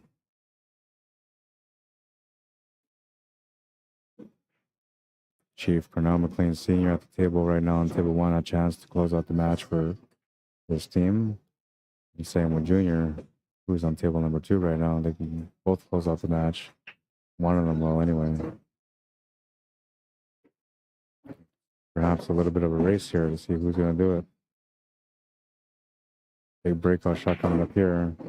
Needs a little bit of a follow-up shot. And I don't know, it's going to be a little tough on this one. Still has options to shoot at, but not an easy table. The breakout just didn't work out the way it was supposed to. I'm thinking you take that 2 ball to the side pocket. That's about the only option you got, or a back up to the bottom right corner. It's going for the back up to the bottom right corner. Needs an angle on this 4 ball to be able to get the shape on that 6 ball or to open it up. And he's not going to get it. So now he's got to figure out what he's going to do here. Not easy to play a safety because that 10 ball is in the pocket almost. Junior with the 8 ball for the win. That's the match. That's the match. You can see the family love on this one, man.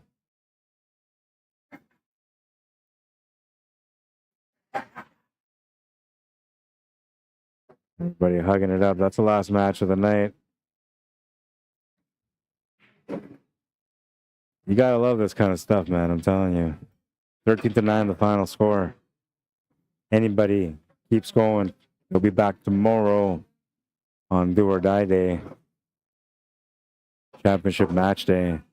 Oh, man. Oh, man. Oh, man. I'm telling you right now, it's going to be exciting. I'm looking forward to it. All right, so let's do this real quick here before we get going, because everybody's trying to get going. I still got to take down my equipment, so I got some time to go. By the way, if you're watching the stream right now and you haven't liked the stream, number one way to do it is by closing the chat. You go on the YouTube and you like the stream. Best way to support me is by liking the stream right now. Too late to share, but you can like it. If this is your first time checking the stream out and you've never seen me with the stream quality that I put out there before, maybe you want to subscribe to the channel if you're enjoying it. If you're not, you can just drop a comment, let me know why you don't like it, things that I can change, make it better. Then maybe you might subscribe if I make it better, right? We're here to work as a team. Speaking of working as a team, here we go. It's this beautiful cue. If you guys want to get into this raffle, it's a Predator SB2 Revo. Amazing looking cube, man. I'm telling you, we're $1,700 plus tax. Brand new. Yours if you get the raffle, if you win it. If you want to get in on that one, you got to contact Junior via email at ckmcleanjr@gmail.com. Make sure that you message him and let him know that you're sending money for the raffle, what your name is with your last name and your phone number, because they need to have that information in case if you end up winning. They got to get a hold of you. It's 1 ticket for $10, 3 tickets for $20. Take advantage of this opportunity. I'm telling you right now, man, it's a beautiful queue. For as little as $10, you could be that 1 ticket in, I don't know, whatever many tickets they sold so far. Get in on it. Oh, before I go any further with it, too, this is to raise funds for mental health. So it's going to a great cause, all right? You be able to get into a raffle for a pool cue and tell your wife or husband that it's for a good cause. It's for mental health, all right? You got a little excuse. Now you can buy 3 tickets for $20. You see where I'm going with this? We can work together, man. Ladies, I'm just saying. Get in on that one. The other thing about this raffle is if you win the queue, the shipping is covered. So that's awesome, isn't it? I mean, how many of these raffles do you see online all the time and then you have to pay for the shipping? Winner pays the shipping. It sucks. This time it's covered, man. 1 ticket, $10, 3 for $20. And it's CDN. Oh my God, there's a third point. Canadian funds, man. So if you're in the States, that's like, what, like 15 something Canadian or American? Cheap. $1,700 queue. Message Wally Mclean Jr. at ckmcleanjr@gmail.com. And then enter this email also for the e-transfer or PayPal, because I believe that's what it is. But make sure you email them with your name, your phone number, and your last name. Of course, you need the last name. All right? Sakabon. We're done, man. Time for you guys to go to sleep. Oh, wait. It's only 12 o'clock, man. Time for you to do whatever it is you're doing at midnight on a Saturday night. What do we got here? Oh, yes. Don't forget to follow, subscribe, whatever, like my streams. You can find me on YouTube under Arriagada /CSLMANITOBA, which is where you guys are watching me right now. This is my YouTube channel. You can also find me on Facebook under Arriagada, pronounced like Arriagada. And you can find me under Arriagada QUESPORTS Live, one word, then Manitoba. And then if there's anything that you like from jamupapparel.com, you can message me at rod@jamupapparel.com as well, and I'll help you take care of that order. Or if you have some questions on the product, let me know. I'm here for you, man. Just tell me what I gotta do. Oh, we got some cheering on going over there. All right, so let's take this down because, you know, we're getting down to the end now. And, all right, what else do I got? Do I have anything else?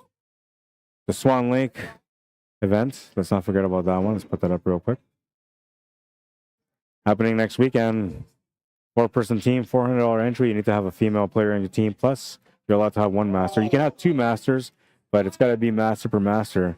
That's the way it's got to be. So only 1 master can play at a time on your team. Now, if you have a female player on your team, which you got to have one in order for you to play on this, they can be whatever they want. They can be a master. So if you find a female player that's a master, bonus, man. Other than that, you only allow 1 master, 1 male master. Then they have the singles, which is an open. Last year was an advanced and intermediate divisions. This year it's an open, mixed with handicap, $75 entry. And the handicaps are going to be announced, I guess, shortly once we get all these numbers done. And I say we because I got to help out a little bit too to try to figure out with some of the players that they may not know that I would know from the city or whatever. And then they have the ladies event, also 16-player tournament, $75 entry for both of these singles tournaments. The ladies is a race to 4 on the A side, race to 3 on the B side, 16-player limit. The open is limited to 48 players, so if you want to get on that one, you can. The cutoff date was originally for yesterday, but they extended it to next Thursday. So you still got lots of time to get in. And it's not Fargo rated races. I know everybody's like, oh, Fargo rated. It's not Fargo rated races. It's used we're using the VNEA active system, and also referring to the VNEA Masters list and the WC VNEA Masters list for those of you that are masters, to make sure that you don't have more than 1 master on your team. Anyways, if you guys want to get into that one, message me, let me know. I'll get you all connected with Wanda, Farrell, or Angie. All right? Bring it down. Sakabo. It is over. What's the last highlight, man?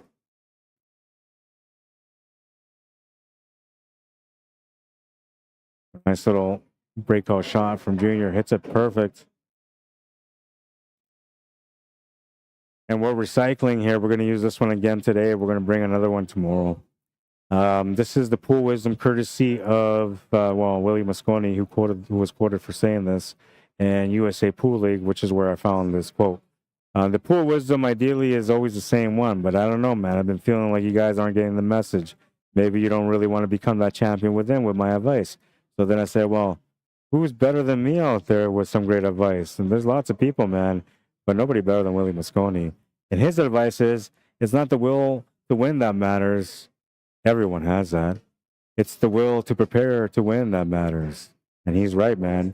You got to get out there, work your game, become the champion within. You have to want it, though. You have to want it. You got to wake up every day wanting it. And the more you want it, the better it's going to be for you, because the sooner you're going to get there, man. I promise. No wasted efforts, man. Stop racking racks. You're not getting any better with that. Start working on your game. Become the champion within. All right, and we're not going to come back with a stream right away, man. Come on. Somebody fired this assistant. He's not doing his job. I got to go to sleep, man. Oh, whoa, you're trying to do it again. Get out of here, man. All right. Where's that shooting effect when I need it? Anyways, that's it for tonight. I know it's late, man. Well, maybe not for you guys, but for me it is. I got to come back tomorrow again. I'm exhausted, man. It's been go, go, go. Energizer Bunny looking at me like I'm trying to compete against him. And I'm like, dude, like I just need some more batteries. Anyways, that's it for tonight. Thank you for watching the stream. Thank you for liking and sharing. Those of you guys that did. Don't forget to follow us on Facebook. We have a Q Sports Live Facebook page. I know you haven't watched it. You haven't tuned into it, but you'll find it on there. It's a Facebook page, not a group. All right. I have my own page, which you can find me at Arriagada Q Sports Live. So Arriagada, 2 separate words, Q Sports Live, 1 word, and then Manitoba. You'll find me that way. Subscribe. If I don't know who you are, I may not accept right away, but I will once I kind of figure you out. And I usually check in on you to see what your posts are, to see if you're like active or not. You know, if you turn from like a man to a girl or girl to a man, you know, like those are all little things you got to watch out for on social media, man. They're trying to hack you. All right. That guy did not turn into a beautiful woman the next day. That's still the same guy. He's just trying to rob you. Harold, if you're watching this, man, do not answer any other questions. All right. That's it for tonight. I hope you guys enjoyed it. We will see you guys at the tables again next time, which is going to be tomorrow, man, starting at noon. Don't forget to tune in to watch it. You're going to want to get in. That draw for that queue that I'm talking about, it's tomorrow before the championship match. So you're going to have 4 hours to be able to get on that draw tomorrow, plus all night tonight. If you don't end up getting on that draw and somebody that you know wins that queue, you're going to feel stupid, man. Get on the draw. It's for a good cause, mental health. I mean, that's the #1 thing that everybody talks about nowadays is mental health, right? It used to be a hush-hush thing, but now everybody talks about it. I'm crazy. So am I. Oh, really? You want to hang out? Let's get crazy together. I'm telling you, that's how I met my wife. Yeah, we started that revolution. Anyways, let's get out of here, man. That's the end of the night. I'm going to sound like Barry White, but tomorrow, man, I'm going to have that deep-ass voice and, you know, singing some of that sweet music. All right, that's it. Any shout-outs, anything? Let's go take a look right now before I get out. I usually do my outro here, but I like to see people and say bye to them. Thank you for watching, that kind of stuff, right? And usually there's people that make comments, which I see a couple of comments here. Pro Pool Instructors said good stuff. Always enjoy the streams. Have a good one. Thanks, man. I appreciate you tuning in. We're going to see you again next time for sure. My mod, Matty Boy, says thanks for the stream, bro. Catch it tomorrow. I'm telling you, Matty Boy, set that alarm, man. Do whatever you got to do tonight, but wake up tomorrow. You're not going to want to miss this, man. I'm telling you. I'm going to take out that rewind option, too, to make sure that you can't go back and watch it until the matches are over. Set your alarm, bro. Linda DeMerco says, always a great stream from Rod. Thank you for tuning in, Linda. I appreciate it. We're going to see you guys tomorrow. I'm telling you right now, don't miss it out. I'm telling you right now. If you miss these matches tomorrow, you're going to wish that you watched it live. It's going to be way more exciting, man, because I'm bringing it all in tomorrow. It's going to be a good night or a good day, whatever comes first. All right, we'll see you guys tomorrow. Have a good night, everyone. Cheers.